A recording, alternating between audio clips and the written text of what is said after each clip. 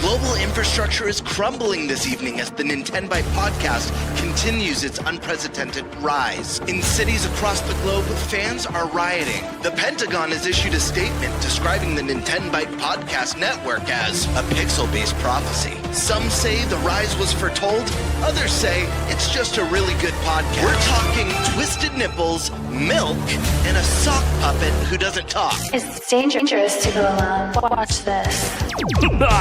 Welcome to the NintenByte Podcast, bitch. That's right, ladies and gentlemen, you're watching the greatest Nintendo podcast ever! Yeah! Is that a Joy-Con in your pants, or are you just happy to see us?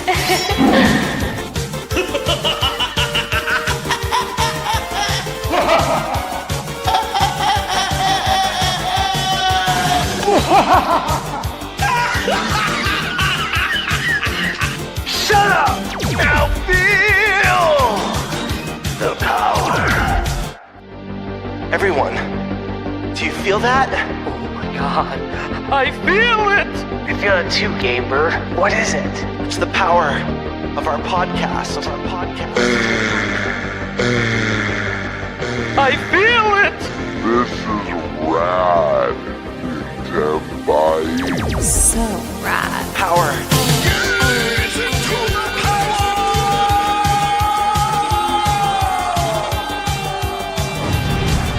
Now bask in their glory.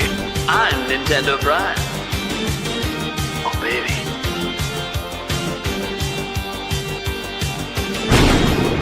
I'm Thunderstash.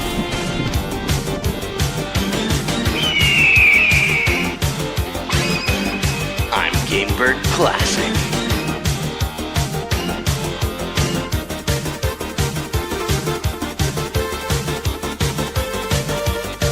NintenByte rules. Let's rock.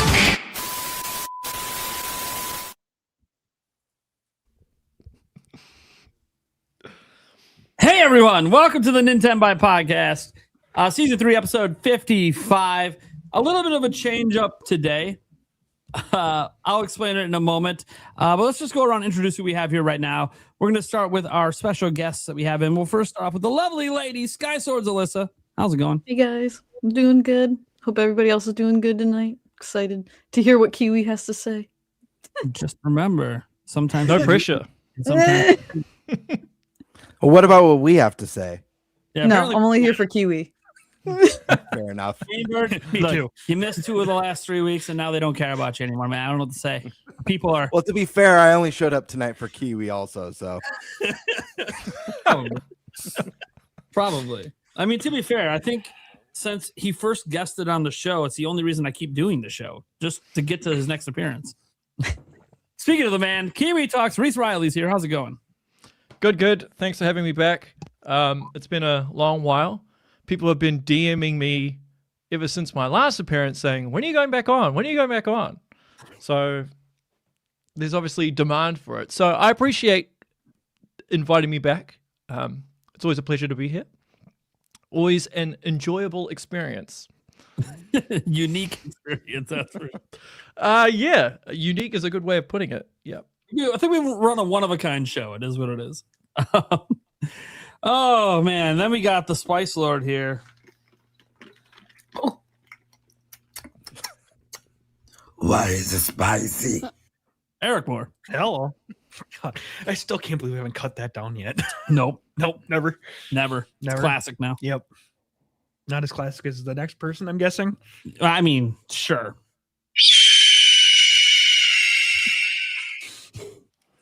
they tried to keep me down, but I'm still here.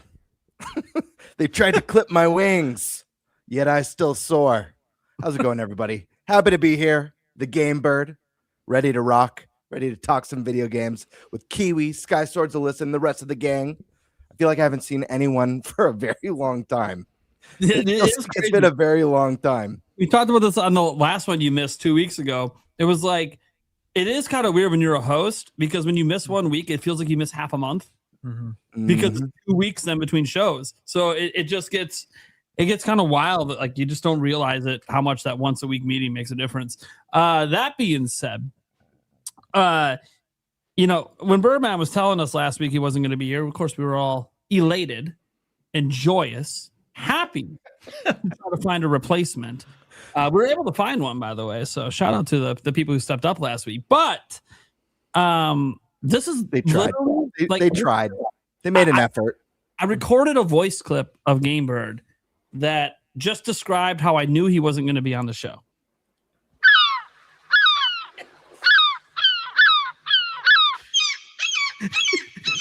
That's about how the conversation ended last week, Wednesday, but when we found out he wasn't going to be on the show.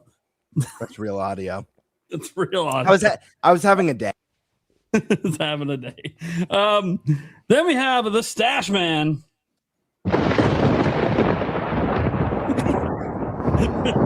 Technically, he has the longest sound effect for his intro. How's it going, man? Love it, though. Hey, it's good. Happy to be here. Busy as always. Busy week. Lots of reviews. Big day today. Banner day in gaming. Honestly, though, really exciting day for Mina the Hollower, man. It's insane. I was playing the game and I was loving it so much.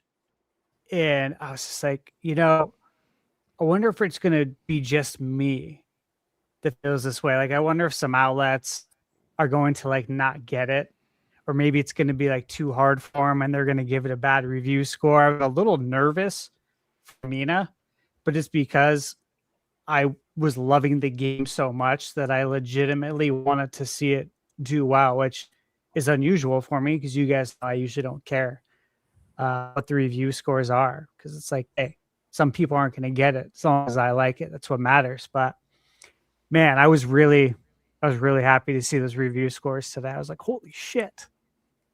93. I think it's at a 92 right now. I don't know if it'll change, but insanity, man. So I'm excited for everybody to play that on Friday. That's what I was doing a lot of last week. I put a lot of hours into that game. It's a long game. Yeah, dude. Mina the Hollower is so good. Dude, that 92, 93, it's been like popping back and forth between. Well deserved. It is. 100%. As I've been playing it for 2 weeks. I don't review games, but really good. And like having those reviews drop today and getting that verification, the vilification from other review outlets that, yes, this is my experience, is what everyone else is experiencing. It's really, really good. Maybe one of the best games to come out this year. But then we got to see Dragon Quest 12 today. Just throwing that out there. How big a deal it is after 5 years. We finally see Dragon Quest 12.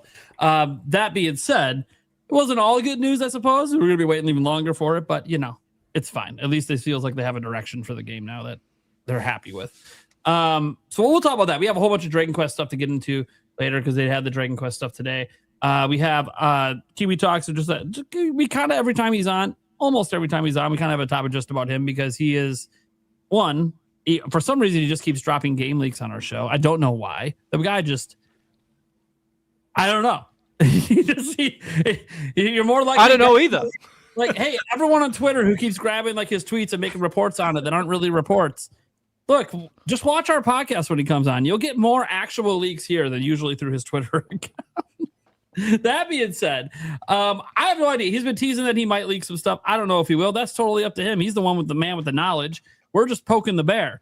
But he also has an announcement he's going to be making today about the future of his channel and stuff like that. So kind of felt appropriate to have a topic there. And guys, obviously when we ask him questions, some of my questions are actually not even going to be about game leaks, just some of the interviews he's done. And because this is what he's known for, being an interviewer. I think over 150 dev interviews at this point. Crazy amount, including one with someone from Japan the other day, which was really cool. It had a nice little clip that I covered today about Eiji Aonuma. It was really nice hearing that the goofballness we see in the interviews. That's just kind of who he is. Like that laughing he does, guys. That's him. That's Aonuma. Anyway, so that's going to be a fun topic. We're going to be talking about the summer showcase season. So we spend a lot of time talking about directs and potential directs. We're not really doing that today.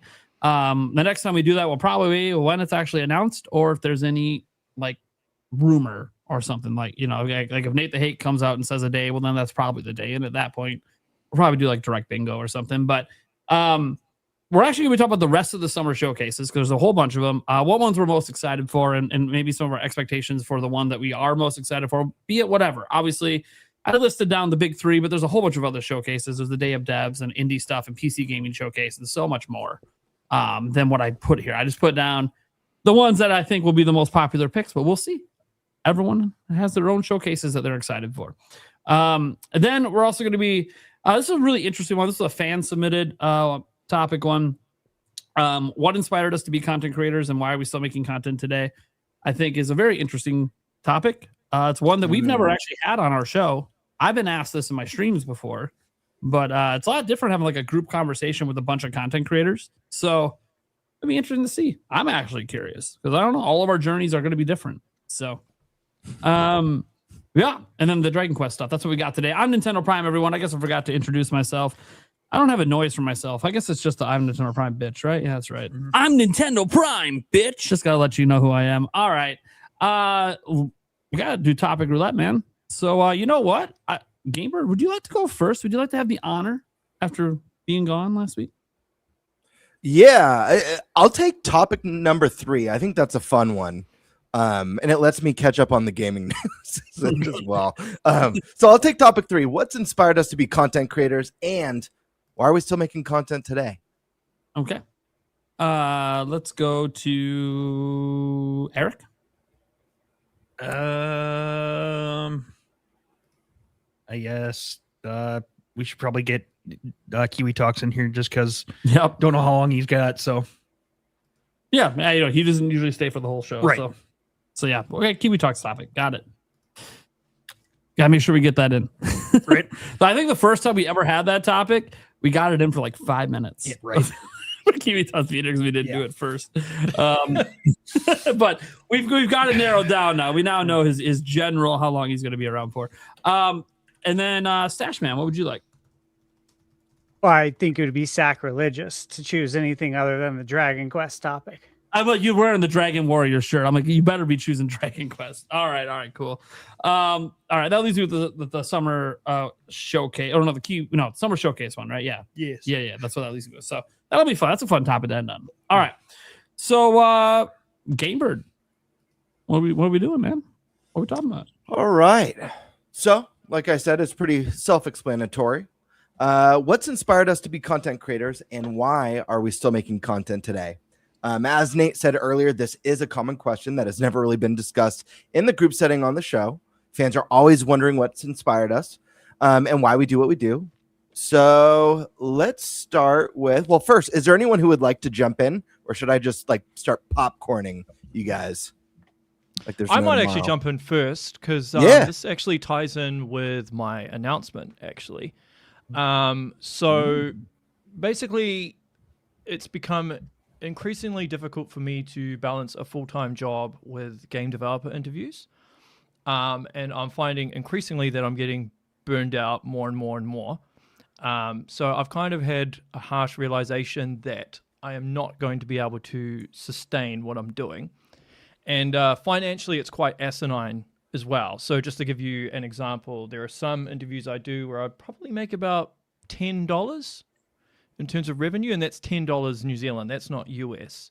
And so when you break it down with the amount of money the amount of time I spend trying to do one interview, it's probably the equivalent of like 70 cents or $1 an hour. So as a result of that, I will be reevaluating everything to do with the channel going forward. Everything's on the table, possibly just stopping interviews altogether or retreating from them somewhat, or I just focus on the big studios like Rockstar, Naughty Dog, etc.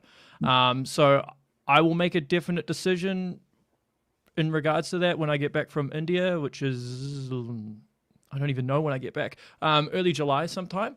I've spoken to some game developers about it, and they've given me some ideas. One possible idea is Zoid, who is the senior engineer on Metroid Prime 1 and 2, and he also worked on Left 4 Dead and World of Warcraft as well. Him and I have talked about hosting like a live stream together and to bring on game developers and do live streams. And that way you can have more interactions with people. That's interesting.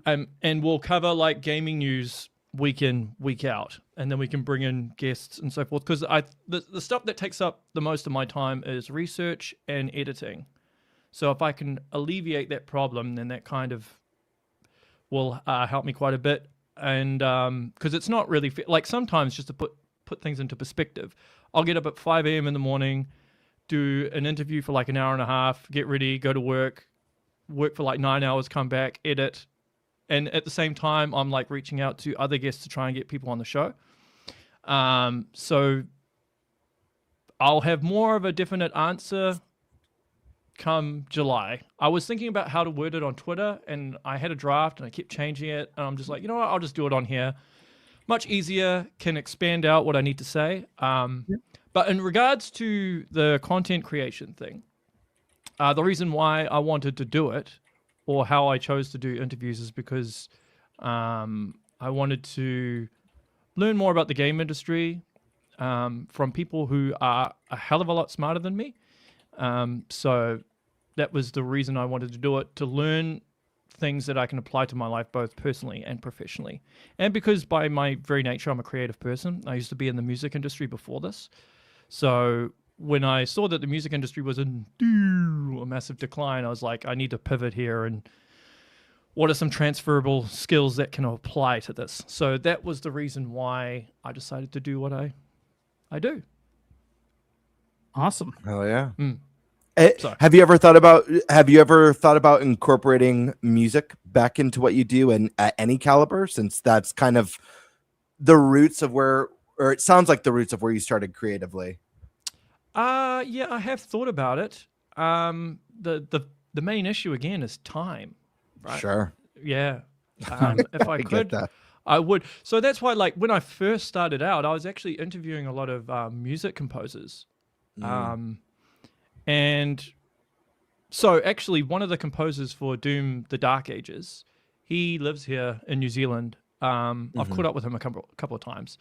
And so I might be doing an in-person interview with him. Oh, cool. Maybe in a month or two.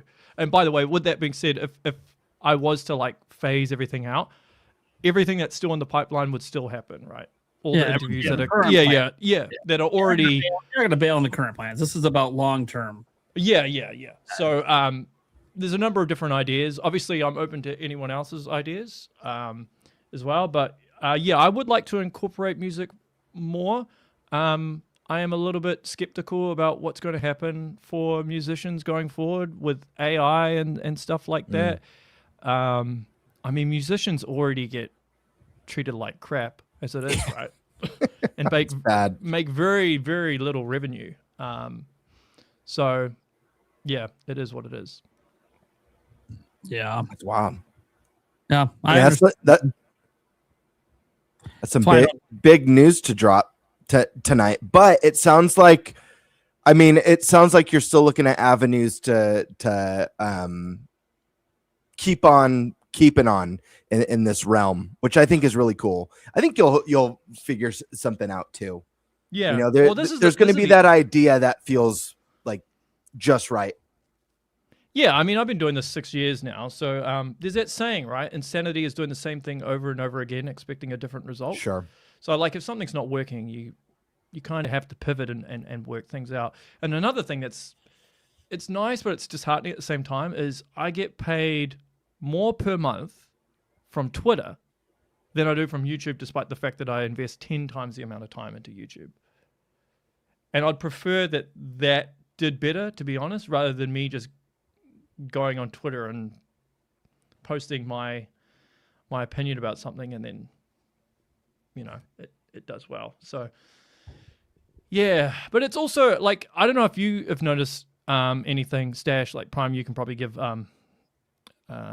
your thoughts as well. But, like, I've noticed a massive change in the YouTube algorithm over the last year. It's always evolving. Yeah. When people get mad at me for some of my titles and thumbnail choices, guys, it's the algorithm pushing certain things. Yeah. And with you saying that, so YouTube, for those that don't know, YouTube has this feature now where you can kind of, you can get AI to kind of give you an overview of the video itself, and then it can give you some recommendations on how to make it better.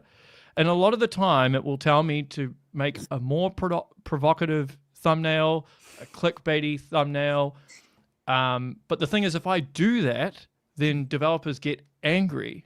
Mm-hmm. So I'm kind of stuck between this rock and a hard trying place. to find a balance where you can find something that feels like people might want to click, but not alienate the person you interview. It's tough. Yeah, exactly. So you don't want to misrepresent them. I mean, I know firsthand when my tweets get misrepresented, right? So like, I don't want to do that to a developer. So yeah, it's tough. It's tough out there. The algorithm is always evolving, and that's the thing I'll talk about when I go. But yeah, who wants to go next? I'm going to call on someone who I think is going to have a very fascinating story that I'm sure everyone in the audience here tonight is curious about, the deep-rooted lore and the drive for this person to become a star and a Nintendo content creator here on NintenByte Podcast. Eric Moore, throwing this question over to you, my friend. What's your deal? Start and don't leave any details out, please, and start from the top. Nate just asked me if I wanted to do a podcast. I had no clue what a podcast was. Sure. To be fair, he knew what a podcast was before the time NintenByte came out.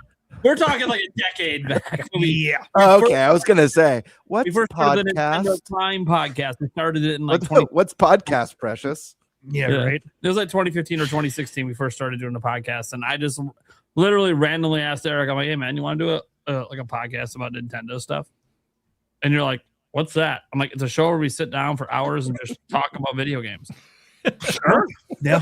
Sure. Yeah. That was the pitch. Yep. There wasn't much more to it. Didn't know it would eventually lead to this show. Right. But and that's the reason we keep coming back. Okay. You guys. There you go. And the audience too, of course. Well, Each and every one of you out there. Eric does it all for you. And fellow content creators who like to be jealous, Eric's been to E3. I have. With a media pass. Mm-hmm. Without actually technically working at any media. Yes, I did. Weren't we at the same E3? I think we were. We didn't know each other back then. Obviously we didn't know each other. This is in 2017. Mm-hmm. I didn't. We all were. All of us. This is the one E3 I got to go to. It's crazy too. Like, imagine if we all knew each other back then. Like, man, think how sick the show would have been back during the E3 day. Oh. Yeah, it's wild to think we could have all been within like 15 feet of each other in the line to play Breath of the Wild. You know what I mean? Like, that's like totally possible. Yeah, it's really crazy, man. It's very or standing next to each other at the urinals. You never know. You never know. Yeah, you never know. Oh man, wild, man. We were in line, so. Well, yeah, Eric's YouTube journey, guys, is basically it's tied to me and Nintendo Prime and the YouTube channel. Yep. Pretty much, all Eric does is help host the show. He does do the clips on the Clips channel and stuff, so he does do work for the show because he co-owns it. But then he also does a little side work for me at times at media events, usually holding the camera, but sometimes playing and providing his thoughts as well. Getting sometimes gameplay footage when I'm not around of stuff. So making sure we're on time to our meetings. Yeah, Eric is very detail oriented when it comes to time. I can when I need to be. Yes. Normally, let's just put it this way. Everywhere I've ever gone with Eric, he's constantly looking at his watch and constantly reminding me about what's next. Why? Because he knows I'm going to fucking forget. There's that. He knows. Hey, you're the one that set the meetings. I'm like, yeah, I put it on the calendar, but dude, because you realize once you get to the event, and if you're like the lead content creator for your channel, you're so engrossed in the conversations and the games that you're playing that you sometimes space out on like what you're supposed to be doing next. So it's almost like a personal assistant, I suppose, in a way, reminding me that, hey, tap on the shoulder. You know, we got this thing in like 10 minutes. I'm like, oh, fuck. Run. Run. No, usually he lets us know the first 10 minutes. But Eric is also, as we found out last year, and it might have just been the Toad hat. Yeah, but he's the way we all find each other. Yeah. Look for the Toad hat that towers above half the people there. And it's funny, Eric's not even that tall. I'm not. And yet, for some reason, with that Toad hat, he stood out. Yeah, it was a godsend. I'll bring it again this year. Just the I forgot to wear it the second, third day. Oh, there you go. I wanted to, but I completely spaced it. I'll wear it again. All right. All right. Awesome. Alyssa. I actually before I started doing streaming when I was younger as a teenager, I actually used to make like animated videos. I used good old MS Paint and Windows Movie Maker. Definitely got better as I got older, but kind of stopped doing that. And at some, like when I was also younger, I played a lot of Twilight Princess, as I've mentioned before. But I really wanted to do something with that. I wasn't really educated on speed runs, and I'm not really into cheating or like hacking and like all the glitching and all that kind of stuff. I also don't really always 100% games either. So as a kid, you don't really know all of these things. But I was just like, you know, it would be really cool to just like play Zelda and hang out with people, because I do that a lot in real life. Not really as much as an adult, but as a kid, I'd always be like having friends over and want to show them something in whatever game I was playing at the time. In 2020, I bought a capture card, thinking like, okay, let's do something with YouTube. And I was still living with my parents, and I was just a little weenie about being online and like talking, and if they like heard me, which is kind of weird to say because anybody could click on it. Like, not that I expect 1 million people to watch, but it has access to 1 million people. But my 20-year-old self was like worried about what my parents were gonna think. I when I moved out, then I started thinking about it more. And Nate, he's not here now though, but he actually gave me the push at the end of 2023 to kind of, just try it and do it. So I said, you know what, screw it. Because I really wanted to play Tears of the Kingdom again. And I was a little miffed we didn't get a hero mode. So I decided to like make my own version. And I don't like too much of a challenge, but I like a little bit of a challenge. So I did a 4-heart run, and it was challenging in the beginning, but once you start to get really powerful weapons and great resources, it's really not that hard anymore. But I started with that, and it definitely wasn't very great. I was using like a shitty HP laptop, and I was sitting out in my living room at the TV there. It wasn't very good until I started acquiring like more, the mic, the studio lights, an actual PC, a desk area, and everything. And then they got a little bit better.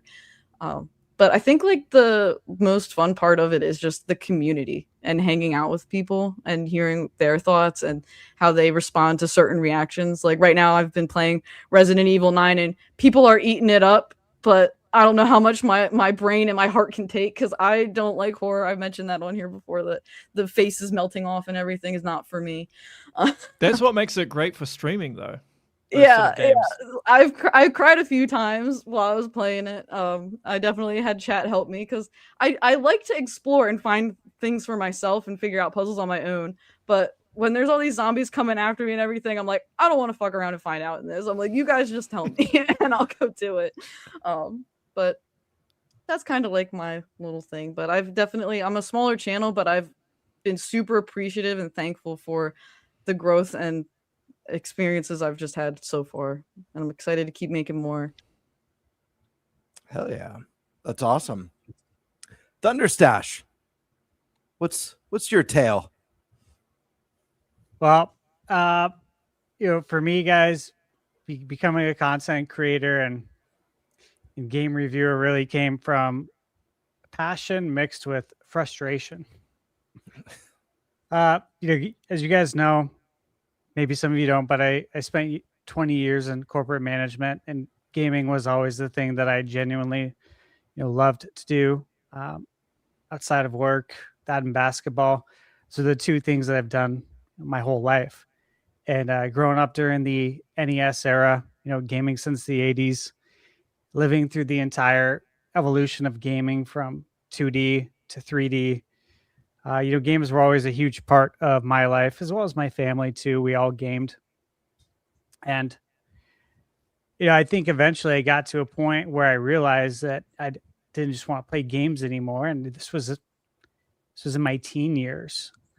I really seriously considered going to DigiPen, which is the school right next to Nintendo.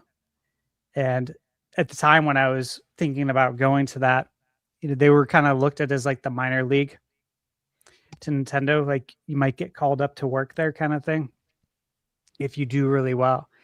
And that didn't work out. That fell through. Couldn't get financing for it. So never got to do that. Ended up getting in the restaurant business, and then 10 years flew by managing. Didn't expect to do that. And then did another 10 years in mortgage. Did not expect to do that. Went to a Christmas party with my cousin as a +1 because I was told there would be a lot of very sexy women there. I'm like, sign me up, dude. I'm gonna suit up. Let's do this. I was really excited, obviously. I mean, who wouldn't be? He's like, yeah, it's gonna be women everywhere, free drinks. I'm like, we're getting an Uber. I'm like, dude, done and done. Let's do this. And then before you know it, I ended up working there. It actually pretty much happened that night. They're like, we're gonna hire you. I'm like, okay. And so yeah, I ended up being there for 10 years. So 20 years went by really fast, is my point. And this is what happens as we get older. Time goes by way faster. But I never let go of the idea of working in video games ever. I didn't know how it was going to happen. For the longest time, I had no idea. Cause I'm like, I didn't go to college. And honestly, I felt I didn't need to. That's just how I've always been. I was like, I don't need to go put myself in debt so I can go try and get a job in a field that pays me shit. Because that's the reality of it most of the time, unless you do trade, of course. That's the best route. Or you're studying something like law or to be a doctor or something, right? Absolutely, yeah. Something like that, 100%. But yeah, I saw that play out poorly for, unfortunately, many people I know that went to school. And obviously, I saw that in mortgage because I saw everyone's student loan debt. And it's very scary, some of those numbers that you see. So yeah, all that time went by, and I always said that if I ever left Loan Depot, if I ever stopped doing this, that I'm going to figure out a way to work in the game industry. And so sure enough, started YouTube. Wasn't quite sure how to go about it. I think you guys know, I had zero experience with any of it. I've never edited a video in my life, up until teaching myself, how to use Photoshop. Obviously I conducted several thousands of meetings on camera. But doing it on YouTube is different. It just is. When you're talking about work is work. But when you're talking about the things you're passionate about, for some reason, it's just different getting used to talking to a camera and looking into it. It was hard for me because it feels insincere to look into a camera and talk versus talking to someone in person. So there was a lot of hurdles, a lot of struggles along the way to even figure out how to do any of this stuff. OBS, recording gameplay, all this stuff. Putting a review together, what's important, all these things. There's a lot to it. So I went back and forth, though, on how I was going to go about all of this. But one thing that really kept pissing me off, and this became my biggest motivator, and that was like the state of game reviews themselves. I started feeling like too many reviews had become transactional. I'm reading it or I'm watching it, and it just feels transactional and sterile. Like people were reviewing games, felt like because it was their job, not because they actually loved video games. And, you could feel it in the writing and the delivery. There was too much focus on negativity, inconsequential stuff, nitpicking, bullshit, outrage, politics, and just, again, what I've said a lot on this channel, chronic complaining. And that was instead of talking about things that actually matter to gamers, real gamers, not people who do this because it's their job and they have to, but like real gamers who love video games, like gameplay, the atmosphere, the music, the replay value, the fun factor, the amount of content that's in the game, the controls, whether the game is actually enjoyable, all the stuff that I cover in all my reviews. And then I also got tired of people treating review scores from the big mainstream outlets like their gospel, when most people don't even know who reviewed the game. Back in the day, we knew. We've talked about this a lot. When you read a review from IGN back during the GameCube era, it was Matt Casamassina, or as Boson. Like, you knew the people because there was only so many of them. Now it's a revolving door everywhere. And IGN isn't one person. It's dozens of writers. It's people they hire freelance to, write a review of Mouse PI, who complains about it's too much Nor, but I love Nor, but it's too much Nor. And there's too many cheese jokes. So this game sucks now. Stuff like that like totally was my motivation. And so I'm reminded of my motivation all the time, which is great because you continue to see stupid shit all the time. On top of that, it's the different taste as well in reviewers, their backgrounds, their skill levels. Skill level is a big one, believe it or not. Preferences. One person might love RPGs, another might hate them. One person might play cozy games and suddenly they're assigned to review FIFA or, the new Call of Duty, and they're a cozy gamer. How do you think that review is going to go? Again, that context matters, but really most people never think about it. They never look who signed the bottom of the review. They don't look at the name. All they think is IGN doesn't like this game. I'm not going to buy it now.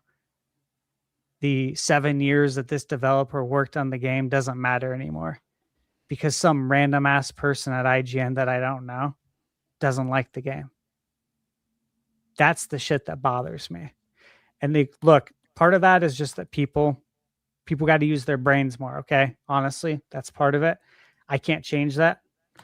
All I can do is talk about it and hope that it can instill some change and try and lead by example with the way I review games.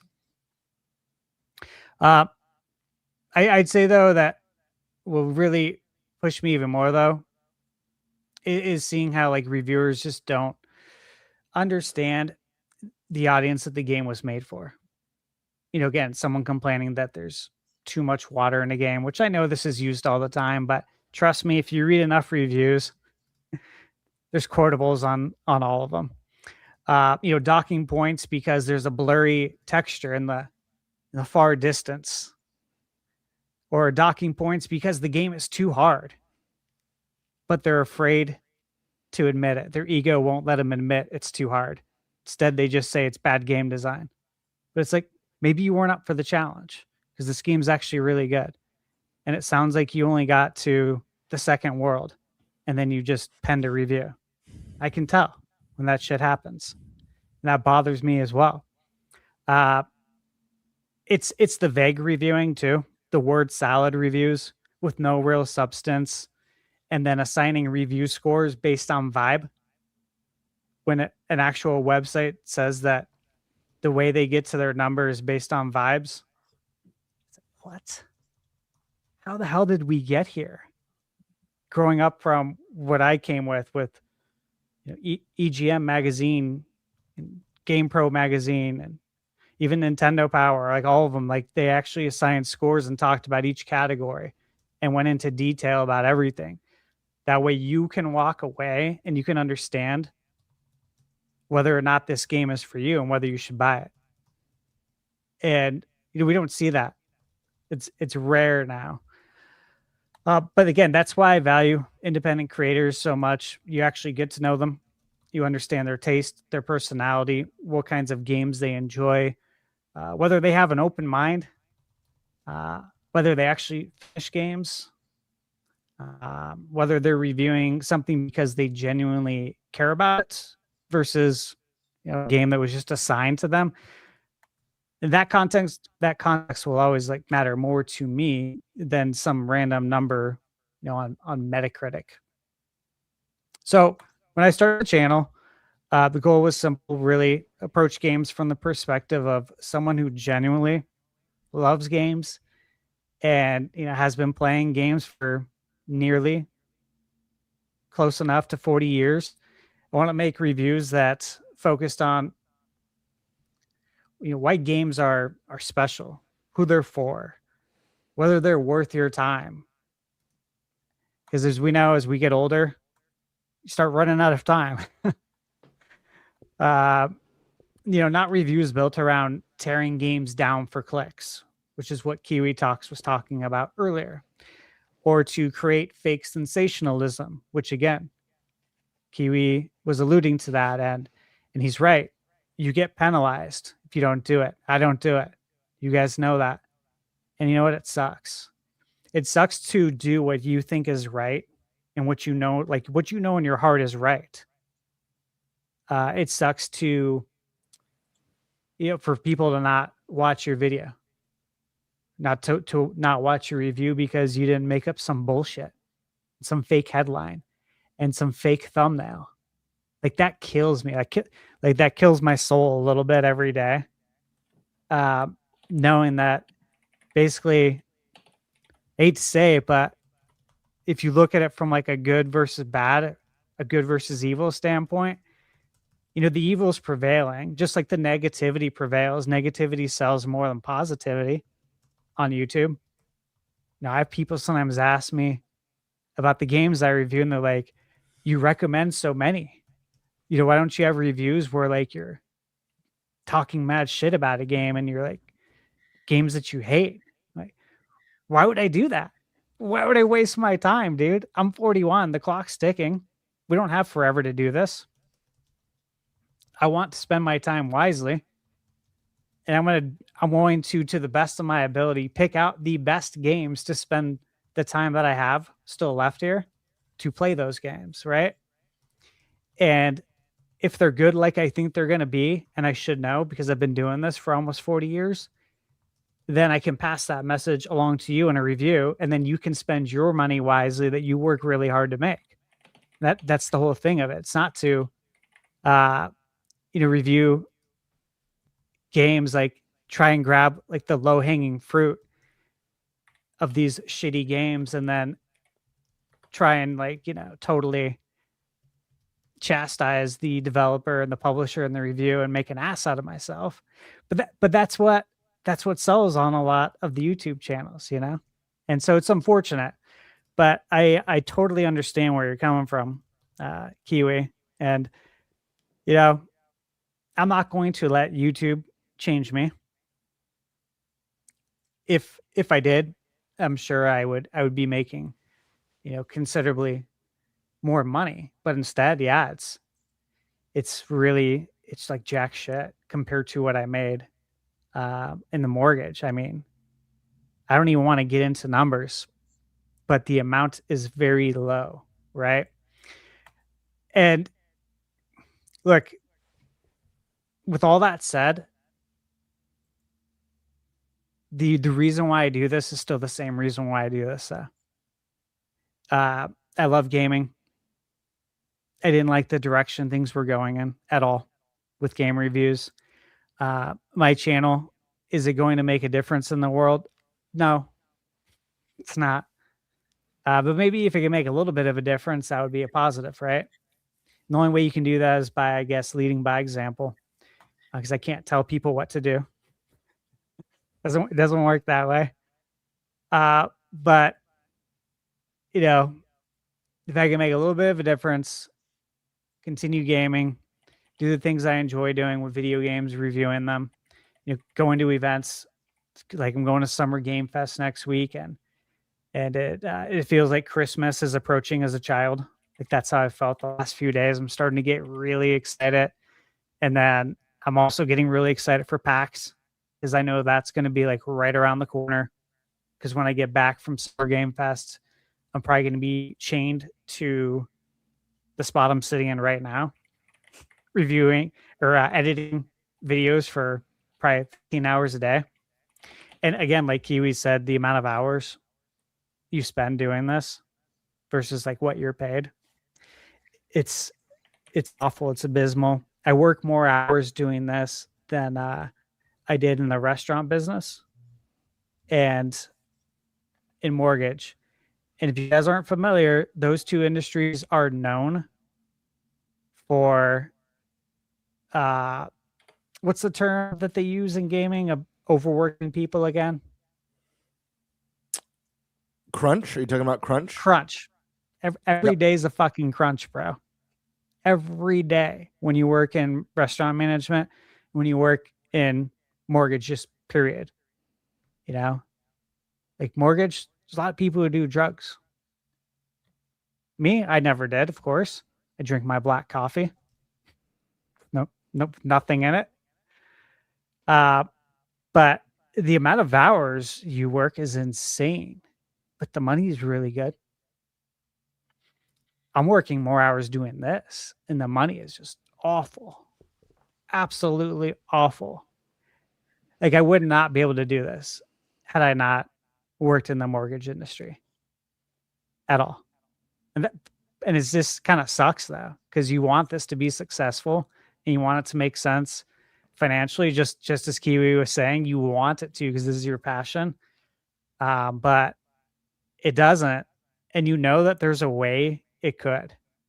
The harsh reality, you fell into the dark side. The harsh reality is that in any creative field, right, whether it's music, film, video games, it's the top 1% that make all the money, and then everybody else fights over the breadcrumbs. That's essentially what it is. Yeah. Yeah, it is. And look, I mentioned this in my 100K video I did. Like that video, I talked about a lot of the things I did, like all the struggles that I had. And I made that video because one, everyone kept saying you need to do a 100K video. I'm like, well, I don't want to like go on there and be like, yeah, look at me. I got 100K. You know, I'm not comfortable doing that. I didn't get into YouTube to be popular. I've been the popular person in life, and I'm good. I live in the mountains now for a reason. I'm done with that. I'm 60 years old at heart, even though I'm 40. So I'm done with that stuff.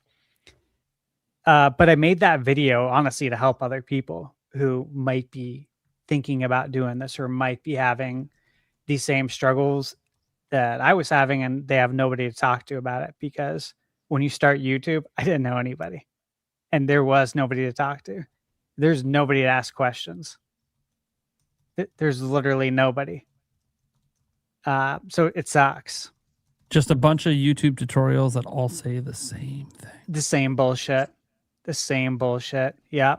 And you have to sit through them only to get to the end of the video and find out that they fucking lied with their headline. They lie with their title. They lie with their thumbnail. They didn't answer the question. I just lost 15 minutes. On to the next one. I just lost another 15 minutes. On to the next one. It's like, you're killing me. Yeah, it really sucks when you're like trying to get answers to figure out like how to do your job because there's nobody to ask.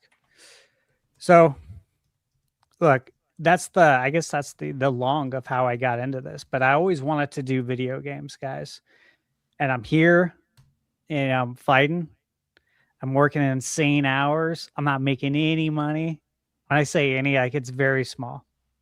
Like very small, guys. It pays a fraction of my mortgage. And I have a very good interest rate because I worked in mortgage. And it pays a fraction of it. So yeah, that's the reality of it. That's just the reality of it. Unless you go to the dark side and you want to lie lie, cheat, and steal, as Eddie Guerrero used to say, right? Remember Eddie? Prime. I got Eddie Guerrero. Yeah, lie, cheat, and steal. I don't mean cheat and steal, but if you want to lie and you want to bullshit people and just create sensationalism and be negative, there's a way to make money. But I will not go that route. I would I'd rather do anything else in life than that. Anything. I go bag groceries at 40 years old if I had to. Over doing that. That's my story. Hope it wasn't too real. I mean, I've heard them mostly all before, so. But, well, not for you, but for the audience. Yeah, it wasn't too dark. Dark as fuck. All content creation is a struggle. Everything sucks. Fuck this place. Primal, you're up, my man. Oh, so now we want to go to the dark side. I see. Because I'm the only person up here that legitimately makes a full-time wage working on YouTube. And even then, yeah, I struggle. The finances of this are very all over the place. But my YouTube journey is an interesting one. You could argue, if you go back 20 years, and you look at it, you could say that it was probably inevitable that I would end up on YouTube because I've been making content since 1998. I ran fan websites for Zelda stuff. I made guide content, news article content. Ended up working at all the major Zelda websites you guys can think of, including a bunch that no longer exist and ones that still do, like Zelda Dungeon and Zelda Universe. I worked at both those places. Zelda Informer. Anyone that still remembers that, I don't blame you if you don't, because it was so damn long ago and doesn't exist anymore. But at the time, it was the second largest Zelda site in the world when I was running it. I ran that place for like a decade. And we became known, if you can't tell by the name, Informer, for our news coverage, and also that we would cover content creators that were coming up with all these really cool Zelda theories. And then we would talk about that. And so I've been involved in the conversation with that for a long time. I did other websites, Shogun Total Gaming. That was like a general gaming website I ran. I've worked at Nintendo Everything. I've met Raw Meat Cowboy from Go Nintendo before. Classic. Yeah, he's any old school Nintendo fan knows about Raw Meat, man. Was his wife's name Mother Brain? Yeah, something like that. Yeah, that was, I think, the names they used. Yeah, classic. Yeah. So, anyways, I have been like all over it, just in like kind of a self-made journalism, I suppose, in a way. And I'm the kind of person that comes up that everyone talks about, like how journalistic standards have gone down the toilet and everything. Well, people blame people like me, who never went to college and got degrees in this stuff, for that. But ironically, they get mad at the people that actually did go study journalism. It's really interesting how that kind of flip-flopped over the years, where it's like, well, the standards are the problem, but the standards should be known by the people who went to school for it. But then they're the ones you're mad at. So, yeah, somehow the Zelda Informer stuff and all the Zelda stuff was coming to an end. I'm not going to go over that whole story because that's a whole nother kerfuffle. But it led to me acquiring the Zelda Informer YouTube channel, because one of the things I said at Zelda Informer, one of the last things I really wanted to do over my final year there, and I talked to the owner at the time. I tried really hard to convince him, and he just did not believe me. I've always been very good at social media, at growing followings on social media. Zelda Informer Facebook page, 1 million+ followers. You know, the Zelda Informer Twitter account, 50K+. A lot of it was ideas and stuff that I ran with after studying what was working on these various platforms. And obviously grew Zelda Informer from 200 views a day to millions a month. So I think we had over 3 million views on a single day at one point, back during the Skyward Sword days. So, and then obviously as the site grew and beyond, what led to Zelda Informer being bought by the new owner that got rid of me was, maybe I got a bit greedy. We were already the number 2 Zelda website in the world for views. We were the number 1 Zelda website in the world for views on news. And I wanted the walkthrough pie that Zelda Dungeon had. So we started making even better walkthroughs than they did and started ranking higher than them. And they didn't like that. So before we got too big, good old Zelda Dungeon came in and bought out the place. And that was really the sign of the end for me there, because the owner of Zelda Dungeon doesn't like me. And he doesn't like me because him and I don't see eye to eye. I'm pretty much any way to run a website, but also I am very good at growing things back then. Now, YouTube was a whole new venture. Tell me more. I had no fucking idea what I was doing on YouTube. Okay. We had a podcast we had been running for a while on YouTube. The Nintendo Prime Podcast. That's where we ended up taking that name and turning it into the YouTube channel. But we didn't know what we were doing. You can go back and find those episodes. They're still out there on YouTube.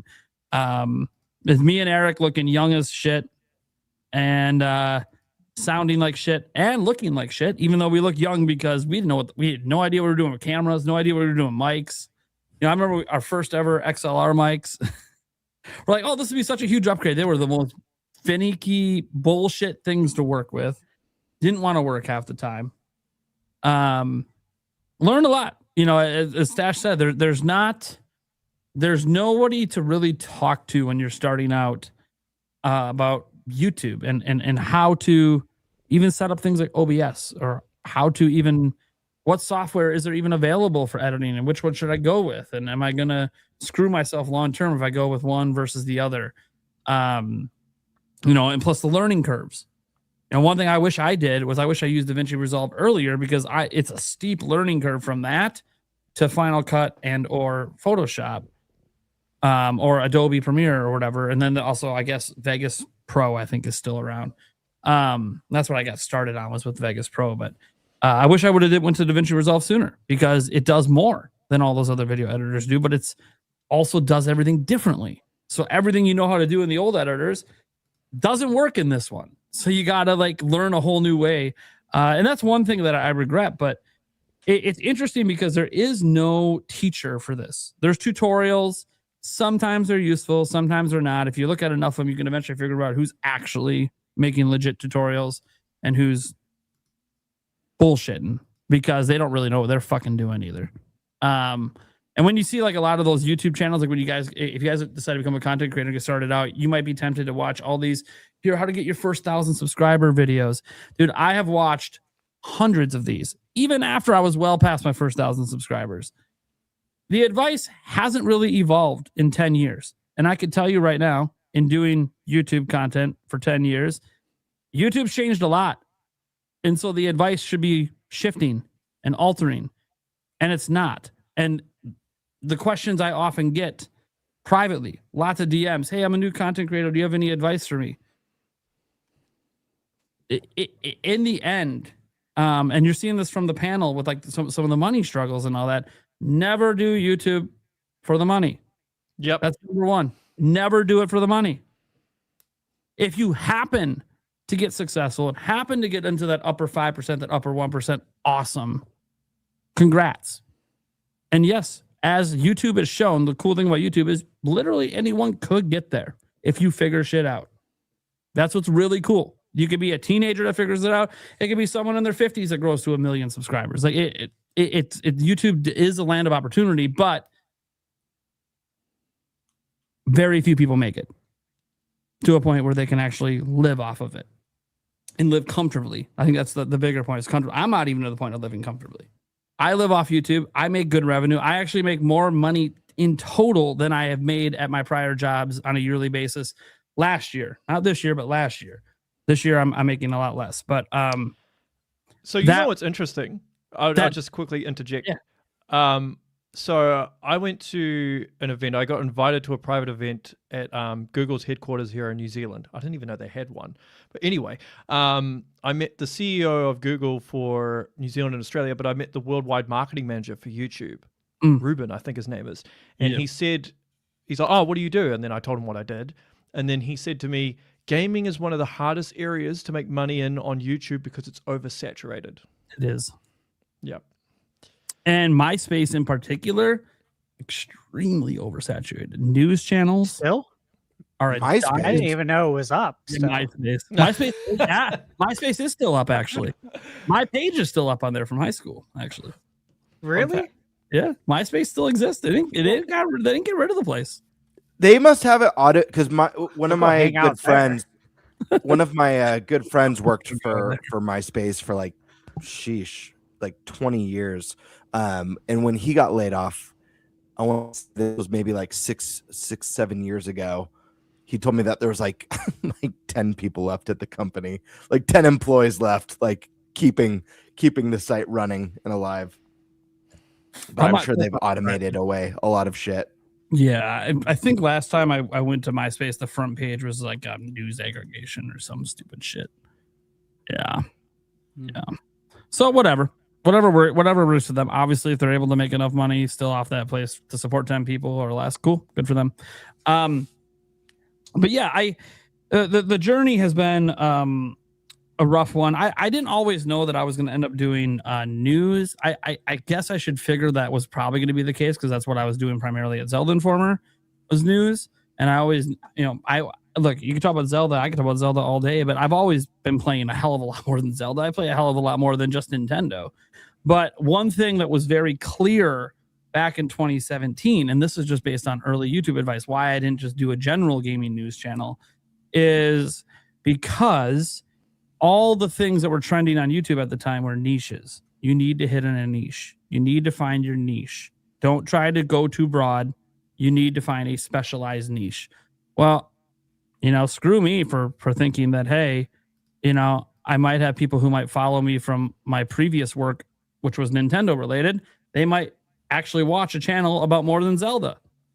So screw me for going that route, because now the entire world thinks I'm like super biased to Nintendo, despite the fact that I'm playing on Xbox, PlayStation, and PC every week. So it's funny to me because I just happened into Nintendo because that's what I had in my past and that's the following I wanted to bring with. But I enjoy way more than just Nintendo. So it's really fascinating how that's evolved over the years. But the news thing just came natural to me because I was already doing it. And I do like talking about news. I've talked about this many times. I've been talking about video game news since elementary school, at least, with people on the playground. Yeah, you had your console wars, your Sega versus Nintendo, and then PlayStation came in, then Xbox, and that was all fun. But it was, a lot of conversations about the news and the rumors. You get the latest like Electronic Gaming Monthly, and they have a fake screenshot in there of a Zelda game that doesn't exist, and you're like, but they're saying it's real. Is that real? And like, this is early days of the internet, so it was hard to look up to find out if that was a real screenshot or not. So like there are all these debates on rumors, and then obviously, for anyone who grew up back then, you'll remember because internet wasn't prevalent, so there wasn't quick ways to look up like accomplishing things in games that aren't actually there, but everyone says they are. Like example, getting the fourth piece of the Triforce in Ocarina of Time, can't do it, but beating the Running Man, you can't do it, but you'll find people online swearing that you can. Yeah. Stuff like that. And that's not, obviously I'm focused on Zelda because that's what I was covering, but this is true in like a whole bunch of lots of conversations and debates about how could we do this thing. I saw one, when I got the web page to load for like half a second, I saw this person saying it's possible on this forum. I'm like, okay, well then we got to figure it out. There was internet was so slow. Like you weren't going to take the time to read the whole thread because it would take 10 minutes to load one page on the forum. Mm-hmm. So you would just read like the one page that loaded and everyone's talking about this, multiple people saying it's possible. And you're like, what the fuck? So then you and your friends next day at school talking about how the hell you're going to pull this off when you don't think it's possible. Hey, how do we beat the Running Man? What do we do? Do we try this method? Have we thought about this? Have we tried this? And then it just turns out you every time lost. And then as you got older and the internet got faster and then you check it out, you find out, oh yeah, this was just fake the whole time. Well, shit, I wasted a lot of time trying to beat the Running Man. That being said, I don't regret any of that time because it was such good memories and core memories that, look, I'm almost 40 that I remember to this day. And I cherish that stuff because, and when I was thinking about that back in 2017, before I really knew what Nintendo Prime was going to be, it made me realize that like I enjoy the conversations about video games almost as much as playing them. But I experimented with different types of content. The news content, experimented with reviews. Found out that I don't really like making reviews. A lot of people say you should expand your content. I don't really like it. It is what it is. I don't like the way I play games to review them. I don't like what I feel like I need to do to accomplish for me to put out a review. I need to beat at least the main story. And if there's other modes, I need to spend at least, 10 plus hours in those modes to really get the nuances. So for me, most game reviews are going to take me, 100 plus hours of gameplay combined with having to sift through all the footage. That taking probably an extra 5 to 6 hours. It takes so long. It takes forever. Like I don't do reviews really anymore, but even like when I do the preview coverage, like even from like PAX, like sometimes like you're just digging through like hours of footage to find like the one clip for the thing that you thought was really cool. Yeah, and then you're like, this better be worth it. It's probably not going to be whatever. As cool as I thought it was in the moment, or it's not, or like it is, but like the camera angle, it doesn't look as cool as it felt when I did it. Anyways, yeah, it's weird, but I still love making preview content, to be clear, and it is a lot easier. And the reason I like preview content is, growing up, I had the same dream as a lot of people. I wanted to go to E3. I wanted to play these games before they came out. I wanted to try them. So if I love talking about games, I love talking about the news, and if I love trying games before they come out, then why wouldn't I talk about that? So I like making content like that. But again, that requires access. I don't get access. I don't get invited to preview events or review events. I know Stash sometimes does now, but I don't get invited to that stuff. So the only shot for me is to go to events like Summer Game Fest and get invited to the Days of Play, which again, that's invite as well. Although I'm pretty confident if I really wanted to, I could get an invite. But I've just never even given an indication I am interested in going. But then there's also PAX East, there's PAX West, there's, too many games, and all these other gaming conventions, Gamescom out in Europe. Like these are places that you can go and play games early. And it's something that I've discovered over the years that as a content creator, I can actually play it more demos usually than anyone else who buys a ticket. Because it turns out they really like content creators. They really want us talking about their stuff. And since I do make preview content, it is actually worthwhile to try to get my attention, because if I like your stuff enough, I'm probably going to make a preview on it. Are you going to see me make a preview on every game I play? No, because as Stash pointed out, why would I spend time working on a video for a game I didn't like? So if I played a game and I really wasn't feeling it that much, I don't want to waste my time making that video. Unless I know it's like a really, really hotly anticipated game and I just feel like people need to know. Like that's a little different, because then that's also crossing over into my news reporting side where I'm like, I got to let people know about this thing because like the hype for this is super high, but there's a major problem. Like that's fine. Yeah. That's also just part of me doing my job covering news. But yeah, it was like there was all that. I remember I actually did this last year in the opposite direction. There was all these people shitting on the Switch 2 version of Star Wars Outlaws, and we all fucking knew it was wrong. We played it. We knew the game ran great, like relatively great for the Switch 2. Way better than people were talking about with full ray tracing. We already knew, but no one wanted to believe me. I came out because there wasn't really enough time to get a video out, so I just made some tweets about it because I'm like, I really think people need to know, because I've seen a lot of people saying this version sucks, and I'm telling you right now, I don't know what these people that supposedly played it behind the scenes are talking about. Dude, did they even... Ubisoft had a game developer there to ask questions. Did they even talk to him? Did they ask anything about what they did to make this game run? So I gave all the information I had. It was called a liar. Game come out. Oh, look at that. I was right about all of it. I love that stuff because that's part of my job as well. Is like, hey, if I know something that's being misrepresented online, you guys see me want to fact correct all the time, especially if you follow me on X. I hate misinformation. I hate lies. Which is interesting because I get labeled as a clickbaiter. I get labeled as the dark side of the web because I cover news, and everyone knows to make it in news, you gotta kind of go with the algorithm. The algorithm wants you, and YouTube even tells you, Kiwi Talk said it himself, YouTube's own AI will tell you it wants you to make certain types of titles and thumbnails because that will hit in the algorithm and that will get you views and thus subscribers and thus money and success. And it's really hard as a news channel because, as we all know, and we've all been frustrated by it, news in general, not just video games, all types of news, whether it's music industry, whether it's politics, whether it's religion, whether it's obviously video games or sports, it's all very sensationalized to the extreme level. The internet's really to blame for it because the internet only clicks on extreme headlines for some reason. Don't know why. I'll click on any headline that's about anything I want to know, but most of the internet will only click on the extreme stuff. I don't know why. It's the way social media has just trained us over the last 20 years that, hey, we're only clicking on the stuff that looks wild and crazy. So as an example, do I like the title of my video today? Big Nintendo Switch 2 news just dropped. No. It's generic. It tells you nothing. You have no idea what's in the video. The only clues you get are that it has something to do with Switch 2.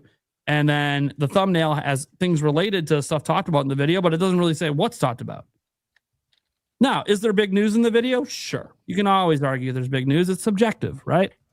I think the Dragon Quest news itself was big enough to use the term big news because I've been waiting forever to see Dragon Quest 12. I thought the little quote for Aonuma was very fascinating because I love Zelda so much. I would argue is pretty big news because we only have that information because of what Kiwi Talks does, which is why I'll be sad if he walks away from interviews. Because he does a service that I think a lot of us in the industry, and when I mean in the industry, like making content with a following, a lot of us know and appreciate the work that Kiwi Talks does. And we all think he should be getting a lot more views. But we also know, all of us know why it's not happening, and we all hate it. It does if it's Rockstar, then yeah, well, yeah, yeah. It depends on what the subject matter is. Yeah. But you have some interviews with some people that I think should have way more views than they do. Like, it just doesn't make sense to me. But it's just the way the algorithm is. As he says, he's not going to play the algorithm game because it'll also potentially get rid of his ability to get new interviews.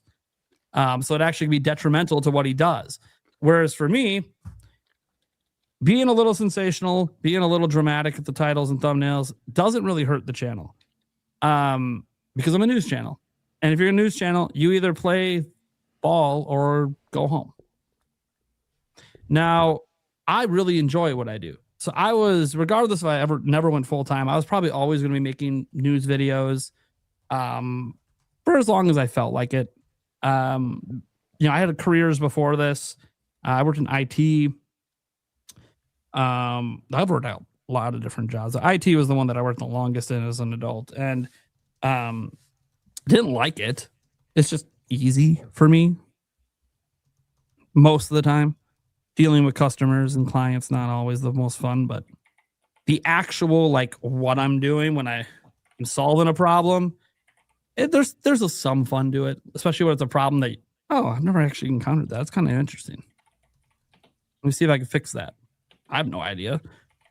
Hey guys, I'll tell you right now, when we work in IT, we use Google too. We don't have all the answers. We can have a lot of them, especially when it's about like like if your company provides a software and you're like IT support for that software, we can provide a lot of answers, but we don't always have all of them. We just the way that a lot of people in IT's minds work, we just kind of are really good at solving problems. And sometimes, we'll look it up to see if anyone else in IT has encountered this problem because we can learn from each other. That said, I didn't really like the job. Just did it because it paid the bills and I had a family. Went full time on YouTube and it was scary, especially early on. Made no money. And I got lucky with Tears of the Kingdom. So I today make a full time income on YouTube, but it's very scary. You pay a lot more taxes as a content creator than you do being a W-2 employee. You get no benefits, zero benefits, because you technically don't work for YouTube. You work for yourself. So there's no health insurance. There's no 401k. You want that stuff, you got to provide it yourself. And what you'll find out when you provide it yourself is, holy fuck, is it expensive. Everyone already bitches about healthcare. And guess what? When you have like half of it or all of your monthly bill covered by your job, your employer, you don't know how expensive it really can get. But when you got to get private health insurance in the U.S., and I got a family, so shit's expensive. But I love it, man. That's the thing. I do it because I love it, and that's why I still would have been doing it even if I never went full-time, even if I never made good money. Because I would be making content since 1998 when literally there was no money. I was a fucking 12-year-old. If I didn't enjoy it, I just found myself enjoying making content and talking about games. And it's actually a very stark contrast because on this podcast, we have a really good mix of guests and hosts that are all very different. Like Eric, the casual gamer, the tag along, you got Gamebird over there that makes some of the best content on YouTube. Unfortunately, he has no time to make that content. Duh. So when you see a video, Tell me more. It looks amazing, like the solar eclipse, but that's also about how often a video comes out. To be fair, he's been streaming every Tuesday lately, so he's at least got that going for him. But yeah, he makes really great content, just needs more time. Stash over there, big review guy, playing games all the time. But also, doesn't believe in wasting a lot of your time online talking about games because he'd rather be playing them. Nothing wrong with that. He does want to talk about games, hence being on the damn podcast, right? But that's enough. That satiates his weekly need to really talk about the news and the games because he's paying attention to the news and all the league. He knows about all this stuff. He knows about it sometimes even before I do. But it's it's just not in his interest level, in his peer view to do that. Whereas for me, I'm a news channel. And so it's a talking head kind of channel. So very much the conversation is something I got to, whether I want to or not, force myself to be in. People say, like, why do you interact with some of these negative accounts on Twitter? Why do you do this? Because all of it's about building the brand and building the business. All of it's about driving the conversation and bringing people back to what I'm making on my channel. And if you stop that and you're not as involved, you're just not as successful. It just is what it is. I've seen a lot of other content creators not get involved in the conversations, not talk to their fans that much. And you really see them hit like a ceiling in my space where they never really get through and break through the mold because in the end, people come to your channel to get the news because they like you. They can get this news from 10,000 other channels as it's an oversaturated market. So if they're coming because they like the way you do it, that means they want to talk to you. So let them and talk back. Build a community. And that's how I got to where I am, and that's how I got to doing this full time. I literally couldn't do this full time if it wasn't for my community and the support of my community, the memberships, the super chats, all that stuff. It's literally like 60% of the revenue I make. Without it, I can't do this full time. Because the videos, Kiwi talks about, he's got a smaller channel, like 25,000 subs. Oh, I did a video that made like $10. I made a video last week that made me $3.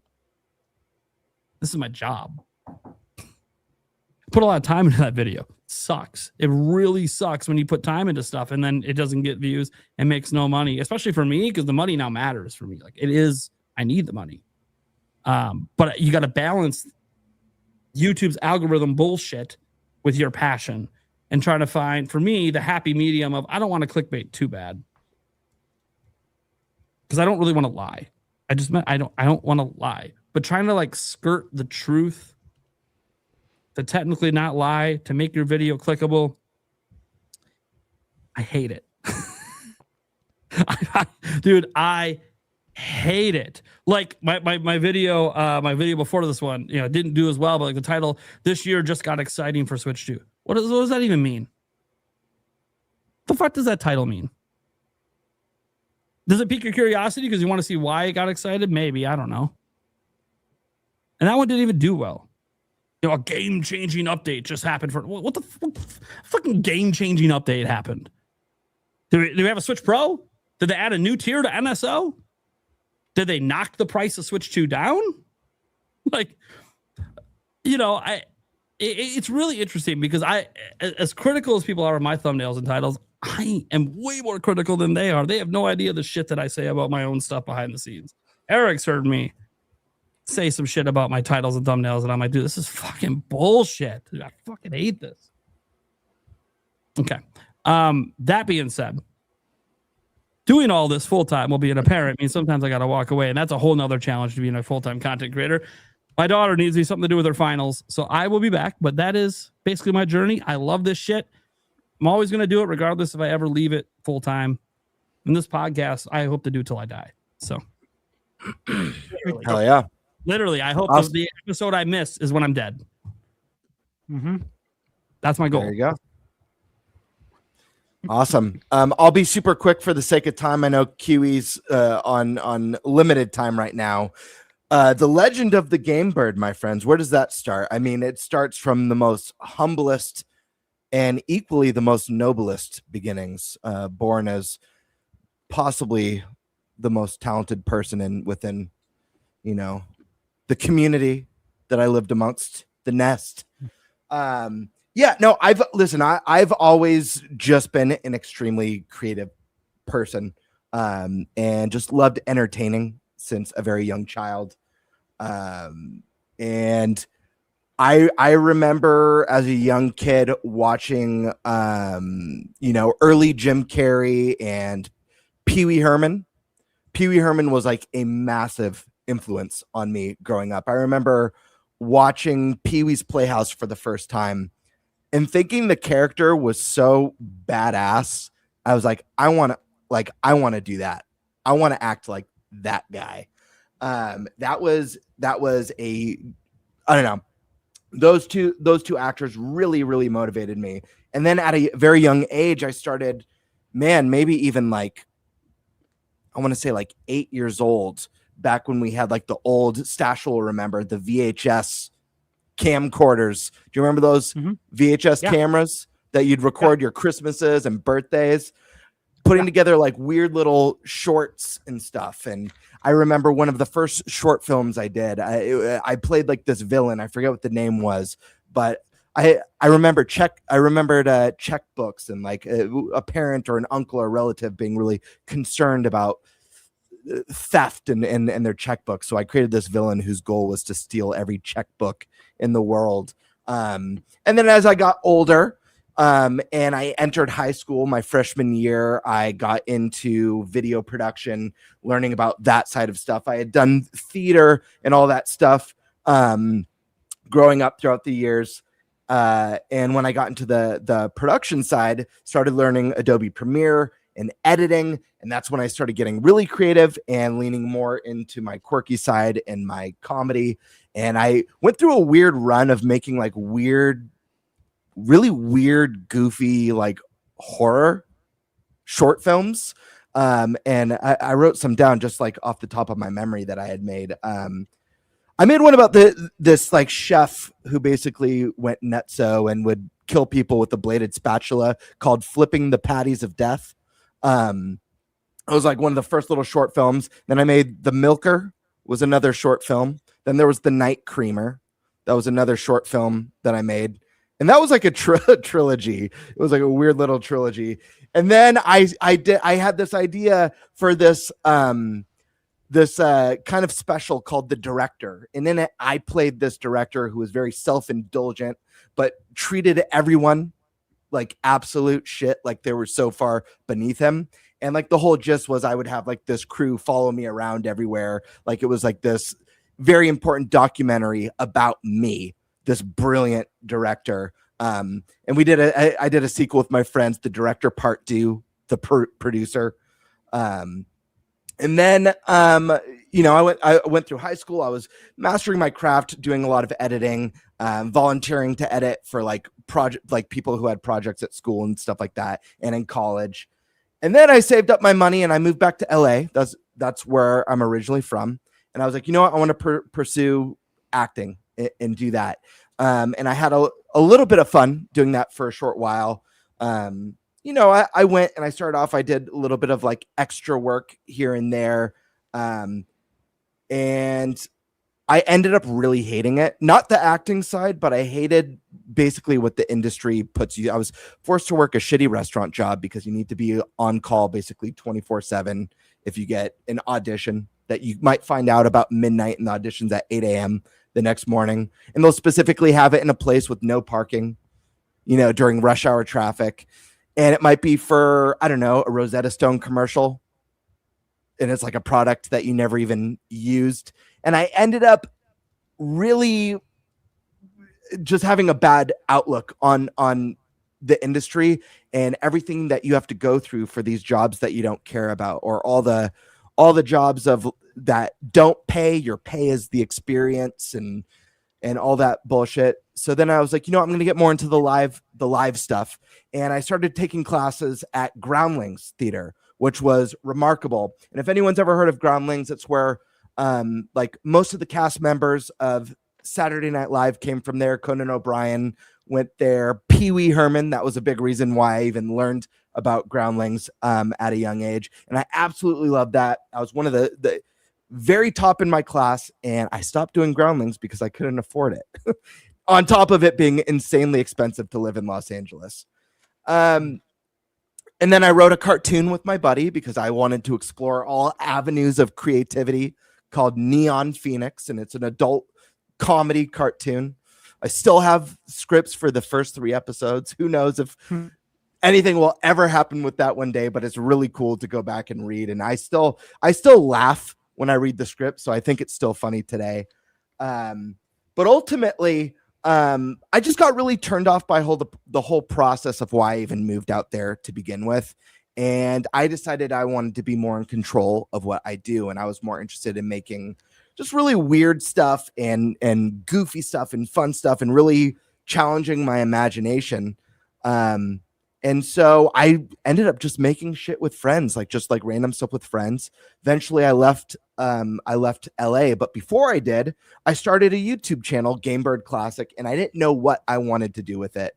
I just knew that I wanted to make content, because if I could create anything, that would satiate my creative needs, my creative desire. So my first 4 or 5 videos, I think, on this channel are unboxing videos, because I had some first 4 figure stuff that I had.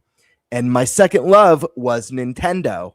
So as I was doing these unboxing videos and putting together this channel with really no direction, I was also getting into these Nintendo content creators and video game content creators. And I'm like, you know what?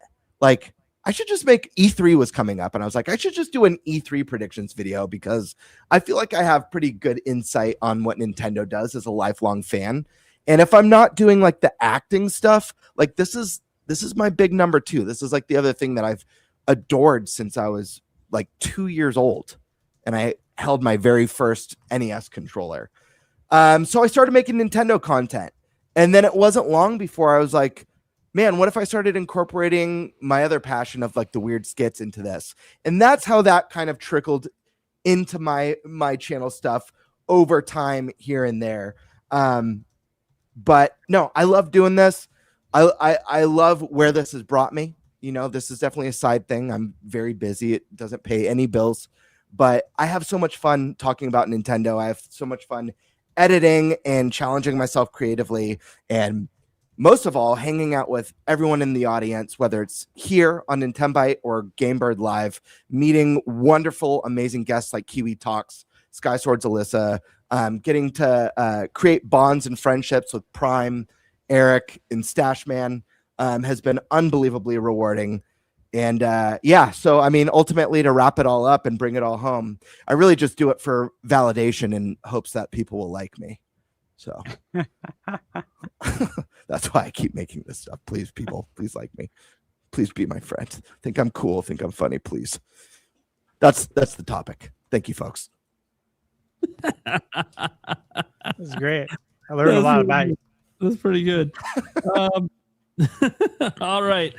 I guess that takes us right to our next topic. Let's see here, which is the Kiwi Talks question one. Who had that one? I did. Eric? All right. So Kiwi already made his announcement. Yep. So we'll just jump right into the questions. Kiwi, I'll let you choose between Doom the Dark Ages, your what the fuck game, or Smash and Zelda coming to Switch 2.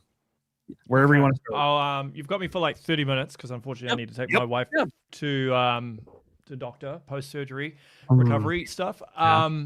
Okay, so what was it? Doom, the WTF, and what was the other one? Zelda Smash coming to Switch 2. Those are just the ones in the dock. There'll be The more. ones in the dock, yeah. Well, I'll let you choose. What do you want me to go with first? All right, since I didn't realize you had to still a half hour, but let's start with I know what most of the people here are thinking, probably Smash and Zelda coming to Switch 2. The one that I know he's not gonna say shit. There's no way. There's no way. Okay, so first things first, just a bit of context here. So usually what happens is because I'm so busy throughout the week, I usually make all my tweets in bulk in the weekend, right? I'll draft them all up. Sometimes I don't proofread them correctly. And with the particular one in regards to Smash, Metroid, and Zelda, that was going on while my wife was going for surgery. So I didn't word it properly. And then it got blown up into this big thing. So I will say this. In regards to the Metroid, Smash, and Zelda thing, one of them is new. I won't say which one. Mm-hmm. The other two might be, they might not be.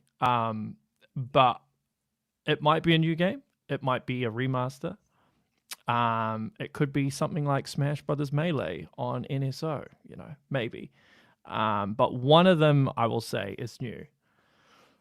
I will say that tweet got me a lot of heat from a certain developer. So I do have to be careful. Which developer? If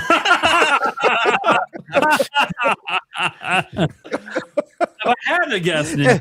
It was worth a shot, man. It was worth a shot. Like the individual developer he interviewed. Which one? Who got mad? What's their name? One of them got pissed. No comment. Anyway. Yeah. So the WTF game still coming? As I say, I don't think it's been announced yet. Yeah, it hasn't been announced yet. As far as I'm aware, I've been pretty busy throughout May and April with a lot of things, so I haven't been able to follow up. But as far as I'm aware, you should be getting it before or sometime in Q3. If all goes according to plan, unless they don't meet the milestone that they need to meet, at which point I would say they would delay it to 2027, because when you get into Q4, you start going up against GTA 6. Yeah, which I don't think. If it's still this year, then I suspect we'll see it next month. I wouldn't be surprised if it's announced at Summer Games Fest or a Nintendo Direct or something. Yeah. But it's still there, and I don't know, you guys. And it's not thoughts? GTA 6. Listen, No, GTA 6. Kiwi, I asked this the first time you came on the show and talked about the big WTF game. You didn't answer. Of course I did. So I want to ask again. You didn't answer in a way that I approve. Rephrase it to try. I'm going to ask again. I know it's rephrase. I'm trying to see if we're making progress here. On a scale of 1 to 10, 10 being the highest, how WTF is this game?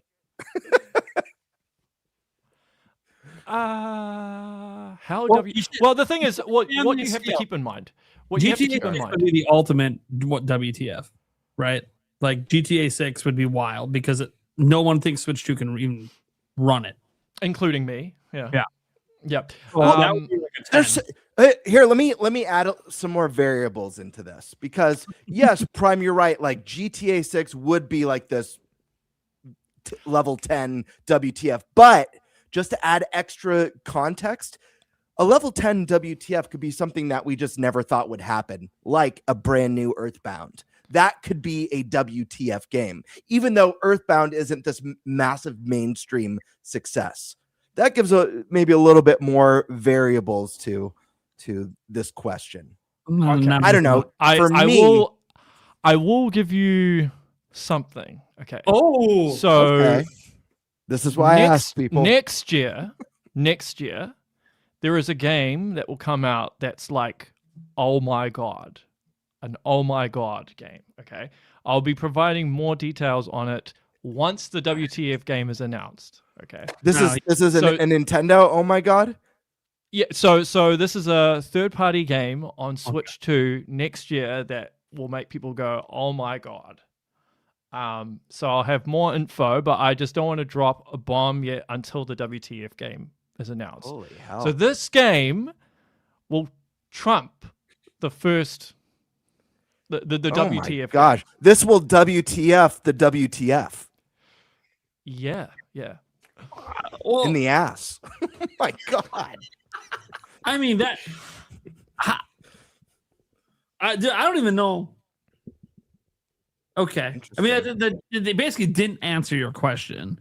He just gave you information on something entirely different. Yeah. So I don't want to. So because I'm already Well, preparing. he's got a I'm style. already He's got a because I only found out about this in the last couple of days. Sure. Okay. So I still need to verify some other information. And once I have a bit more information, you might see another riddle. Just saying. Here we go. maybe some sort of a you might sprinkle some golden jiggies in there. Some golden jiggies. That would be OMG to me. That would be a new one of those coming out next year. That would be insane. Anyways, but I am going to India in a month. I am going to visit certain people at Rockstar next month. So maybe the OMG could be related to that. Maybe I'm like throwing bait out. Bully two, Look, everyone. I will say Bully this. two. I know people get annoyed with how vague I am sometimes, but there are a number of reasons as to why I do that. Number one, obviously, is like if I just come out and say it, I think that ruins the surprise. Okay. Sure. Secondly, like if I say it, game developers get pissed off. Yeah. The third thing is the marketing aspect, right? So with a lot of these companies, they plan out specific marketing campaigns for a game, right? So when you come along and you just leak it, you actually sabotage all of their work. And depending on the company, so like with a lot of Western developers, they actually start the development process and the marketing campaign at the same time. They work in tandem. Sometimes it feels like the developers are actually working for marketing as opposed to the marketing working for the developers. That's why Jason Schreier got blacklisted after he leaked Fallout 4. That's why Rockstar hate him, because he leaked the trailer 1 was coming out before it came out. So that's why, like, when Nate went as far as he did, I think he went a little over the line. He should have restricted a bit. I mean, imagine how that Star Fox trailer would have hit if nobody had known about it. I think with the Nate the Hate stuff, I would have just. It's the most he put out at once. I mean, technically, it's just 2. Well, he says 2, but no one knew about something that was Switch Sports. Yeah. And didn't he mention Pikmin 4?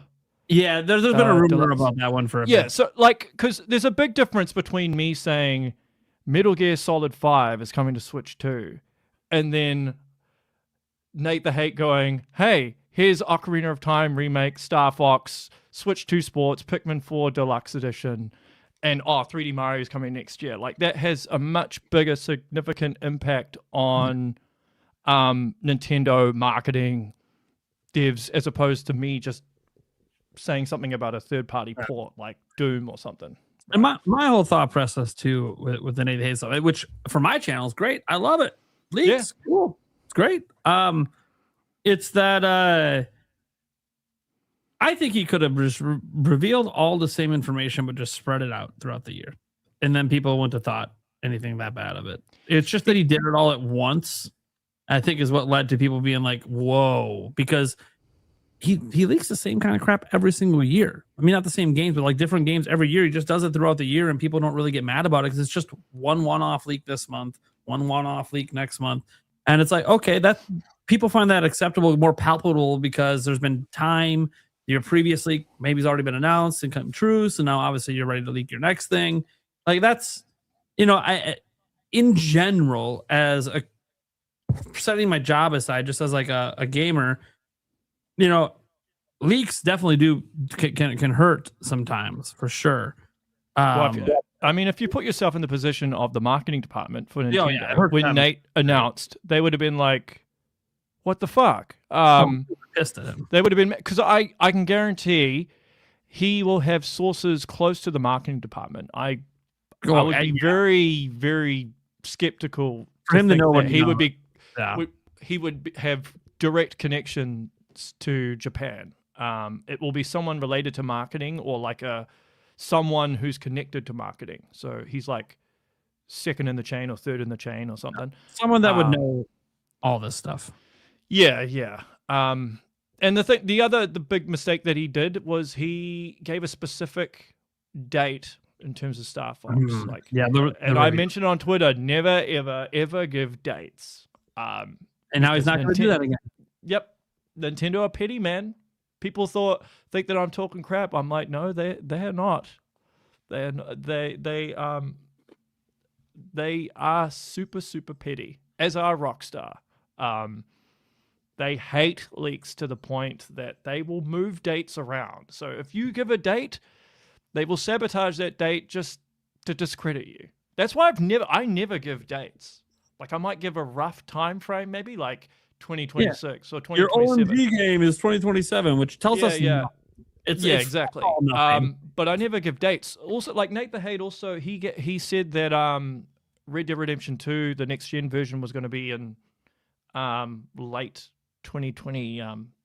And then it never happened. Yeah. I never gave a date. I said it exists, but that's all I said. Said I've speculated that it will be 2027, but I have no idea. No, I've heard dates and haven't said anything because one, it's a Rockstar. I pissed them off once ages ago. I don't need to do it again. And I pissed them off. They just contacted me. They wanted my source, and I'm like, no. Like that's not happening, because when and it was funny too because it was something that never even happened. It never got greenlit, but it was about Red Dead Redemption 2 coming to Switch 1. I knew work had been done on it, and I talked about it. Obviously, I'm talking about it now. Let's just say Rockstar might have been in my inbox a few days after I reported on that, and they weren't mad at me. They were just like, "Who told you?" I'm like, I can't reveal sources. What kind of? I mean, I guess I could, but I'm not going. That's no. Like this might ruin my reputation with you guys, but I'm not gonna tell you who told me. Like I don't want people's jobs at risk, and I realize they probably shouldn't have told me, and they told me I could say something. But yeah, just sorry. Good luck. They're ruthless, man. You're not gonna I've had a couple of people from Rockstar scope me out on LinkedIn. And then when I try, because like on LinkedIn, when somebody looks at your page, you can actually see who viewed it. But then when I go onto their page, it's like a dead account. I had all these people from Rockstar looking at my LinkedIn page that were like dead accounts. It was really weird. And then I had someone from Rockstar jump into my Discord. This was maybe 4 months ago. So like they have ninjas, man. Them and Nintendo, a lot of ninjas. So you do have to tread lightly with those two companies because they hate leaks. That's why like when you see any leak in regards to GTA 6, I'm like, bullshit. Like, no way. They're like Area 51. You ain't getting no info out of that company. At least at the moment. Yeah, if someone wants to lose their job and doesn't give a shit. Like a pissed off employee. Okay, yeah, that happens. It does happen. But it does happen. Yep. I'm assuming Rockstar's trying to keep people not feeling that way until marketing the gear. I'm gonna see because obviously I'm going to India in a couple of weeks' time. Yep. And I know a few devs in Bangalore, so I will try and connect with them and see if they can give me any info. Whether they will or not, I have no idea. Well, we know that one guy will just keep telling you, "I'm buying you to this dinner," but you're give it a month. You're gonna be wrong. Yeah. You're gonna be wrong. Well, you're gonna be Venmoing me or PayPaling me some money. Pay for that dinner. When it comes. Well, he's taking me out for dinner, so that should be enjoyable. I'll definitely take some pictures for sure. Yeah. I can't wait to see the plate put on. So I'm gonna be like, yes. And the other thing you asked about was Doom: The Dark Ages. Yep, that was one you said last year. Yeah, so I would just say, well, look out for Summer Game Fest. Look out for QuakeCon. Maybe look out for a Direct. Maybe you'll see it there, possibly. Oh, maybe Xbox Showcase. They put other platforms on it now. Which one? Well, I couldn't see them if they were going to I don't think announce. they're going to. Like this. No, this they one- wouldn't announce Switch 2 on an Xbox showcase. I don't see them doing that. Well, they did PS5 before. That's why I brought it up. Yeah. And I don't know how strict Nintendo are with like blood and all that in regards to how they portray that stuff in games. Like I know with the Resident Evil they cut around the blood, but like Doom is such a gruesome game that I don't even know if they'd want to put it in a direct. And maybe it's best that it is announced. It'd be weird because the bonus last two games. Doom games were in directs and had the blood. They were just rated M. Did It'd be they- what? so weird if under Furukawa they're like, yeah, we're not doing that.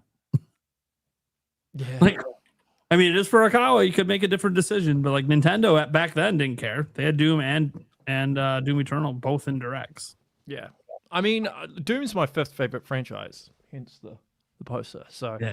I am looking to play it on the go Yeah, because, that's why I want it. yeah, I think it's gonna run okay. I'm playing games more on handheld these days than I used to, primarily because my wife has been hogging the TV. So, we had a few super chat questions for you. I want to make sure we get to before you head out here. Okay. We'll start with the earliest one I see here was this $20 one. It says, "Hey Kiwi, you predict Nintendo's going to have a slow and soft year in 2026. What would you want in a reasonable time frame for 2026 to be a better year?"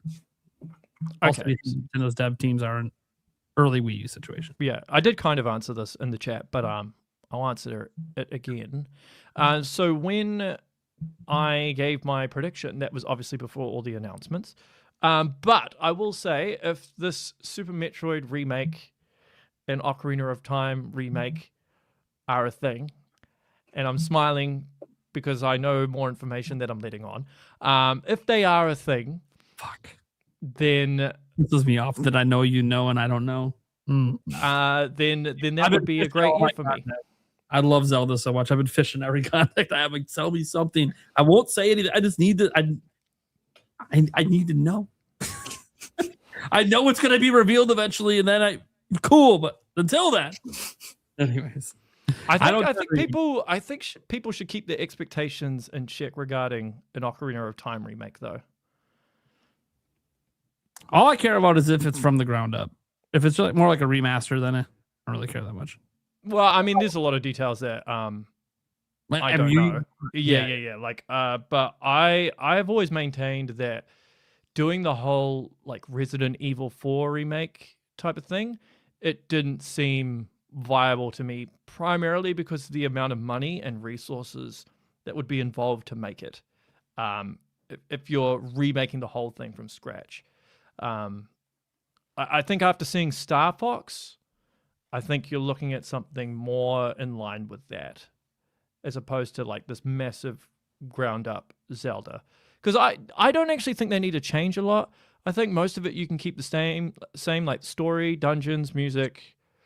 I think you could add stuff to Hyrule Field. You could do over the combat and make it more like Breath of the Wild.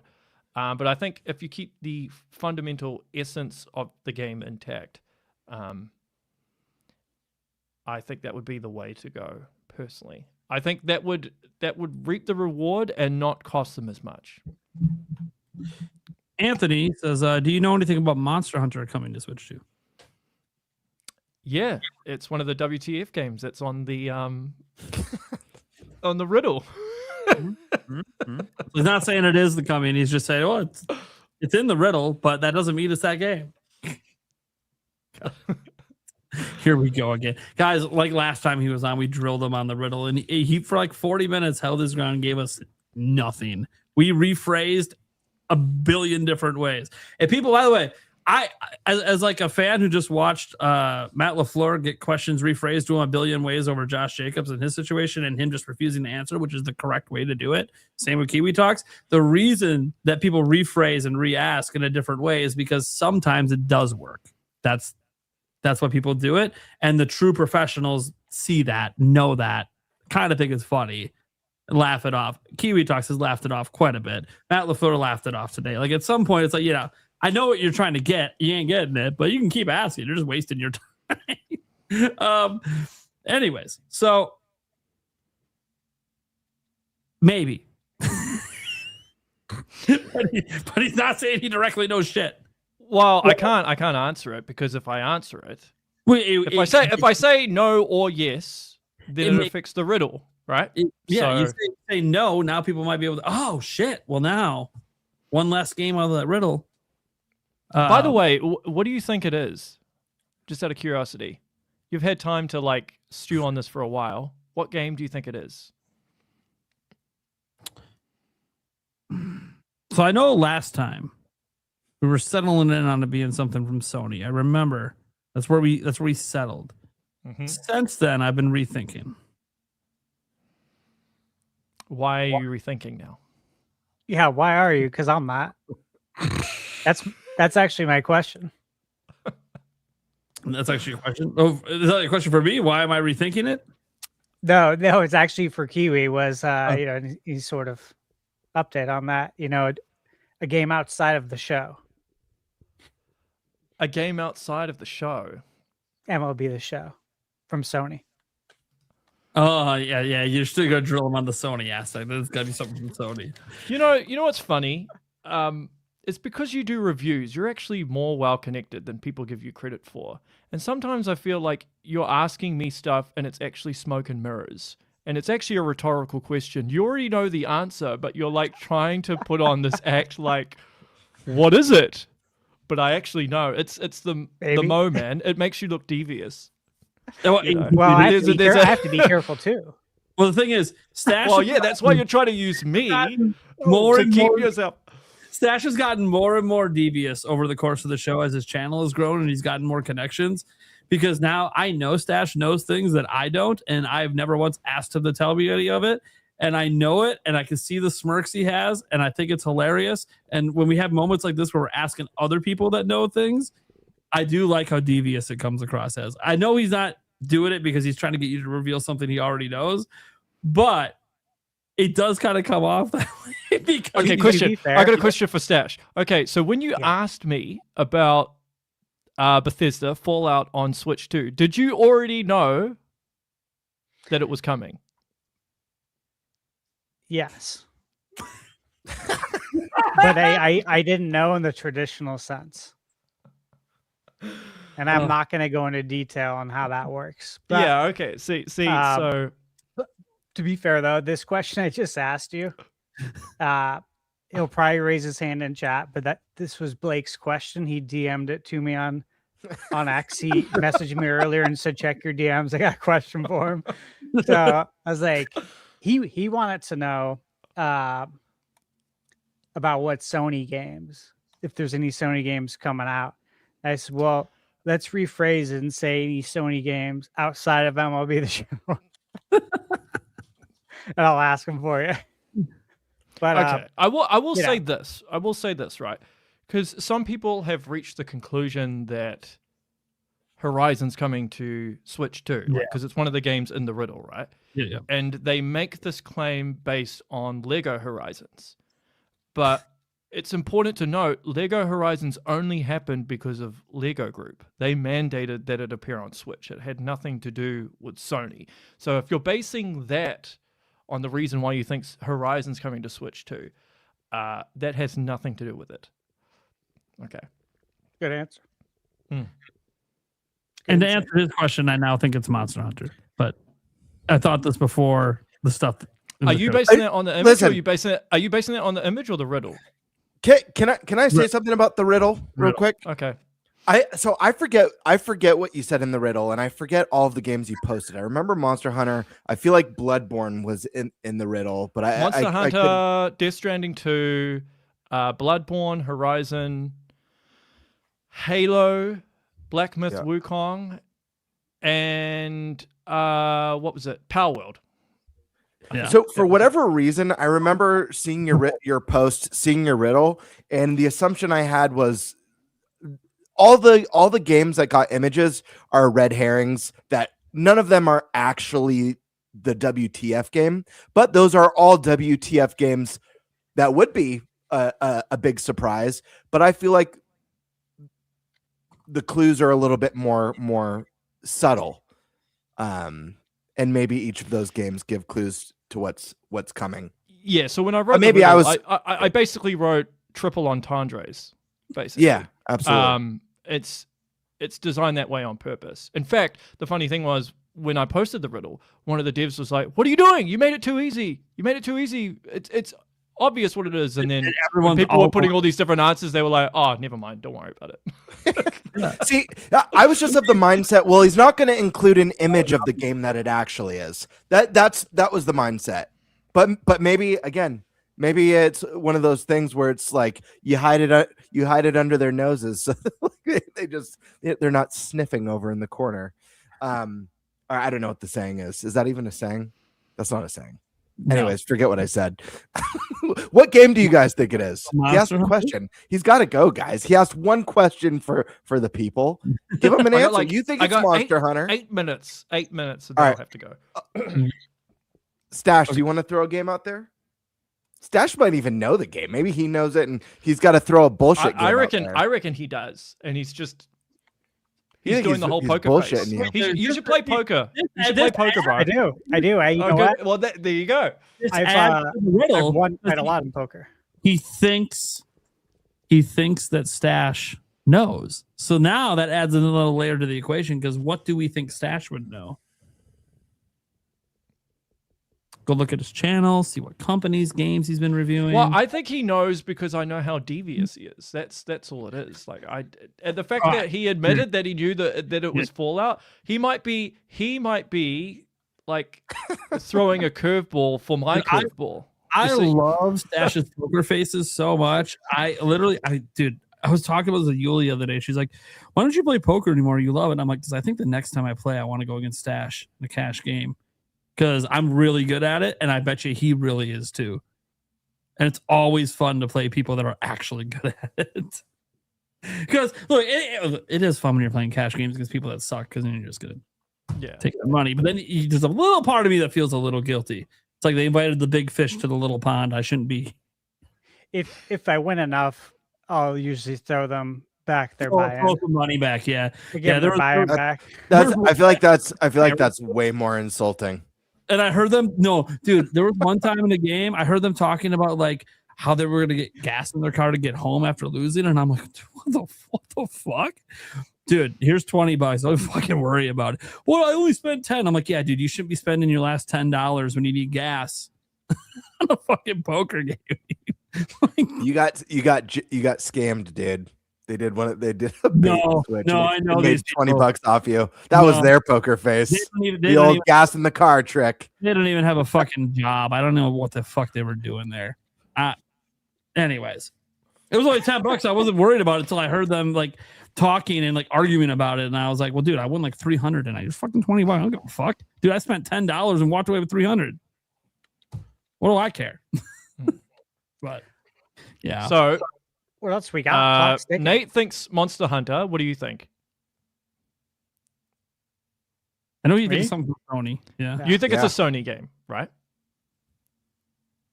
Stash? Look at the camera, buddy. I want to see your eyes. Sure. Sure. He's just going to leave it at that. Gamer, what game you think it is? I'm going to go last. I want to hear what everyone else says first. Yeah. Alyssa? I honestly have no idea. Just blurt out a game. Well, I thought Horizon originally. It's been a little while since I actually read the riddle. I read it when Kiwi first posted Same here. It, I can't even remember. Yeah. I remember thinking Horizon. I know me and the Discord were talking for a while, and I can't remember what we were all coming up with. I think it's being revealed next month, and so I've been reading this riddle every fucking day to try to like figure this out. I'm gonna go look at it real quick. It's pissing me off. I've asked AI to help, which I never asked AI to help with this kind of shit. I don't want to see what I ran it through AI to make sure that nobody that ChatGPT or something couldn't solve it, right? Yeah. They answered the question, and then I said, "Well, can you explain how you came to that?" Then when they explained it, I'm like, "Fuck no, that's not what the riddle is. You're so full of shit." Like that is not okay. So I'll just eliminate this game. You know what? I should just keep asking AI every game it comes up with. Just say, "Nope, you're not it," because that's not right. So Player Essence thinks it's Spider-Man.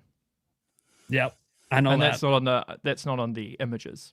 Nope, Sony game though. Yeah. licensed IP.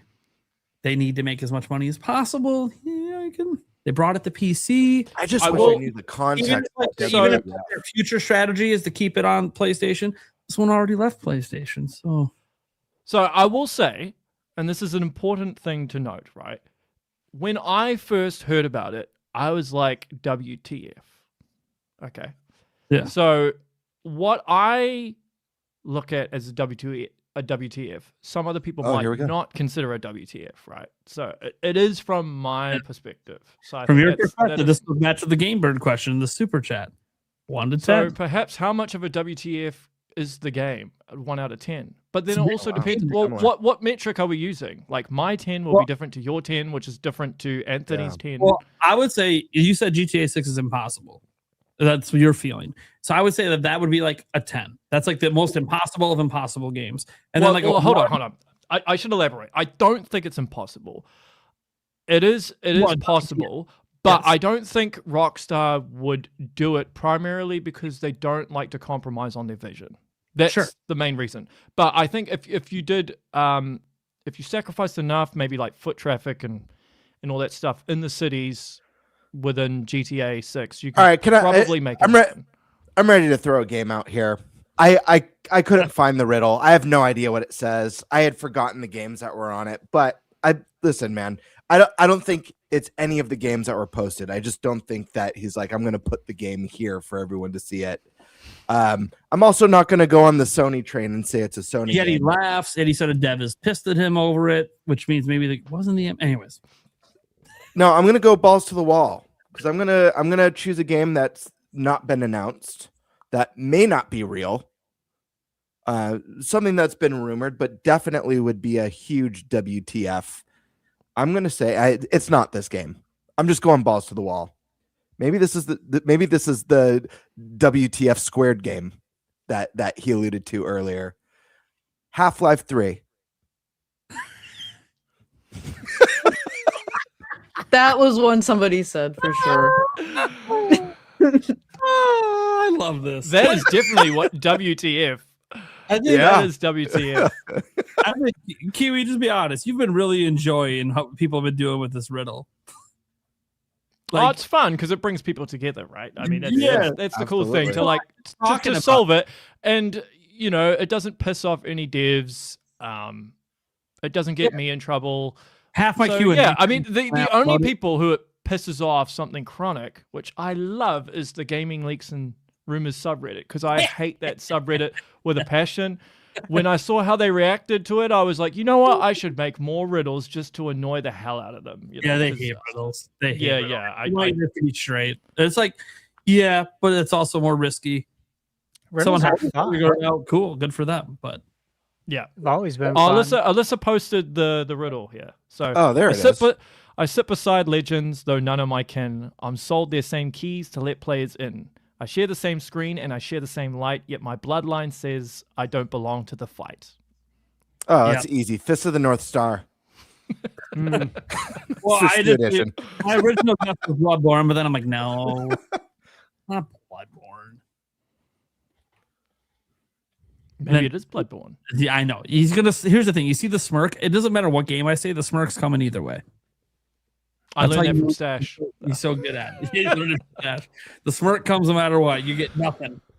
Oh, you think it's that? Oh, you think it's this? Oh, you think it's that? So this is a game. So I sit beside Legends. So this is a game that sits next to some juggernaut titles, though none are my kin. So I'm guessing it's unique.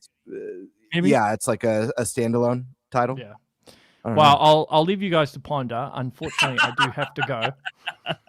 I wish I could stay, but I do have to take my wife to the doctor. Yeah, you're good. This has been fun. Alyssa, nice to speak with you and meet you. Guys, it's always a pleasure. I don't know where Eric's gone. I don't know either, to be completely honest. He's not in the room. Okay. He just vanished. Yeah. Anything on the horizon? Not much. Obviously, I'll be... Oh, he's leaving. He's like, I don't know where Eric is. Yeah. I'll be evaluating everything with the channel over the next few weeks, and then I'll make a decision once I get back in July. People keep nagging me about my Metroid Prime 4 review with the OG devs. It is happening. I'm waiting on Zoid, the senior engineer, and he's just taking forever to complete it. So once it's done, I will do that review because people keep nagging me for it. On the Nintendo front, not much to report. Although, something cool. I've been in contact with a Square Enix developer who worked there for 15 years. And she's Japanese, but she also speaks English, and she worked at Naughty Dog as well. So I've been in contact with her. She's working on a game at the moment, so she's just waiting until it's ready, and then she'll start promoting it. So that'll be a cool one because she's a Japanese dev, but she can speak English, and it gives insight into Square without breaking NDAs, hopefully. That's the other problem with doing what I do. NDAs, annoying, but Congrats on getting that. What's that? Congrats on getting that. I know you obviously been trying to get that. In over there. It's a tall order, man. It's a tall order. Very difficult. If I spent like 6 months in Japan, I could probably make it happen. Everyone I speak to is like, you need to go to Japan and spend a lot of time there because they like to build relationships first. I mean, one of the reasons I can't interview Shuhei Yoshida is because he doesn't do interviews with anyone he doesn't know.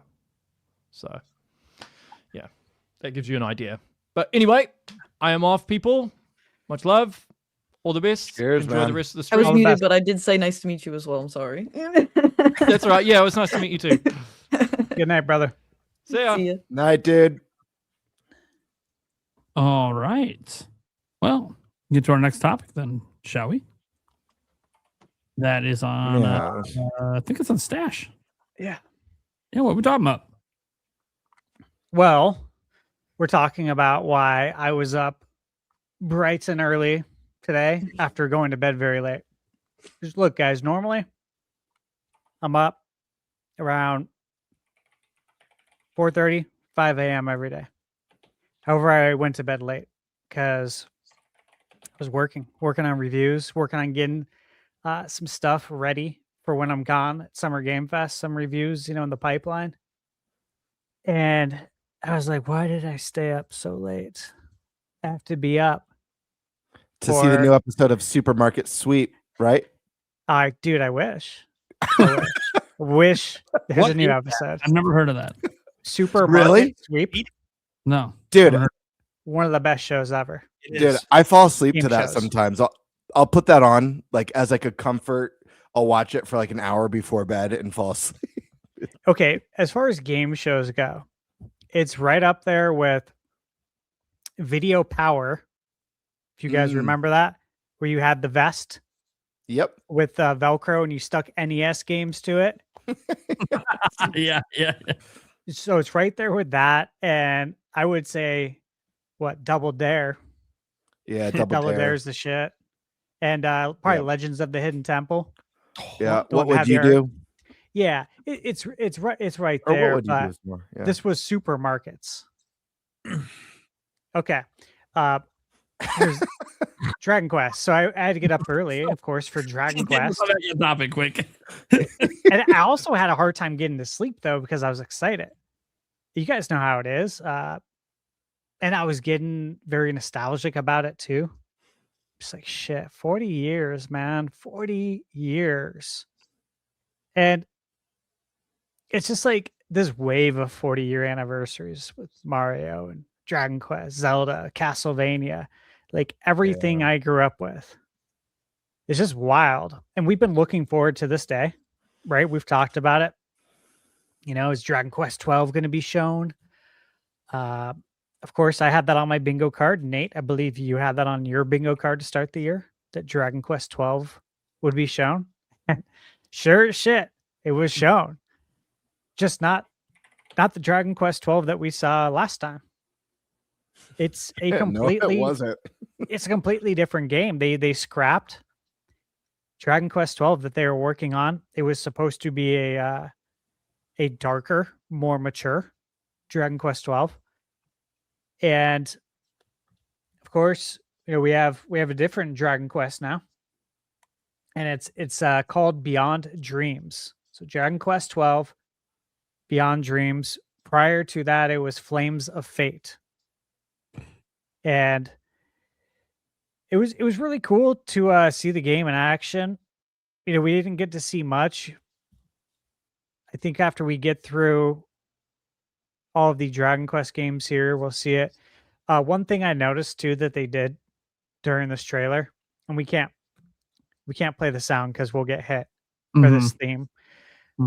But for like the NES era, they played the Dragon Quest Overture from NES, and then they perfectly looped it into the Super Nintendo version of the song, like right where it should transition. And then they did it with the PS1, like PS2 era, and then they did it with the current one. So the song they used is like all four versions of the Dragon Quest Overture. I was like, oh, I don't know how many people caught that, but I'm like, that's badass. They did a very good job with that. Then yeah, these gentlemen here, Yuji Horii there on the right, seems like such a nice man. Both guys seem really cool. So they talk about the 40 years. Yes. Thank you guys for the support, going strong. And then they went right into Dragon Quest 12. I was like, okay, like we're taking the gloves off. We're doing this. And they had some other announcements we'll get into. I'll kind of let this play, and while it plays, let me ask you guys, what did you think of what we saw here? I loved it. It was. I know some people aren't keen on the character design in 12 for the main character compared to prior Dragon Quest entries, and I get it. Everyone's got their personal preferences. I don't know if I love the design, but I don't hate it. I think it's fine. Fits in with Dragon Quest. But like the world that they showed and some of the stuff that like it to me it looks like a game that's still probably a ways out. They joke around in here about how one game that they have coming to Switch 1 and Switch 2 they hope is out before 12 because they're not even 100% sure when the game will be done, which means that they're not sure when 12 is going to be done yet. I think 12 is probably not coming out till like 2028 at this point based on what they showed, because they showed the town and landscape like empty. So like it's still, and they even said they had a reboot development.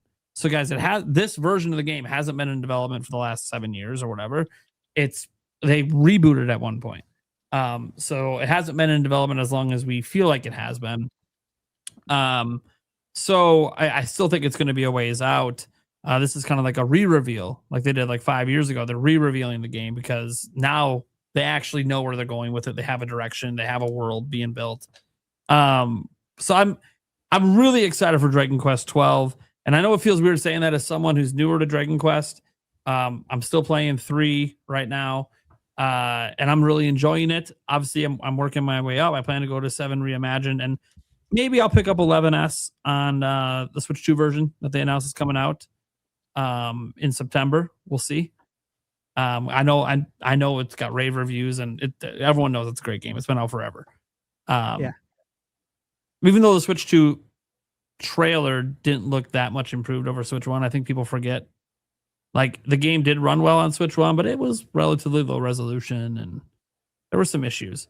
But anyways, I didn't buy it originally. So like this would be a first time purchase for me for Dragon Quest 11. It's only $50. So we'll see. So I thought that was a cool announcement. But really, you're seeing it right here. You're seeing Dragon Quest 12. Looked incredible to me, but I know not everyone's loving it. I have no idea. Dude, Dragon Quest is like, it's a weird IP for me because it's been around my entire life. And yet I've never played one until this year.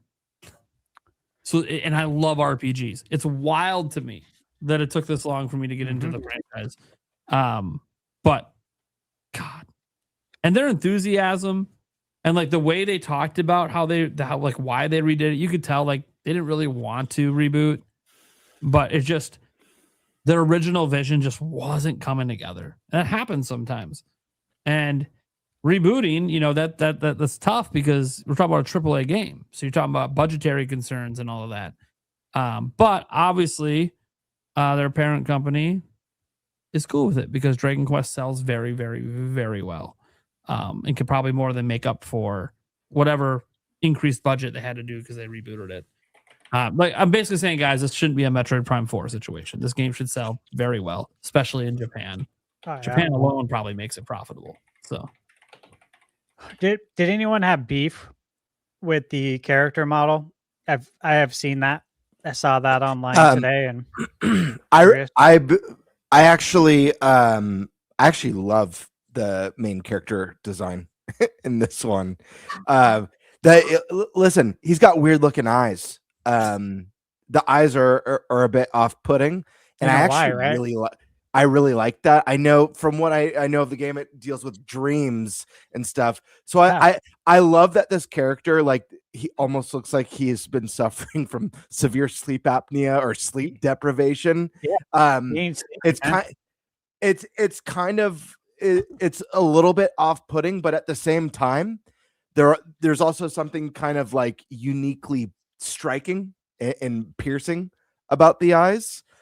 Additionally, someone put a tweet together today that I didn't realize when I watched the trailer for this game, but I was like, oh wow, I do kind of see the correlation there. Someone compared these characters to Chrono Trigger characters, you know, and you know it's obvious that it's like, oh yeah, this doesn't look like Chrono. That chameleon looking character doesn't look like Frog, but it does look like there's a little bit of theming that's comparable, and I think that's really neat. But I think the game looked really cool. This trailer was bittersweet. I mean, knowing for so long that Dragon Quest 12 was in development, and as someone similar to Nate, who, you know, this game has been around my whole life as well, obviously, I've never really dabbled in the series until, you know, really Switch 2 era. And I'm extremely excited to pick up Dragon Quest 11S. I know I've heard glowing things about that game from Eustache here on the podcast. And so I was very tempted to purchase the game elsewhere, but we all knew this was coming at some point. So it was worth the wait. So I'll definitely be picking that up. I think it lands September is when it comes out, but regardless, whenever. Yeah, there you go. Or $40. I'll be picking that one up, and it will somewhat tide me over. But yeah, it was bittersweet. The game looks gorgeous. I love the visuals. The bitter side is, like I said, knowing that this game's been in development for a while, hearing that there's been a reset, a new vision, a new idea. It just means that we're farther off. And you know what? Let them take their time. Let them make the best modern Dragon Age game they can make. But yeah, I mean, this one could be landing on what, PS6 for all we know. So depending on, I mean, it depends on. They didn't mention a year. They didn't mention any platforms. This could be 2 years out. This could be 3 years out. This could be 4 years out. We just don't know.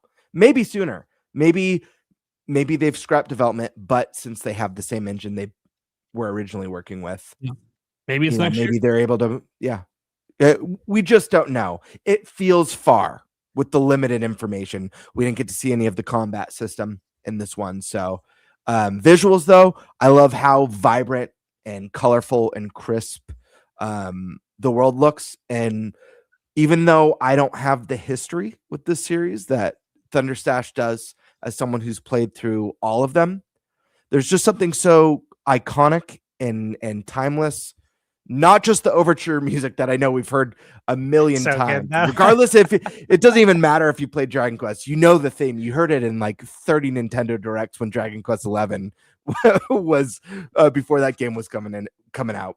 But not just the music, the character designs and the monster designs. They're so, I don't know. It's so cool to see an RPG series like this that has like the monster designs that are so kind of cartoony and out there and vibrant with unique color palettes. Like, I love that sort of stuff. So when I see the footage of this new hero running around this world, I'm like, yeah, this is a world I cannot wait to just like lose dozens of hours in. I'm really excited. I can't wait to see more. The hope is that it's sooner rather than later. I'm hoping we get a meaty presentation of this game next year, by mid next year. But regardless, Square, take your time, cook up something nice and special. It's the 40th anniversary of Dragon Quest. You've got a legion of fans, especially in, the loyal fans in Japan who've been waiting a long time for this. So just, kick ass and do the series justice. But yeah, I don't care what people say about the character designs. I think they're awesome. And I say that as someone who has no bias for Dragon Quest. I've literally, the only Dragon Quest I've ever beaten is Builders 2. So. Okay. Alyssa, what is your hype level here? How you feeling on all this Dragon Quest stuff? I'm kind of like mid. I will say that like it looks very stunning and the environments look gorgeous. Like they look real, but it's stylized, and that's honestly my preferred kind of visuals for games. Not super real, but like real enough that it has like a charm to it.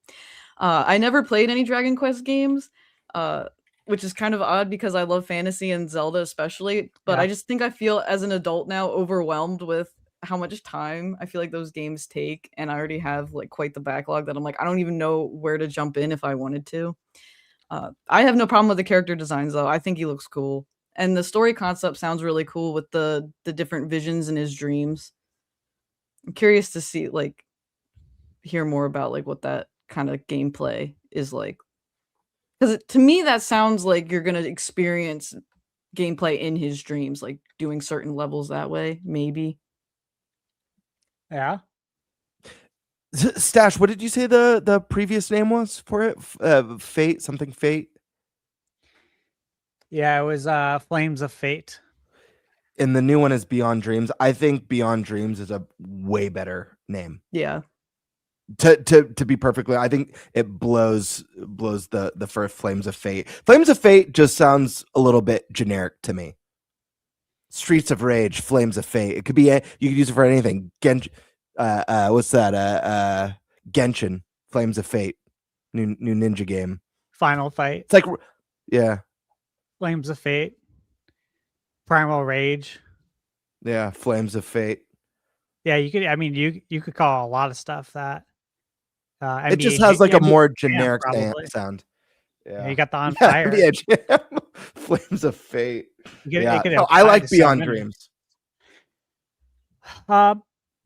Gives a little more mystique. Eric, how you feeling? I honestly had no clue this was happening. May 27th. I love every year. Put it on your iPhone. Make it reoccurring for 1 year. For every year, recur once a year. Fair enough. Yeah, no, I had no clue. So this is the first time I saw anything to do with anything. Honestly, the art style seems like it fits that type of genre. So I'm good with it. Never played a Dragon Quest game. Don't know if I ever will. So I'm happy for the people who are enjoying it. So that's really all I got.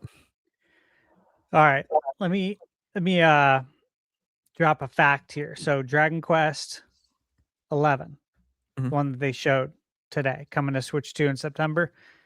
That is a completely standalone adventure. So there's your jumping in point. Okay. It's the most recent one. It's $40. It is a long game if you want to see and do everything. Mm-hmm. I played it on PS5. Long before I started YouTube. Really just not knowing. Like I didn't watch reviews. I knew I wanted to obviously play it. But going into it, just not knowing how many hours I was going to be committing to. You know what I mean? But once you're in, you're in. Yeah. But once you're in, you're in a good way too, because you're like, dude, I don't even want this game to end. And then you start seeing all the hours you put in, and it's like 150, and you're like, oh boy. Yeah. And so, you have to force yourself to go to the end game. But when you have a game like that, that's obviously really special. Mhm. And for me, this was my favorite Dragon Quest of all of them. And it's always hard for, I feel like it's harder for some reason for the newer games to, and this goes for like any IP, but for the newer games to surpass the older ones. You know, like it's hard for a 2D Mario today to surpass Super Mario Brothers 3 or Super Mario World, right? It's hard for a 2D Zelda to come out today and somehow surpass A Link to the Past, right? There's many examples like that. And so I wasn't expecting that to happen, but it did. And I'm happy for it. And that's why for me, it's like, man, this is it's like I'm giving away my review because I'll be reviewing this game, but it's such an easy recommendation. I actually, I'll for sure be reviewing this game. I had folks ask in chat. Very excited for it to return to this. Obviously, I don't know what the calendar is going to be looking like around that time because so much of the calendar is empty for the second half of the year. But that's dated, so I'm doing it. Stash, Yes. so you played this game originally on the PlayStation. Did you end up playing the S version? Yes. For what's it like playing this game in the pixel mode? Because I am very Badass. interested in that. It's so cool. It's so cool. So yeah, I'd love to hear a little more about that. Yeah. You can play this game completely in 2D. It's not HD 2D like the Dragon Quest 1 through 3 HD 2D and Octopath Traveler. It's not like that. It's like old school 2D, like Super Nintendo style.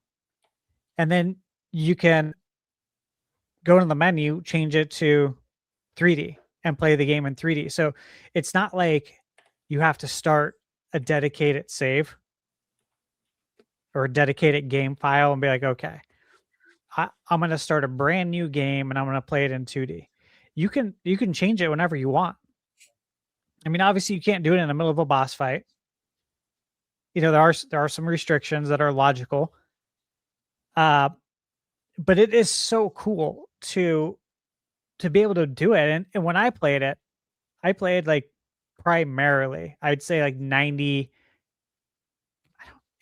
of the time in 3D. And there was a reason why.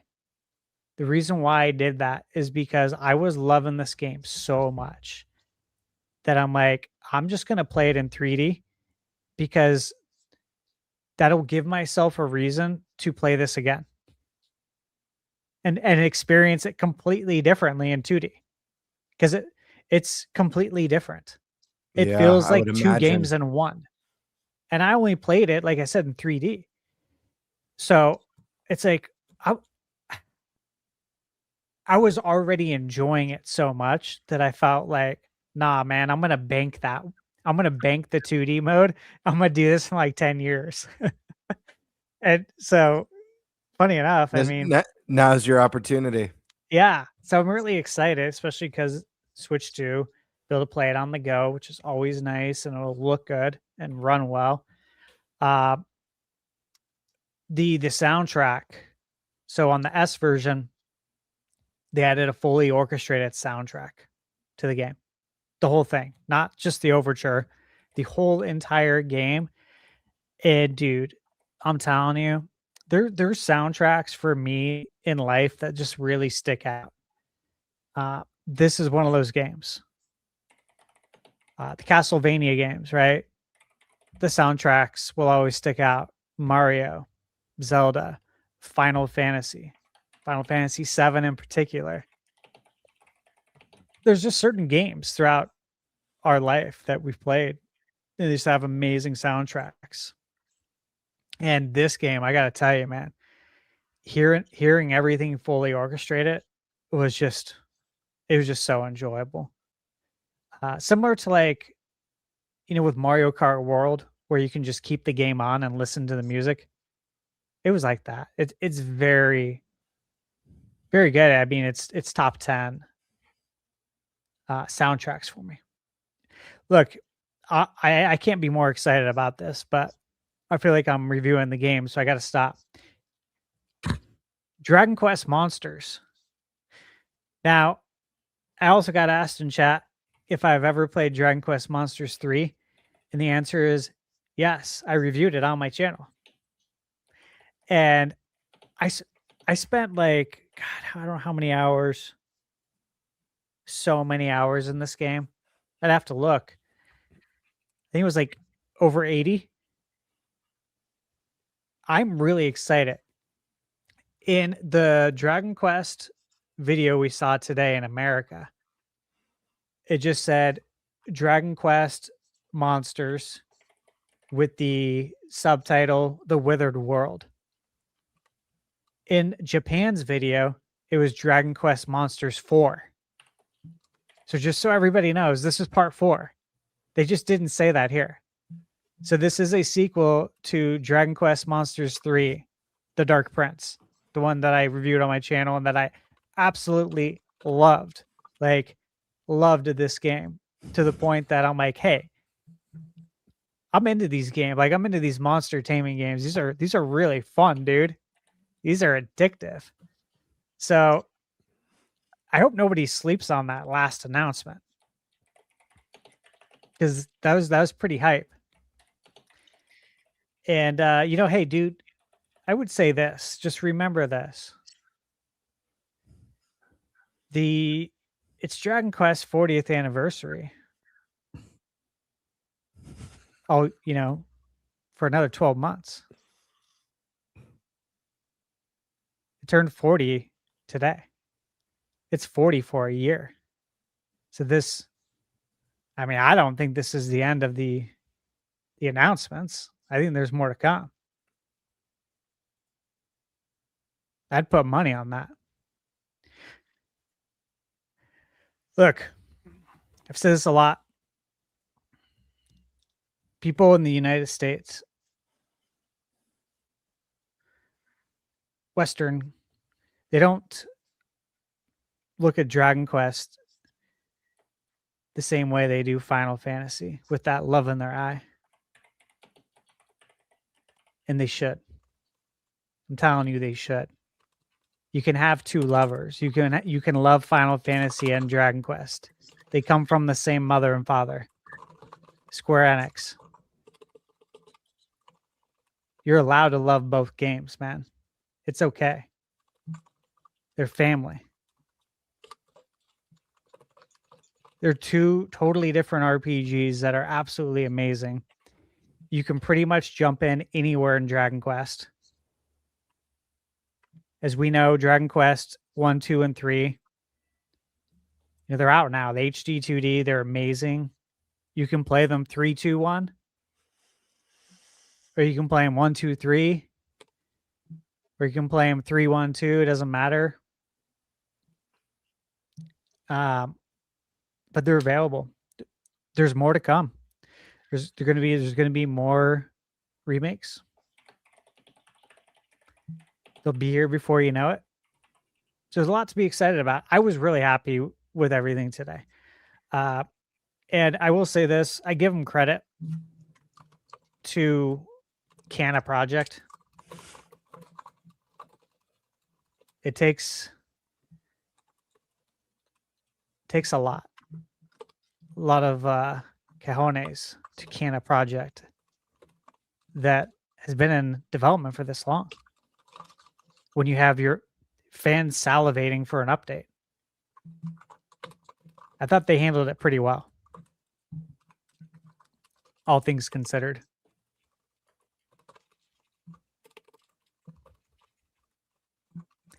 What else we got? Anything else on Dragon Quest Day? Do you guys think this is the end? Do you think we get anything else for the year? It's 40 for a year. I'm curious if anyone else here. I'm guessing it's a no. I'm sure we would have mentioned it. I know I haven't. I am curious about Dragon Quest Monsters. I know it's more of a Pokemon like. It's a spinoff. but I don't even recall. Like, I remember when that game was first announced back on the Switch, but I don't really recall hearing anything about it, like the quality of the game, how fun it was. So, I mean, it piqued my interest. I reviewed wow. it. So good. I got to go back and watch your review. The best thing about it was, like, it's not right off the bat. I forget where it was in the game. Maybe a third of a way into it. You obviously you collect all these monsters. You have them fight for you. You level them up. They evolve, all this, and it's really cool. Here is the gameplay kicker, dude. That was so badass. Is that you can mate with other monsters. Like, you put them into I think you put them into a machine, if I recall, and they mate with each other, and then they create a new monster, an offshoot. So you think, like, okay, these are all the monsters, right? And you say, all right, I'm gonna have like this king slime and this really rare like metal slime, or a completely different monster type mate with each other to create this slime. And then this slime, it's like, you could have two super powerful ones, right?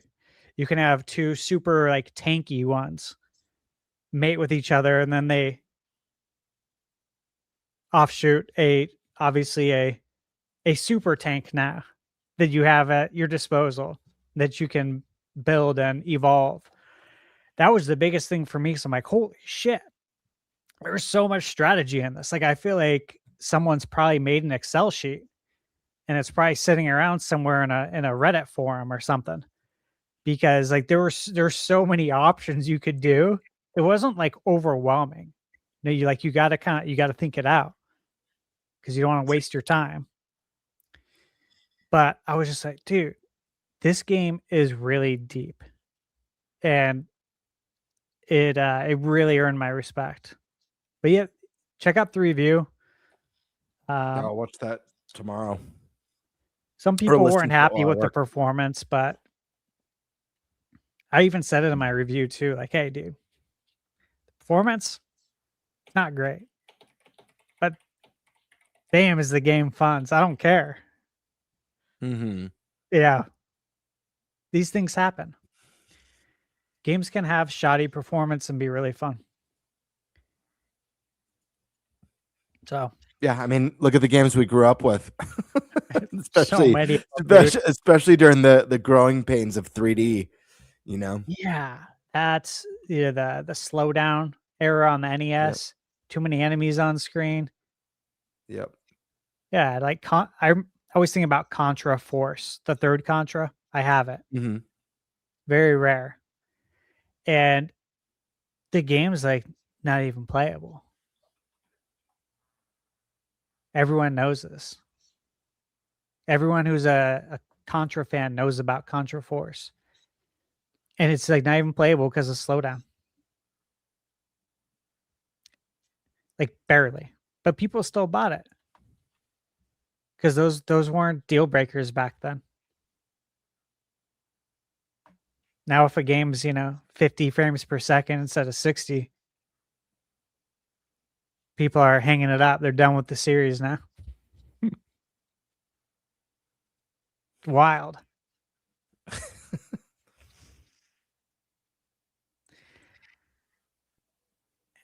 All right, that's all I got, guys. I think we got to move on. I mean, to the next topic. And I can't sit here and talk about Dragon Quest all day, unless you guys want to give some input. I fought a lot of wars against the dragons. Okay, I could drag on for days. I have a question for you, Stash. If I liked Visions of Mana, how would I feel about Dragon Quest? You'd feel, or do they play totally different? No, you'd feel good about it. Dragon Quest is turn-based. Okay. So I don't know how you feel about turn-based. I'm more open to it now. Is it a little bit like involved, or is it very much like Pokemon? It's a tad more involved. Okay. Yeah. I mean, The deeper you get in. Yeah. stuff. Okay. Just you're turn-based curious. Yeah, I am turn-based curious. You should be.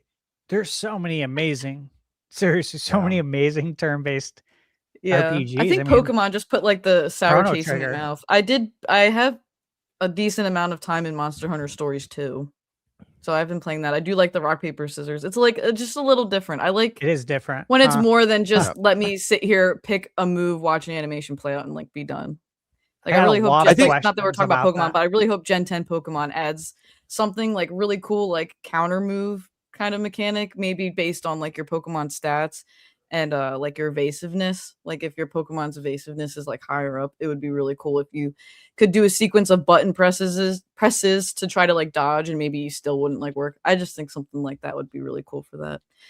But yeah, I am turn-based curious as long as there's like a little bit more to it than And just Alyssa, you to like watch it. I know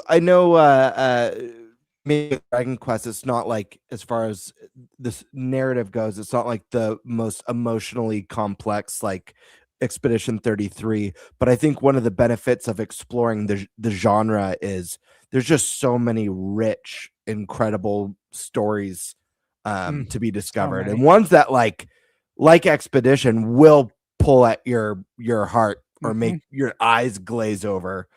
Okay. My whole life Tons. there's been so many that have just like Yeah. touched me. That's where So, we got our start, was turn-based. Yeah. I mean, Zelda growing up, sometimes I've heard people call it like an RPG. It's like, no, Sure. it's not. Zelda 2 has RPG elements, and then the buck stops there. Yep. This is a adventure. It's action. It's Action adventure. adventure. Yeah. It's not a role-playing game. It's not turn-based. It never has been. And it was interesting. For a long time, I didn't really play much turn-based. I didn't explore much outside of the Final Fantasy and the Dragon Quest and Chrono or like Earthbound. But some of the best games are there. And when I finally branched out and started playing them all, I'm like, holy shit, why did I sleep on this? And it was because I loved Zelda so much. I loved the actual live action of the combat, which, you get in. That's kind of like my Mana. issue too, but Yeah. I'm branching out more. But that has been like my thing, is like the Zelda bubble is it's just comfort, and I like being involved in the combat and like, controlling when I'm doing certain actions and like dodging and I do too. all that. But these games figure it out, like, especially as you get deeper into the game with the turn-based games, you may not be like moving around, but you definitely, you feel it when you're playing it. Like it gets intense, I guess you could say. And I highly recommend, and I'm sure everyone on this panel would agree, if you ever want to go back and play like just an iconic RPG that has stood the test of time better than such a vast majority of games across such a wide variety of genres. Chrono Trigger, it's got the same art style as the Dragon Quest games. It's a perfect game. It is perfect. Obviously, it doesn't have the voice acting. Legit, it's not gonna hit the same way maybe Expedition does, but it's a game you could pick up today that doesn't feel dated in the sense that, like, man, it's hard to go back to this. No, the game still kicks ass. So if you're ever like curious to go to like the roots of like just an iconic golden era gem of an RPG, I couldn't recommend that one more. Now I have questions though. Have you played Earthbound or Super Mario RPG? no. Oh my god! Oh, dude, you have. I know to I'm a play these. sinner. No, it's okay. You make me actually sick. I'm excited for you I tend to because do that. I honestly don't know why we invite you on this show. this Me is either. cool. This is good because you've never played these. Imagine not playing those games at like the age we are. That's cool. Like you can go experience them now. I'm just saying you should play them. Okay. They're so amazing. I'm excited for you. I want to hear what what you think when you have time to play them. I know we Yeah. don't have, all I the know time in in the that world. backlog. I'm trying to do is take your advice and stop the analysis paralysis bullshit and just play what I want to play. Good. I mean, right now I've been working through Pragmata because I was really excited for that. I'm close to the end and it's been fantastic so far. I highly recommend Pragmata. It's so good. I'm sure you've already played it. I'm not sure if you put a review out or not yet, but I'm sure you have. I and just didn't. missed it. I didn't yet. No, I didn't. No. I have the Okay. game. And you just brought up a really sore subject for me because I haven't played Oh. it. I've been trying to find Oh. time to play it. It's just more work for Well, I'm excited It for just you hit when me you again. play Pragmata now. Yeah. I'm excited for it too. And I need to play it. The Capcom good thing gave is it that to your me. problem why you haven't gotten to it yet is because you have to play other video games though. It's Yeah. kind of a nice problem to have. Yes, it is. I agree. All right. Well, that being said, now I think we can be done with that topic. I hope. I have no idea. Okay. So our final topic that we have here, besides your guys' questions, is about the summer showcase season. So we spent a lot of time on this show, on my channel, elsewhere, talking about potential Nintendo Direct this year, whether it was, when we thought maybe one happens back in February. Now there's stuff for next month. But one thing we know that next week begins is basically E3 season. That's what we used to call it. Gamer Christmas, E3 season. E3, as we know, doesn't exist anymore. However, from the ashes rises Summer Game Fest, which, no, it's not as good. But it still gives us some of that feeling. And it's interesting because Summer Game Fest is different than what E3 was. E3 was individual companies doing their own press conferences, then the big show floor where you can go play some of the games that were just talked about in those press conferences. Summer Game Fest is like a unique event. It essentially is just, hey, the entire industry, do you want to show your game? Do it here. That they're actually, if you look at it, for things that cover AAA and indie, there's no independent third-party showcase that does that besides this. You could talk about, obviously, state of plays and Xbox events and Nintendo events that do it, but they're doing it to advertise games for their individual system. Summer Game Fest isn't playing bias with systems. They're just, hey, you want to show your game? This is where you're going to show it.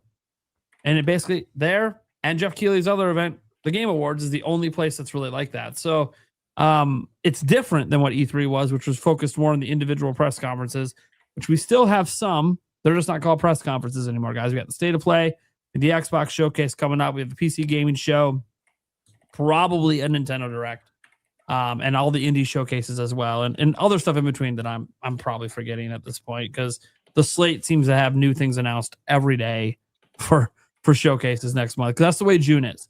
But it's a really fun time when you're a gaming fan that actually pays attention to gaming news, because we get the most gaming news of the whole year in June.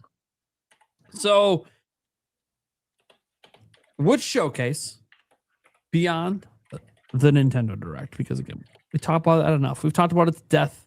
I don't think there's any reason to bring it up again until there's a new rumor and or Nintendo just announces the damn thing. But which other showcase are we looking forward to the most, and why? Doesn't necessarily have to be because of Nintendo. And what are you hoping to get in that specific event? Hey, I have a whole list of all the showcases. If you guys, can you send that to me? Yeah, this list is money because they didn't miss anything. Yeah, because I'm going to be doing live reactions, so I'm trying to make sure I get everything queued up on the right day. So this was from good old Reset Era. And I pulled it up earlier and I was looking through it for the topic and I'm like, okay, they got that. Like they didn't miss anything. So this is perfect if we want to look at this. You want me to pop it open there? I don't know what every showcase is next month. So yeah, because dude, there's so many. There's so many. I don't think everyone realizes it, A lot of which them happens on is like good. the same day. Guys, when I tell you guys that I might have like 8-hour streams coming up to library, it's because the events are all like back to back to back. It's like all day for days. It gets wild. All right, here we go. Okay. Dragon Quest, obviously, in the front. Yeah, we got to focus in on the middle here, not on the ads, not the scared driver here. right here. Okay, yeah. So Dragon Quest today. I watched the French Direct this morning when I was running errands. Mm-hmm. I'd have to look by. I screenshot my phone while I was driving when I saw some games I liked. So I can go back and look at it. I didn't see the indie dev showcase because I didn't know about this. So I'm gonna have to look that up. Yeah, I didn't know about that one either. Okay, so starting tomorrow. Yeah. Like tomorrow, I'm just gonna say right now, before I saw this list, I already had 2 for sure that I was like 100% tuning into. Now tomorrow we got The Witcher 3. Yep. We're gonna see the DLC. Yep. And who knows?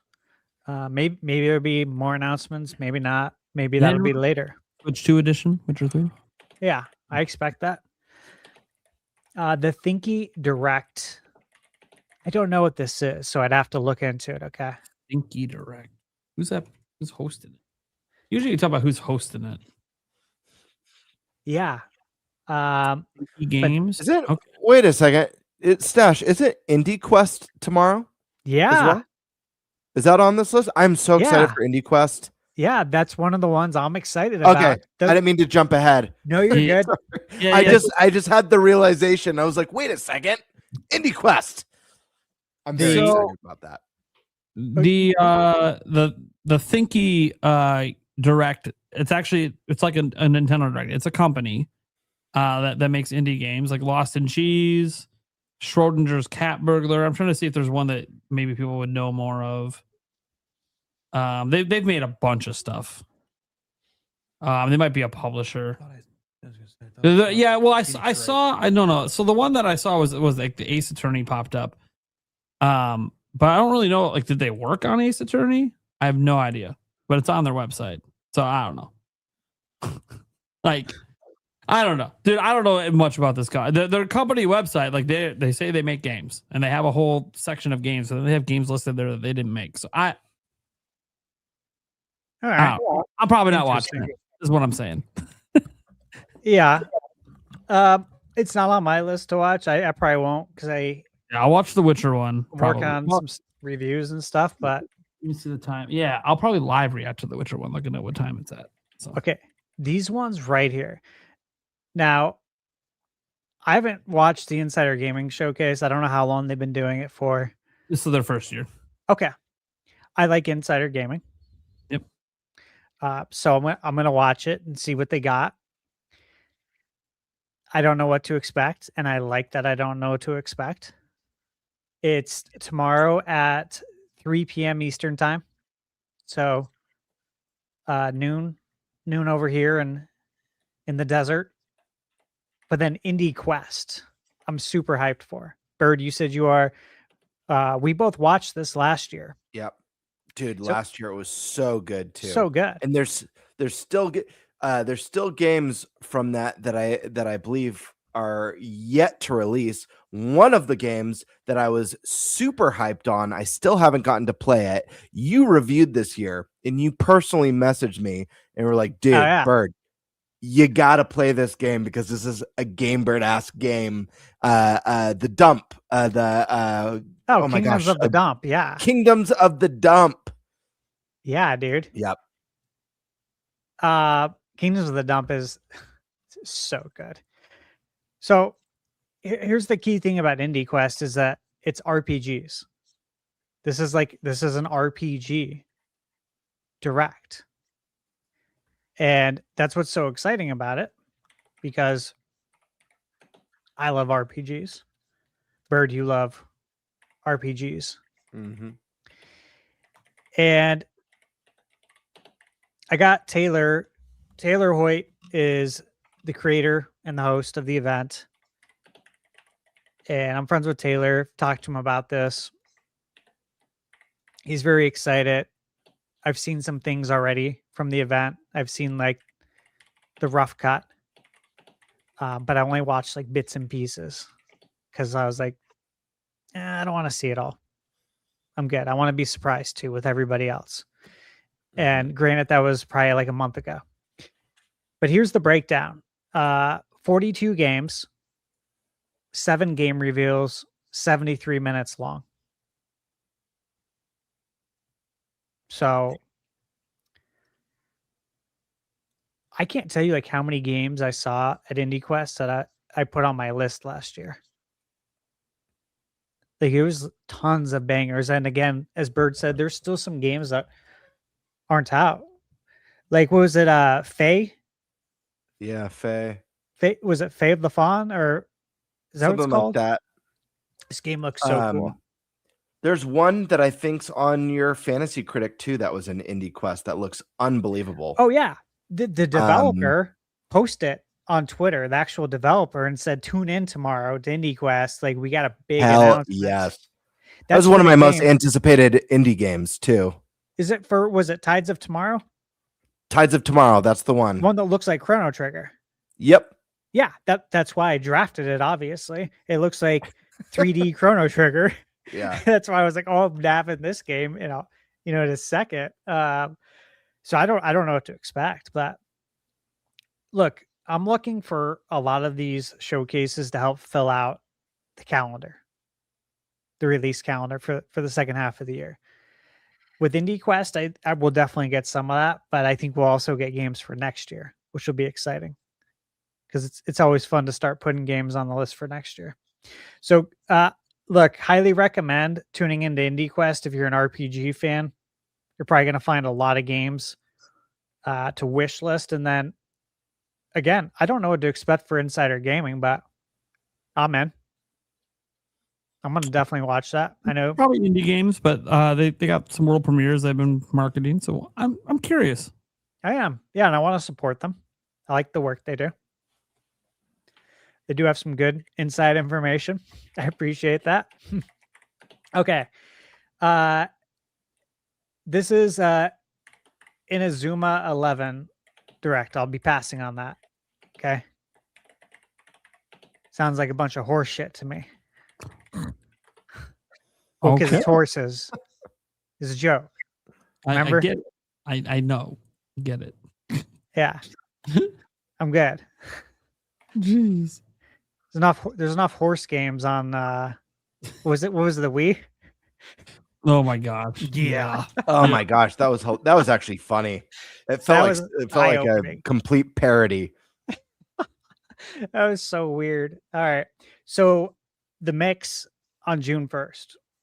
The Mix has a showcase. Now, for everyone in chat, the whole podcast, we went to the Mix event at PAX West last year.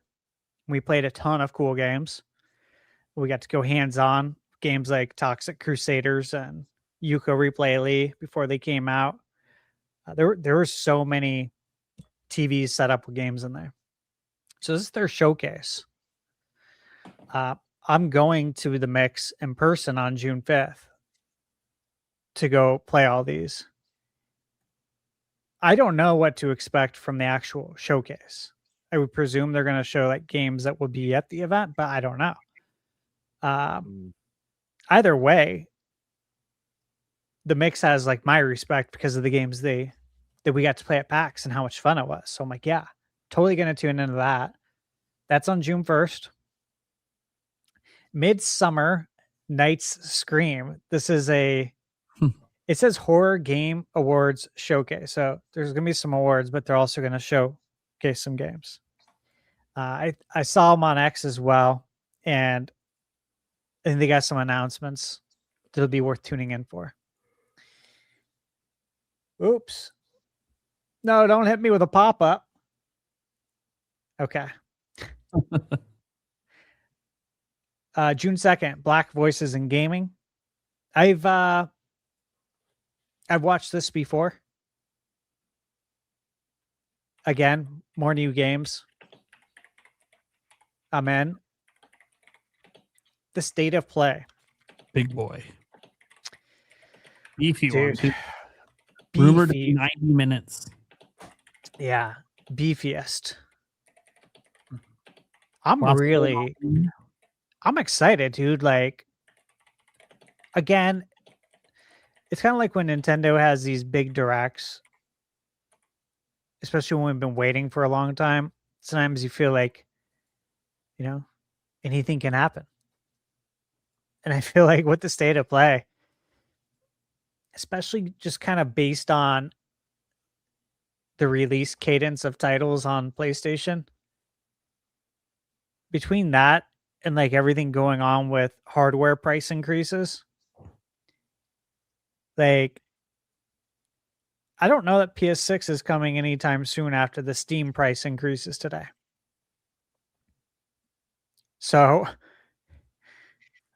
we need to know what's coming out on PS5 because we're living in the now.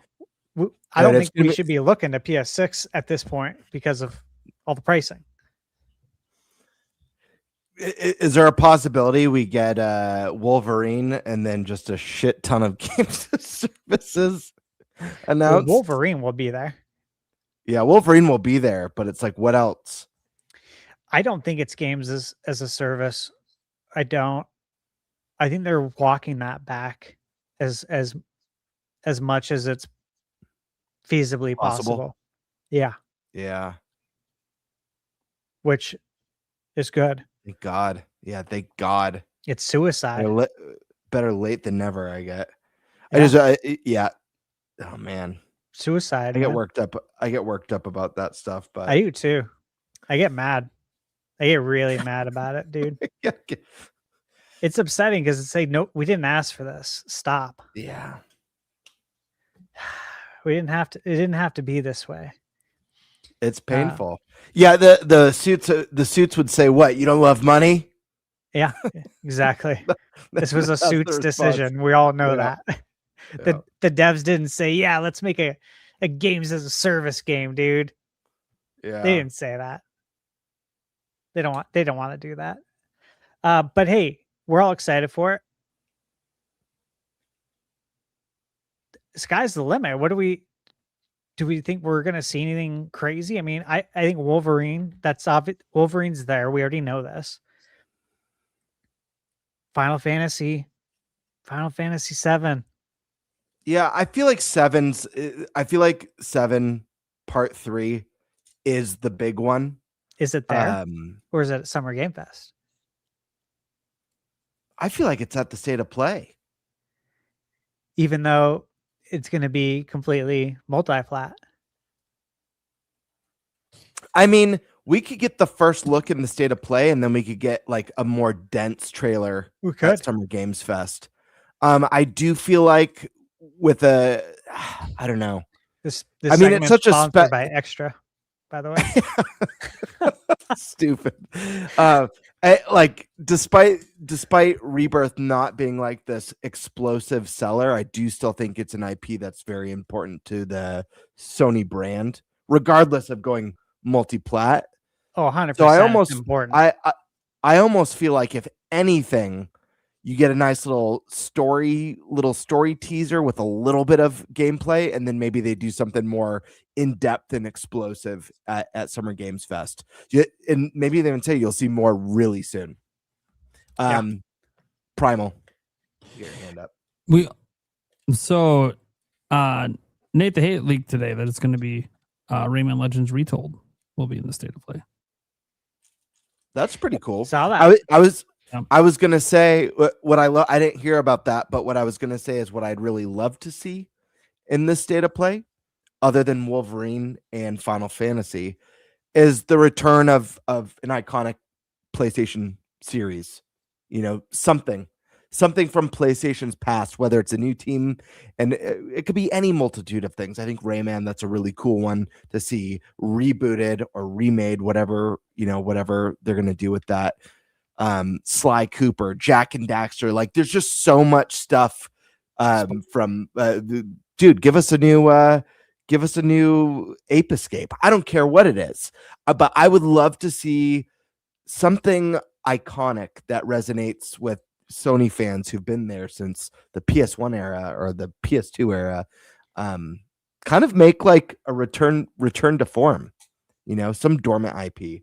But I don't know, maybe that's just me. Okay. Let me list off some IPs. You guys tell me yes or no if we'll see them. Uncharted.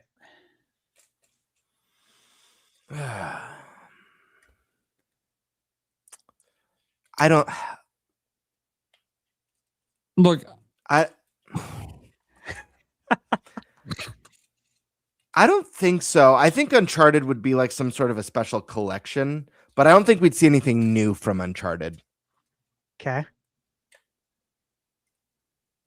Prime.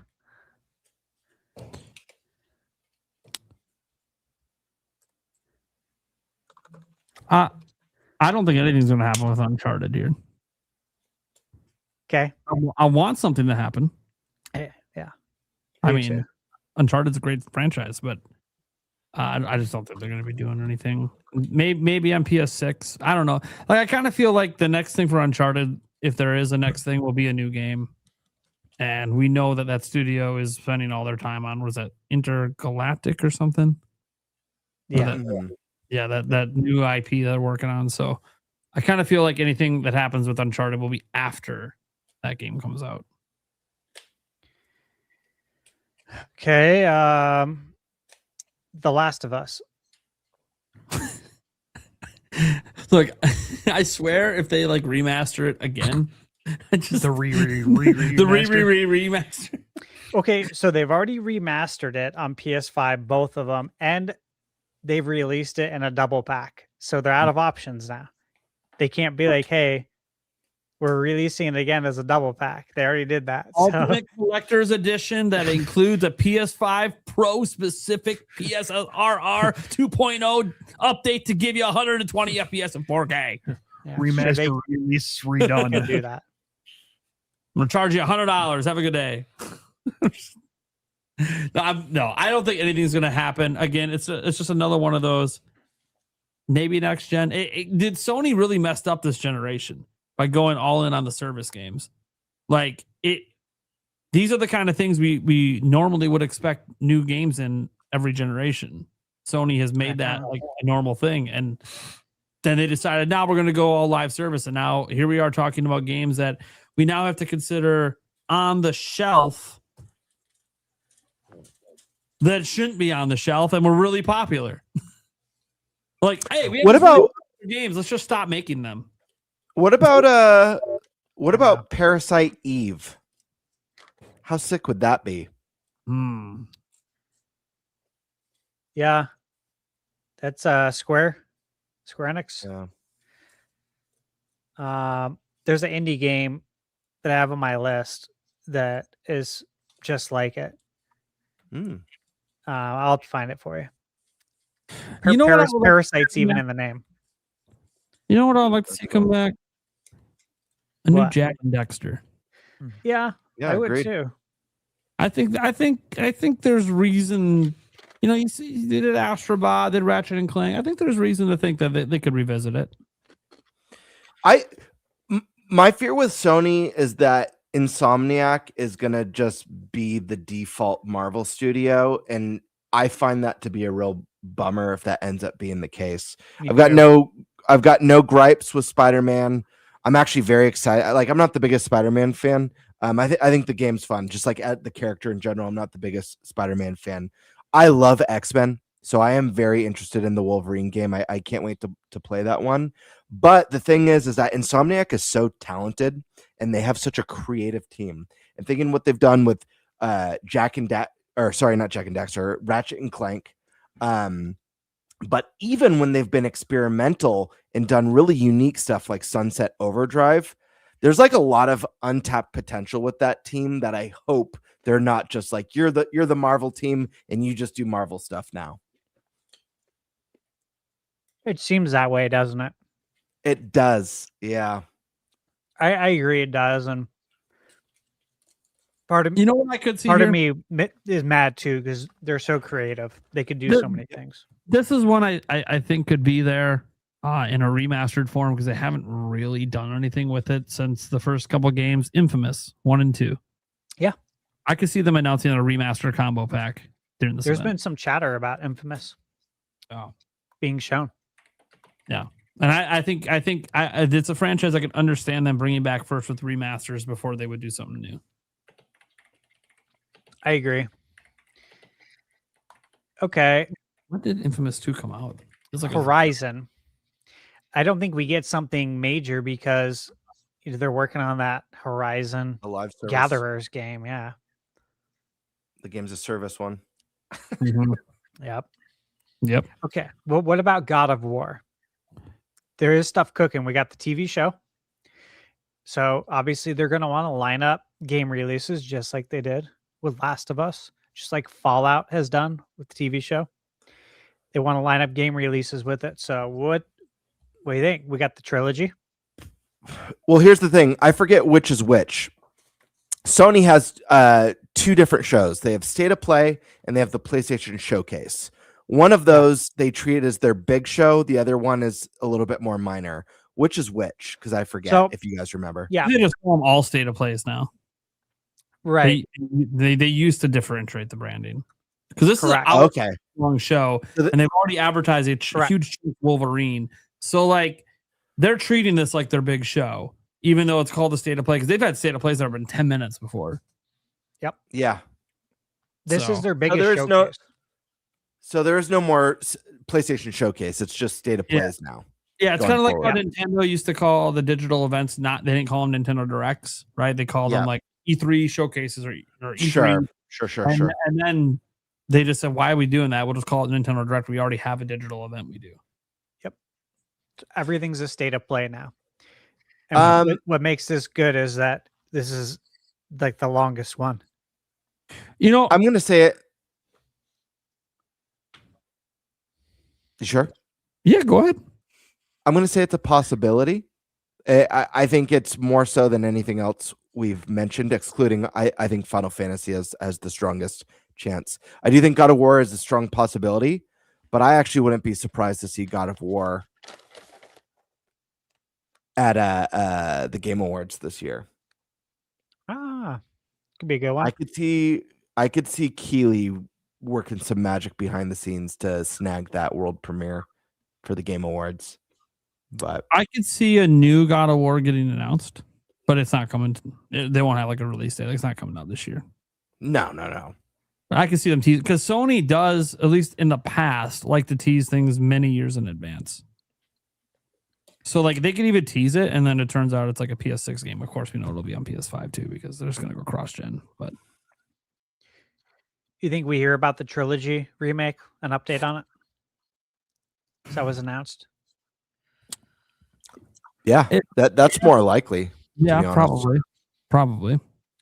Here or at Summer Games Fest. I think that's more likely. Yeah. Astrobot? I don't think there'll be anything new yet for that. No, unless they do another DLC for it. I could see like Team Asobi having something else cooking, maybe. But I think Astrobot, they'll wait for the next gen. What about SOCOM? No. SOCOM would be cool though. You know, like, we're just gonna put how is that not their games of service attempt? No shit. That would have made sense. That actually would have made sense. That's why it's not. Yeah, exactly. No, we're just gonna make all these that copy everyone else's games and assume everyone's gonna leave those games to play our game. Yeah. Instead, they had Blue Point not work on a Bloodborne remake and instead do a God of War games of service or any no remake ever from a studio that literally did nothing but remakes.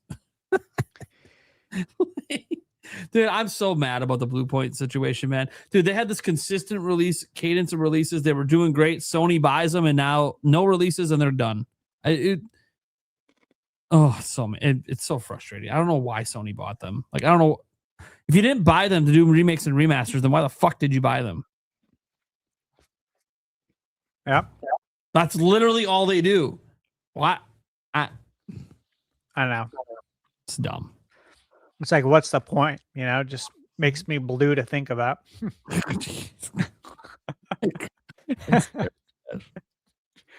Some days.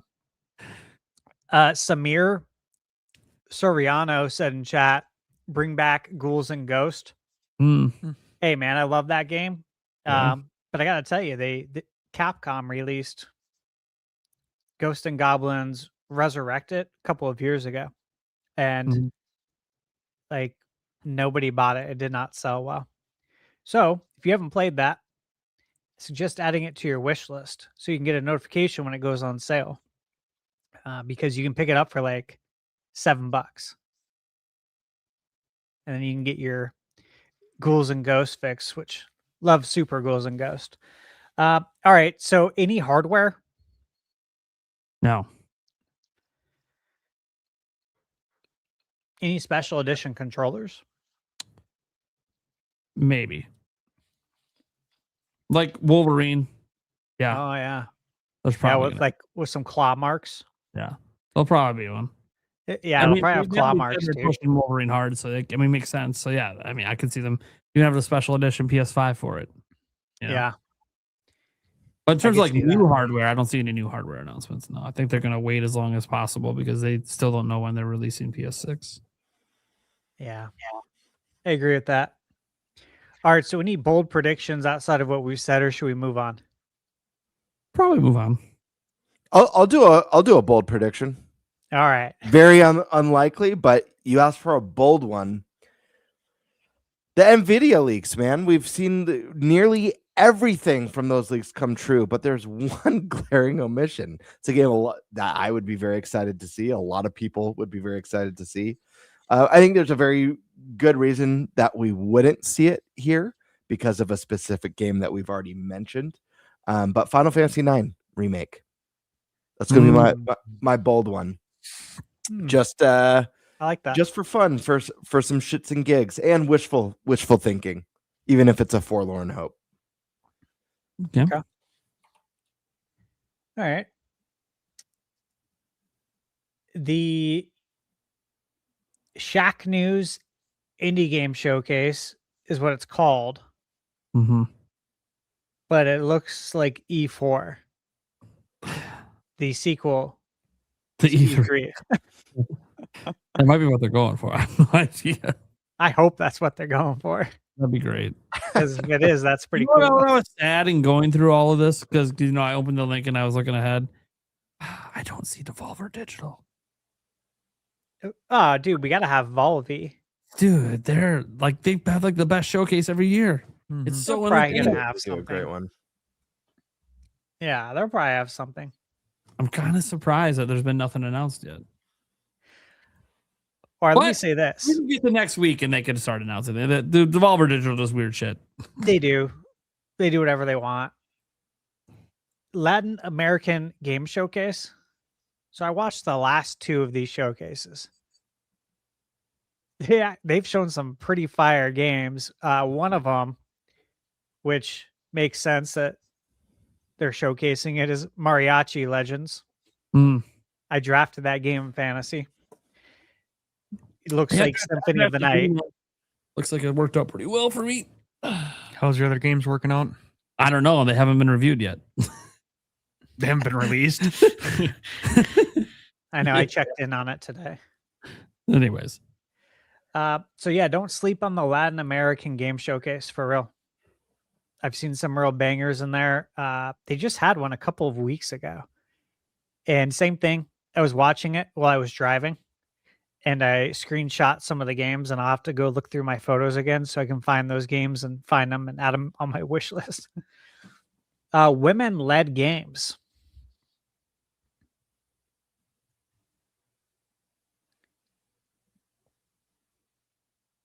Women-led games.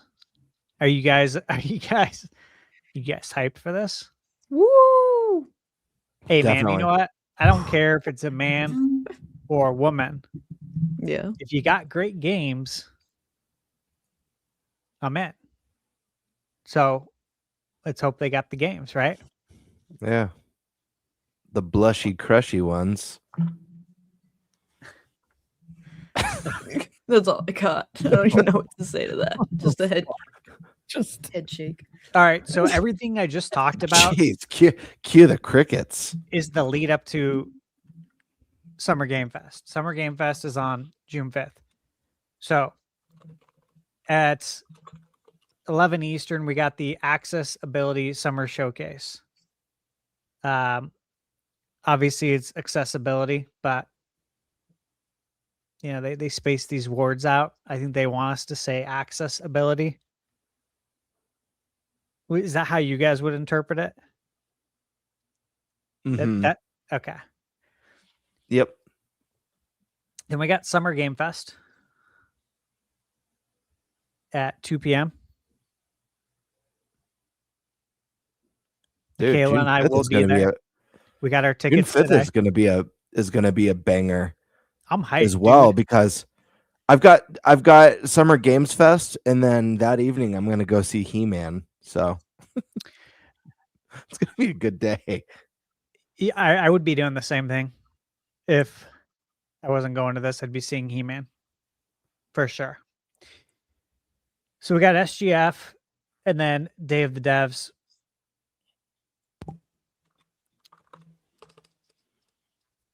I'm excited. We'll see. We'll see what happens. Yeah, I'm excited for Summer Game Fest every year. I think it's gotten better every year. I think so too. And I think there's going to be a lot of really, really big announcements this year in there. So it's just always Hopefully some release dates. Yeah, Nintendo fans get disappointed because Nintendo's never part of it, but there's going to be some big stuff in there. Sony takes part in it despite having their own showcase. Xbox always takes part despite having their own showcase. And guess what? You're not seeing Ubisoft or any of these other big third-party games running showcases this year, which means you look to the Sony, Microsoft, Nintendo, and Summer Game Fest. That's where their games are going to be. Yeah, and Ubisoft could have announcements in Summer Game Fest as opposed to having their own showcase. Easily. Yeah. But they have obviously Black Flag remake, Resynced coming up. I don't know if they'll show any more. They've shown a lot already. Okay, June 6th, IGN Live. I don't know what to expect. I won't be watching that one. And that's only because it happens at the exact same time if you scroll down as another the noon Eastern. Oh, yeah, I think it's at the same time as the Wholesome Direct. Okay. Yeah, so I'm just going to watch the Wholesome Direct because I know what to expect with that one. It's usually pretty good. I'll be missing all of these, obviously. I know. Yeah, you'll be. I'm talking about my stream schedule, guys. I'll be watching that showcase. I don't know about the Southeast Asian one. I've never watched a showcase like that before. Maybe we'll check it out this year. Yeah. Story rich showcase. Like, look, here's the thing about this. You're going to see names of showcases you've never heard of on this list. Like I've never heard of the Story Rich showcase. Yeah, it's my fellow. It's my fellow Traveler Games. Seeing if there's like they've released a lot of games. I like Story Rich games. Yeah, there's actually like Citizen Sleeper as an example. Oh yeah. Yeah, that's a good franchise. Yeah, I might tune into this one. They got The Pale Beyond was good. Yeah, they got some good ones in here. Yeah, I might turn into that one. What time's that one at? That one's at 1? Okay. Yeah. It's kind of between Wholesome Direct and Green Games. Okay. So what's the Green Games? Is this like Green Man Gaming doing a showcase, or is this like Energy Efficient Showcase? Energy Efficient Man Showcase? It is showcasing games that reconnect us with nature, spark hope for the future, and remind us of worth protecting. So it's very much exactly how it's advertised. Yeah, it's an official Captain Planet showcase. It's an official summer game. Did you say a Captain Planet showcase? Yeah. That's awesome. Planet Play is the one presenting it. Really? So Planet Play is that is hilarious. Yes. Well, to be fair, they show off. This is interesting. So like prior showcases, they've shown things like The Walking Dead by Telltale Games. Imagine Earth, which obviously I understand that one being in there. Hawthorne. They show Encarta 95. No. But Gave them some respect for obviously that. a lot of their games are obviously, supposed to be about bettering the planet, but I mean they have some in there that is Walking Dead about bettering the planet. I don't know about that. But they showed it before to showcase, so this is the thing, though. This is why you can't sleep on any of these showcases. Yeah, like the ones you don't know of, suddenly they have like the games you care about in it. Like They all have something worth showcasing in their minds. Like they got some games to show. When I'm live streaming this stuff, if nothing else, when it's a bad showcase, it's almost entertaining. I know it is. Bad at it, like because I've seen that too. Yeah, I know. Well, future game show. Yeah. Watch Future it every game year. show is good. Just please get away from the robot AI bullshit skits that you keep doing. It's so stupid. Yeah. We don't need that. We're too close to that now. Like, thankfully you show good Pass on games. that. But like I just don't know what the whole point of that skit is. It's just dumb. Yeah, that again, I'll get all this news the following week. I'm missing a lot, man. But I'm excited. I'd say to tune see. into my channel to get it all, but it's just gonna be live stream, so nope. Yeah. We got the Gaming's Pride Parade. Again, hey man, gay, straight, I don't care. Do you have good games to show me? Yeah. If you do, I'm in. That's all it takes, man. Yeah. The Frosty Games Fest. Now, I'm hoping this means we're finally getting a good Frosty the Snowman 3D platformer. I'm guessing it's not, but you never know. This could be a direct dedicated to Frosty the Snowman. No. if you go to their website, the Frosty Games, their mascot is literally a cone of ice cream. That's what they mean by Frosty. Oh shit. So I had like a half a gallon almost of ice cream last night, so I'm a big fan. I'm on board. Yeah. So I'll it's the check all indie these showcase. out.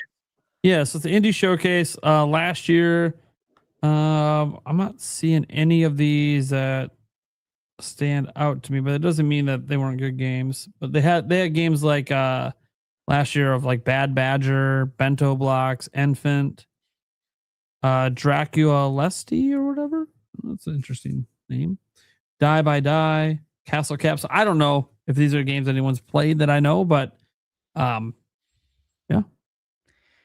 Odds are probably pretty cold. Yeah. Because I didn't recognize any of them. Now, I don't play a billion indie games, but I cover them, and I don't recognize any of these. I don't either. They don't ring a bell. All right, we got IGN Live on June 7th there. Then we got it's at its own time. You know what? Maybe I might watch it that day. We'll see. Because it has its own time that doesn't conflict with other shit. What's the N3? N3? What? You think it's Nintendo? No. Under disguise? What the fuck?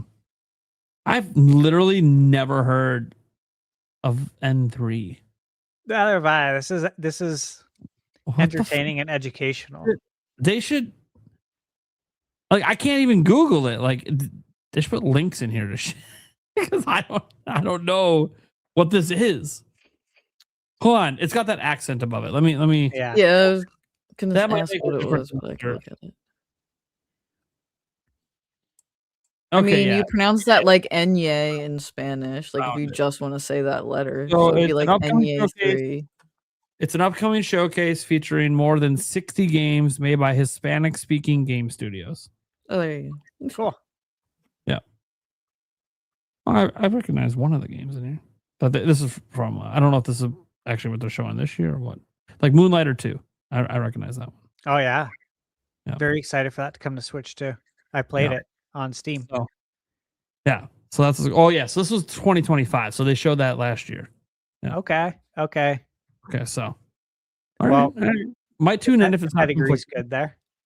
Yeah, 11:30. I don't think it conflicts with anything that day. No. All right. Yeah, I'll probably watch it. Okay, we got the Xbox games showcase and the E-Day Direct. I'm Mhm. excited for that. What are they going to show? What are we doing? Got a new head honcho over there. She's been very active on social media, she's saying all the right things. Can you back it up? Can you back it up? If the Back it jiggy up, fits, bro. the jiggy fits, right? Yeah, I want to know if she can back it up. Know what I'm I saying? mean, this is where We're gonna find out. look. Obviously, I'm excited to see the Gears of War E-Day stuff here. And I suspect Fable will be here too. And that'll be fun to see again. But the game I actually want to see more about is Clockwork Revolutions. Dude, same. That's been last two years, Mm-hmm. possibly last 3. I've only done it for 3 years. My most anticipated games that I do every year to kick off the year, that's been on there. So looks so good. They announced it too early, obviously. Yeah. Are you guys all familiar with Clockwork Revolution? That first-person game? Obviously, it has a If you big want to watch focus the on trailer time. for it, it might jog your memory. It's really cool. Really Yeah, cool. dude. The way I felt about it, guys, the first time that they revealed it is the way I felt about Expedition 33 when it was first revealed. Like, just very interesting concept Very. and gameplay mechanic. And then obviously Expedition 33, we know, turned out to just be a banger. I don't know if this one's going to turn out that way, but it very similar, like just doing some really interesting things that pique my interest. Yeah, I'm excited. Xbox, they typically have a lot of great games to show.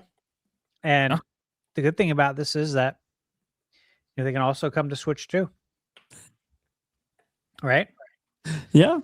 We potentially could even see logos for Switch 2 and PS5 if they decide to do that. If they decide to.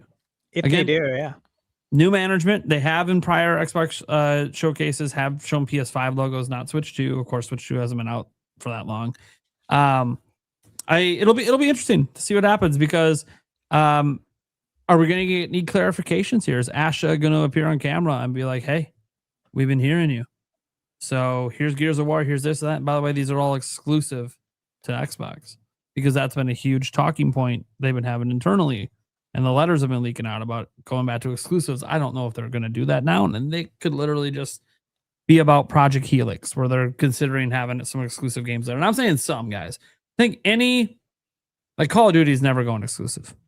Like stuff like that is going to stay multi-plat. I think it's interesting just to see if, because here's the thing. They're under new management. The new management has said a lot of the right things that makes people get excited, but also this is Microsoft. Brings them hope.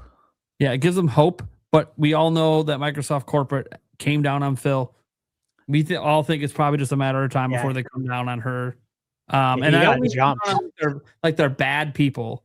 I mean, come down on them as like, hey, we want to make more money right now.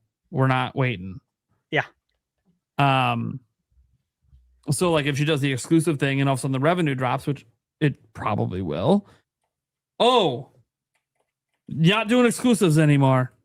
Like corporate could just literally demand that. So I'm curious because this is her first showcase and this is also going to be her welcome to the gaming community moment. This is her baby. She's been in charge. This is all on her. and what she thinks is best for Xbox to show right now. So this is actually one I'm more curious about than most years, just because outside of Gears of War, I don't really know what to expect here, or how they're going to present things, or how they're going to show things, or what, because Xbox is not in a good place in terms of their console, and they've already literally recommitted the console, said over and over and over again, they got rid of the Everything's an Xbox campaign. They rebranded Microsoft Gaming to be just Xbox, all caps. She's very focused on, we need to build the brand of Xbox. So this is the first big showcase opportunity to be like, all right, what's your vision? What should Xbox fans be excited about? Because we haven't really been that excited in a very long time. Nothing's in Xbox. And then they announced their cloud future. I'm really interested in it. I just looked it up to see how long it's going to be. It's going to be 2 hours. Yep. That's chunky. Yep. I mean, I wouldn't be surprised if half of that's the Gears of War E-Day stuff, because that's what they've been marketing that. But so even then, a full hour that isn't that, but it's a bunch of other games. Heck yeah. Yeah, I agree. I hope at the least it's split. I would love to see E-Day just be 30 minutes. Yeah, that's what I ideally for me would be hour and a half Xbox Direct lead into the half hour E-Day. Yeah, that'd be cool, because then we're seeing a lot of stuff. One of my favorite shows is next. I am meeting with Xbox at Summer Game Fest. I'm not allowed to say anything else. God damn it. PC gaming show. Yeah, I'm excited. I mean, hey, go to PAX West so we can get backroom access. Hey, I am a Steam Deck OLED owner who bought in the 1 terabyte model. You guys remember when I bought it at the beginning of the year? Yep. Remember I said I was going to buy it before it goes up in price. I got him for $519. That same one today is $949. Yeah. 83% price increase. Holy shit. Like, that's highway robbery, man. Nuts, dude. But look, I'm playing a lot more PC games for a lot of reasons. So I'm excited for this show. I'm excited to see what they got. You know, I'm more inclined now that I have a strategy with PC gaming, you know, to cover a lot of these games before they make it over to the consoles. It's been my strategy. So I'm excited for that. Again, I won't be watching any of these live. So I have to catch up on all the news, I guess. The Deutsch Indie Showcase. So Deutsch? Deutsch? Dutch? German? I don't fucking remember. I don't remember either. I thought it was German. Yeah, I think it's German. Nope. Is it? It's actually French. It's douche. Yeah, it's German. Yeah, you guys see that? Deutsch is the German word for German and is most commonly used in English for the Deutsche Bank. You fucking idiots. Remember Beverly Hills Cop? I love that movie. Remember when he gets the Deutsch notes? Oh, God. Yup. Yeah, he gets killed over it. Eddie Murphy's best friend. Mm-hmm. They go to the strip club together. Yeah, classic. Iconic scene. Classic. I remember that. I remember that scene like it was yesterday. So do I, dude. It's so good. I was a young boy, and I was like, wow. Same here. Same here. And Dad said, we can't watch that until your mom leaves for the night to go to bingo on Friday night. Those may have been some of the earliest boobies I ever saw. Same. That's funny. Same. I remember them well. I still remember the song too, playing in the strip club. You remember that? That I don't remember. No. It's called "Do You Think I'm a Nasty Girl"? Do you remember it Yes, now? It gets stuck in your head, dude. It's so bad. Okay. So German. Nate's all adding it to his watch list right now. No. No. No. No. No. The Germans got some games to show. Okay. Yeah. I don't know anything about this event. So I'm half German, so I'm inclined to support this. I want to see what my other half's got to show. And hopefully they make a good case for it, right? Oh, I don't know what they're gonna have. What have they shown? Okay, so this was their showcase in December. Let's see. Trig Infinite 2. That one just stands out to me because it looks like Tron. Reminds me of Tron. Let's see, Battle Rights, Tower Alchemist I've heard of. Echoes of Mora. I think these are probably ones that most people haven't heard of. There's a couple in here I recognize, but I haven't played them, so I don't know if they're any good. Yeah, I know Echoes of Mora. Yeah, Echoes of Mora is one that I'm aware of, but I haven't played it. Yeah. Okay. All right. Yeah. So. And it's all in German, so the whole showcase will be German. It might be English subtitles, but. Cody in chat brought up that the developer for Constance was German. There you go. That's encouraging. That was a great game. Yeah. He also mentioned hopefully more Bradley the Badger, which I was like, oh yeah, right. It would be nice to see Bradley the Badger anywhere, right? Right. No, Dude, for real. I cannot wait. I We're all cannot wait excited for for more this, Bradley right? the Badger. Same. Do you? I hate to derail a little bit. Do you guys remember? Like now that we were talking about German stuff. Do you guys remember that insurance? It was either an insurance commercial or a Coast Guard commercial, and it's the guy, or it's a Coast Guard commercial. Yeah, it was the guy, and he's at the radio and stuff, and he's listening as the Coast Guard, and you hear "Mayday, Mayday, we're sinking," and it's like the German Coast Guard, and he goes, What you sinking about? Do you guys remember that commercial? Yeah, I do. What you thinking about? Yeah. We used to quote that. My head.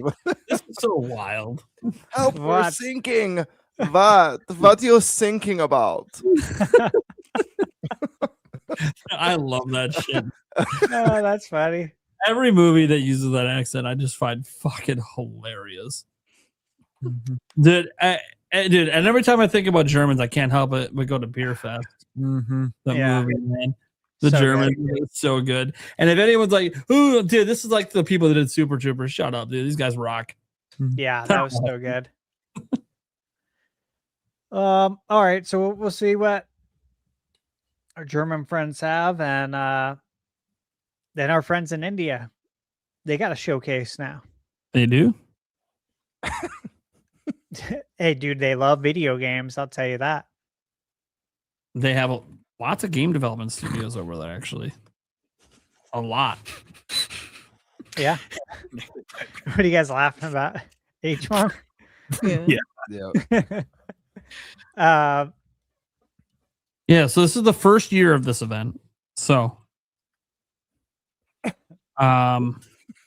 What are they holding in the picture? Do we know what the that is? world? Is it like just the world or I something? thought maybe it was Earth. Yeah, but I don't know. Yeah, it basically there's like no idea what to expect. They were accepting submissions 10 weeks ago for it. I think it's just it's what you would expect. It's about supporting Indian developers. All right, well, let's hope they come out swinging. Everything they've advertised though is in English, so it's probably going to be in English, and it's just whatever games are coming out of India. You know. Oh, hope they come out swinging. It's about to be game time over there for them. Yeah. With Nintendo Switch, baby. All right. And then June 12th, we have the Upload VR showcase. I've actually watched this at least for a few years, because this really is the only showcase for VR games. Mhm. I do have a PSVR 2. I have the cable and the adapter to connect it to my PC. My PC can still run those games, thankfully. So if there is something that really catches my eye, I can play it, right? Yeah, I won't be touching it. But yeah, there's No interest in it. it's not a lot, man. There's not a lot in the VR space. VR is just not my jam. Yeah, I mean, you and many others. It just has not taken off. It's been more successful than this, but it reminds me of like 3D TV. Yeah. Like, yeah, it's neat. It's a nice novelty, but most people just don't give a shit. Yeah. I mean, even the Apple Vision, right? I mean, granted, it was very expensive, but even that didn't take off. All right, I think that's all of them. Yeah, all the ones currently. Like, guys, if a Nintendo Direct happens, it can't get added until it's announced.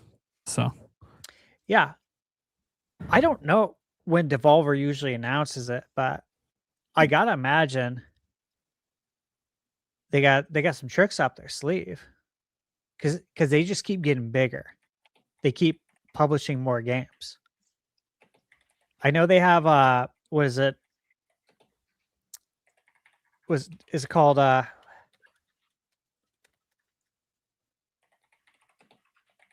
it's the new roguelite that they have coming out. Devolver Digital Dark Scrolls. It was supposed to come out right now, but they moved their release date because of Mina last week. Mm-hmm. It's by Doinksoft is the developer. Devolver's Such a publishing great it. name. I I know. love that name so much. Doinksoft. So I good. do too. It reminds me of the clown, of course. Yeah, Doink from WWF back in the day.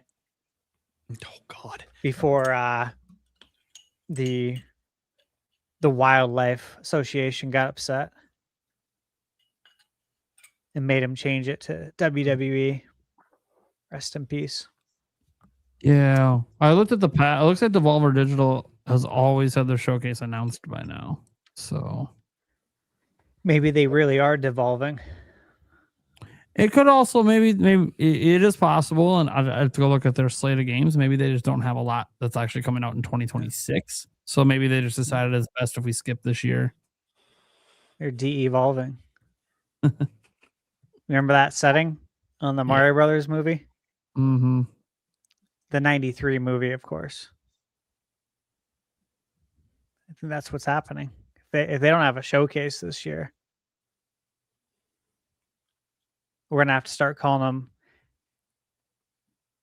De-Evolver Digital. Oh God, I'll just miss it. I'm just gonna miss it. That's all. Their entertainment value in their showcases. Forget the games, even though the games are the point in the games, and Devolver Digital publishes a lot of really great games. They do.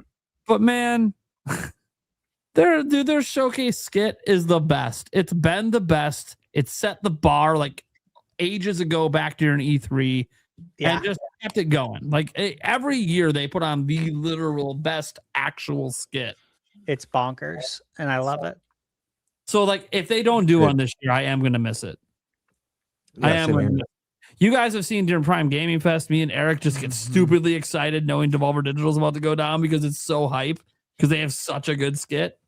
Dude, they were mocking E3 for a while, making Android robots just for the fuck of it and doing all sorts of crazy shit. Yeah, I love them, man. They're crazy. You know what? They might have something.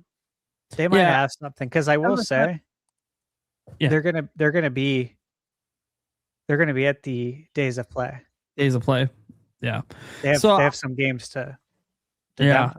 The only thing I can think of is if they're not doing a showcase, whatever they have, they're just gonna make it part of Day of the Devs and Summer Game Fest. But we'll see. I'm hoping that we get to Monday, Tuesday next week, and all of a sudden, boom, there's the Devolver Digital announcement for the weekend or whatever, and we're all right, cool. Yeah. And I take back what I said. Devolver Digital in the past has happened at like the same time as the Wholesome Direct.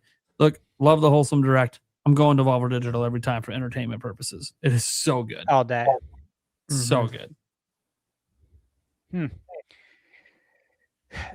It just Guys, feels weird. there's a to not lot have to them on take the list. in. They've been on the list for like a decade of having like a showcase.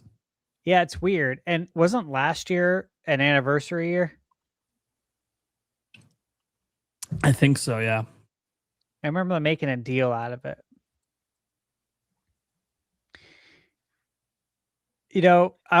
With all these showcases, I think what I'm just hoping for is that we can fill out the rest of the release calendar for 2026. Mm-hmm. Start planning my life past June. It's pretty barren. And that's going to change. When's Masters of the Universe coming out? They changed the release date, but they didn't give us an update. Movies here. Movies getting rave reviews. From what the press has said, they're loving it. So it'd be really nice to have a video game on the shelf to buy for little Timmy. I mean, dude, what I played at PAX was great. What have we been doing? I just laugh every time you bring up the little Timmy part. I heard it in person. I'm hearing it now. Just keep it going. It's fine. Oh, man. Honestly, though, like the Xbox thing, I'm really excited for to see the direction, the vibe. How are you going to handle this? People got a lot of questions. You have a lot of loyal Xbox soldiers that are still ready to fight the war. It's true. Hey, you know what? I respect it from afar. Like, y'all are loyal. I respect the loyalty every day. It's cool. Just as long as you're aware, this is Microsoft, it's Xbox, they're Poland. Everyone just walks all over them. Don't worry about it. Anyways, yeah, look, the one I'm looking forward to the most is Summer Game Fest itself. Not because I think Nintendo will have anything there. They've never participated, so I have no reason to expect them to be there. Although it would be neat, would be cool, even if it's just to advertise Star Fox. It would be cool to be there. But I'm looking forward to whatever this year's Choo Choo Charles is. Yes. And that's a Summer Game Fest special there. There's going to be something. I don't know what it is, but I'm really looking forward to whatever fucking crazy, stupid concept that kind of looks fun ends up showing up. Because Choo Choo Charles made the cut, man. So I gotta see what they're gonna have. Also, was it the Day of Devs that had what's that? I still haven't played it yet. What's that one game that you bought and played and beat, Eric? That was like you were in a book and then you pop out of the book. Plucky Square? Yeah, Plucky Squire. Wasn't that at Day of Devs? Possibly. Well, Plucky Squire was Devolver Digital, right? Yeah. Yes. They did show it. The very first showing of it was at Day of Devs, which is right after Summer Game Fest and ran by Summer Game Fest. So, yeah, like that's the thing. Also, I've always kind of considered those almost the same event, even though they're not technically, but because if you guys watch like the Game Awards channel that's going to be streaming Summer Game Fest to the world, literally that channel just keeps the stream going. It just goes right into Day of Devs because they help organize the event. Well, I watched it last year on your channel. Yeah, and there's while I was working. It was fun. There's always some good games in it. So, there is. But Summer Game Fest is what I'm looking forward to the most because it's the one that combines all these big companies and the indies together. Even companies that have their own showcases almost always show something here. Like Microsoft will probably tease something that they'll show more of on Sunday. Yeah. Sony, don't be surprised if they kept something back from their event to put it into Summer Game Fest so they could have some spotlight. Ubisoft, I fully expect to be there. Square Enix, I expect to be there. Like Summer Game Fest just has like it. It's kind of weird because it's E3, but it's not E3. It's more like the E3 show floor. All the companies come together. Yeah, it's pretty cool. Yeah. And Jeff wants to make it bigger and better than E3. Yeah. Because he's competitive like that. Like he cares. He wants. I knew that to be the case. Better. The moment that he created the Days of Play, because that was the thing he didn't have, was the conference where you can actually play games. And he did the thing that was like early, like E3 for many, many years. Invite only, media, etc. Keeps it under control, keeps it smaller. But look, I haven't been to it, but I've talked to people who have been to it, and like they take over like a whole street. Yeah. And it's actually pretty cool. And there's a ton of games there. It kind of feels like E3 Street Edition. And I'm like, this is cool. Like I think that he's trying to just recreate things in his vision. And it seems to be working out. And the industry supporting. I mean, I know Nintendo hasn't participated yet. I'm hoping that changes, but yeah, like I get excited for Summer Game Fest every year. I know not everyone likes the Jeff Keighley way of doing things and the way he organizes things, but it's undeniable that he's been able to get a ton of world premieres that have been just no one else is getting them. He's asking for him. Crazy, and they keep giving them to him. Nintendo's the only one he hasn't seemed to crack yet, and I'm sure he knows, like everyone does, that people would like to see Nintendo drop a game there. It would be cool. Like imagine this is where you saw Ocarina of Time remake, like perfect audience to drop it to. That'd be huge. People will go nuts. Live audience will go fucking crazy. The moment they see Epona on the screen, they're gonna go nuts. I'd shed a tear. Like if that happens, I'll shed a tear. And Michaela will be like, "Are you okay?" Like, no, I'm not. What I would like to see them do is advertise Star Fox there, because again, I think Star Fox needs any and all attention you can get that fucking game. Yeah, you're trying to find an audience that doesn't exist. To find it, you need to cast a wide net to let as many people know about this game as possible, in case there's someone out there that thinks back to the arcade days and they're like, "Oh shit, dude, I didn't realize they still made on rails games. I got to get Star Fox." Yeah, but I just don't think they will, because I know they don't know that the game's going to sell well, so they might not think it's worth the cost of the marketing to be part of that event. I think they would save it for more of a sure thing, like a Mario or a Zelda. And even then, Nintendo, they like to save that for their own events. So, but I don't know. New president, we'll see what happens. I doubt is going to be part of Summer Game Fest. But what I will say is I'm stupidly excited. I think Summer Game Fest is almost the crown jewel of all of this. I know for us, Nintendo Directs are a bigger deal, especially for my channel. But as I said earlier in the stream, I like all of gaming. There are entire weeks I don't even touch a Nintendo console because I'm playing other stuff. And so Summer Game Fest is very, very interesting to me. And what makes me so excited about the future of Switch 2, guys, is that I do think it's going to eventually get a majority of third-party games, which means all these other games I like to play that I have to play elsewhere, not only can I play them on Nintendo, I now can cover them and talk about them, even though I'm already playing them. So yeah, this is the event to me that over the years I think has gotten better. I think the Summer Game Fest at the beginning was kind of not great, but it was also still competing directly with E3, and so a lot of companies were still not willing to give Jeff the goods. Yeah. But ever since E3 shuttered down after 2020 or 2021, whenever they did that last digital showcase that was garbage, it became obvious that people aren't going to commit to that. They'd rather commit to Jeff, who seems like he's got his shit together. And so that's what gets me really excited, is just the sheer number of companies and games that we're going to see there. And an indie Direct can be the same way. You know, like Wholesome Direct has a billion companies and a whole bunch of different indie games. But there's something about knowing that, yeah, we'll see some good indie games, but I can't help it, guys. Something about the AAA. I don't know what it is. It hits different. Sometimes it hits different in a bad way. Sometimes it does. Especially when it's like games as service stuff. You're like, no.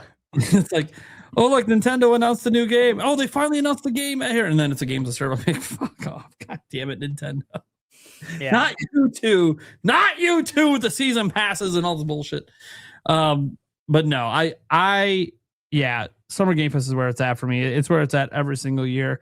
And yeah, it seems to be what my audience is most interested in too, because the Summer Game Fest part of the live stream always has the peak live viewers of anything besides the direct.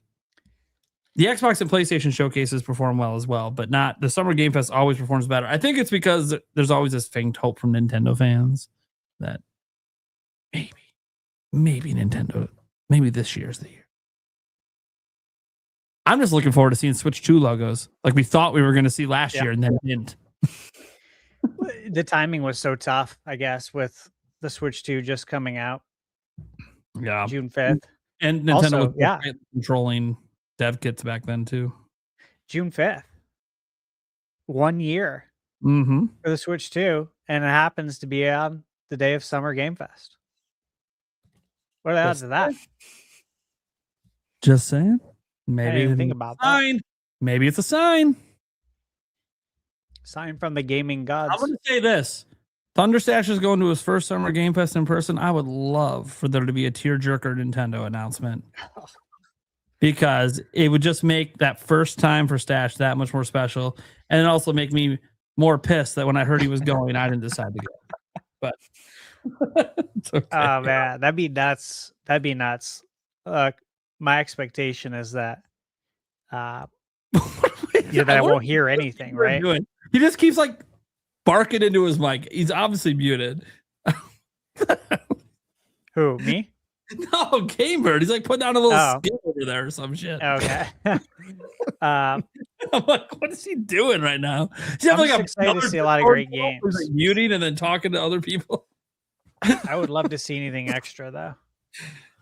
Stash, if you go to Summer Games Fest next year, if it's a thing, let me know. It's an hour drive for me. That'd be super cool. I've thought about going like the last 3 years, and I'm like, yeah, I go to the Game Awards every year, and that's a lot of fun. So I've just never really had. I'll say this: if Nintendo participates this year, that now creates the expectation they will participate in future years. Maybe NintenByte invades Summer Game Fest next year. That'd be sick. Yeah, that'd be sick. That would be cool. That'd be really cool. It'd be really cool. Especially because I think next year will definitely be a year that I think more Switch 2 versions of demos might be there. I don't know how many there'll be this year, but next year I think there'll be a lot more. Yeah, I think so too. I think that's for sure. I meant to tell you guys, I was talking to Vincent. Remember? So he had told me, send him an email if I was going to Summer Game Fest, and I let him know that at the time, I was like, no, Matt, I don't have any intentions of going. I said, we'll be at PAX, the crew. And then, of course, that changed, and I ended up emailing him. And I had asked him if he's going to be at the mix, because that's how they were having one. Yeah. He's like, actually, yeah. He's like, I'm the director. I'm directing the whole thing. I'm like, oh, shit. So maybe he'll be doing the same for PAX. That would be nice. That would be cool. But I thought you guys liked to hear that. Good little because Vincent's a cool dude. I was like, oh, nice dude. I've met him many times. Yeah. He's a cool guy. All right. All right. Yeah. I think we can just get to the Q&A. Get the shindig going. Hell yeah. All right. So we got Joey Pitts coming in saying DK64 on NSO June 4th. Yeah, I saw that announcement during the show. Same. Finally, by the way, most people surprised we didn't get this last year. But hey, better late than never. Finally. I'm excited. One of Rare's last great games. Yeah. 1999. Demona Brawler. Got to keep it going. NFL Blitz, NBA Jam, NHL hits. Got to keep it going. Man, I was thinking about that today. Because Exactly. Summer Game Fest posted, like, what game do you want to see most? And I was going to reply with NBA Jam. But I'm like, oh, if I reply with this, I'm probably going to get a lot of people commenting on how the NBA is rigged. And, like, I don't want to go into those conversations. I saw that same thing. I thought about posting just did NFL Blitz. Just come on. But I didn't.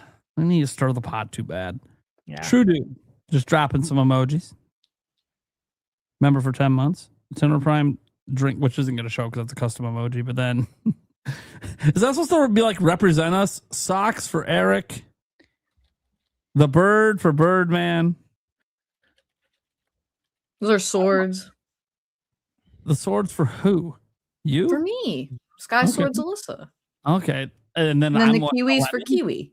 So then, who the fuck am I? It's a I'm kiwi. I'm the Nintendo Prime drink emoji. Yeah. That's why. I was confused. I'm like, where's me?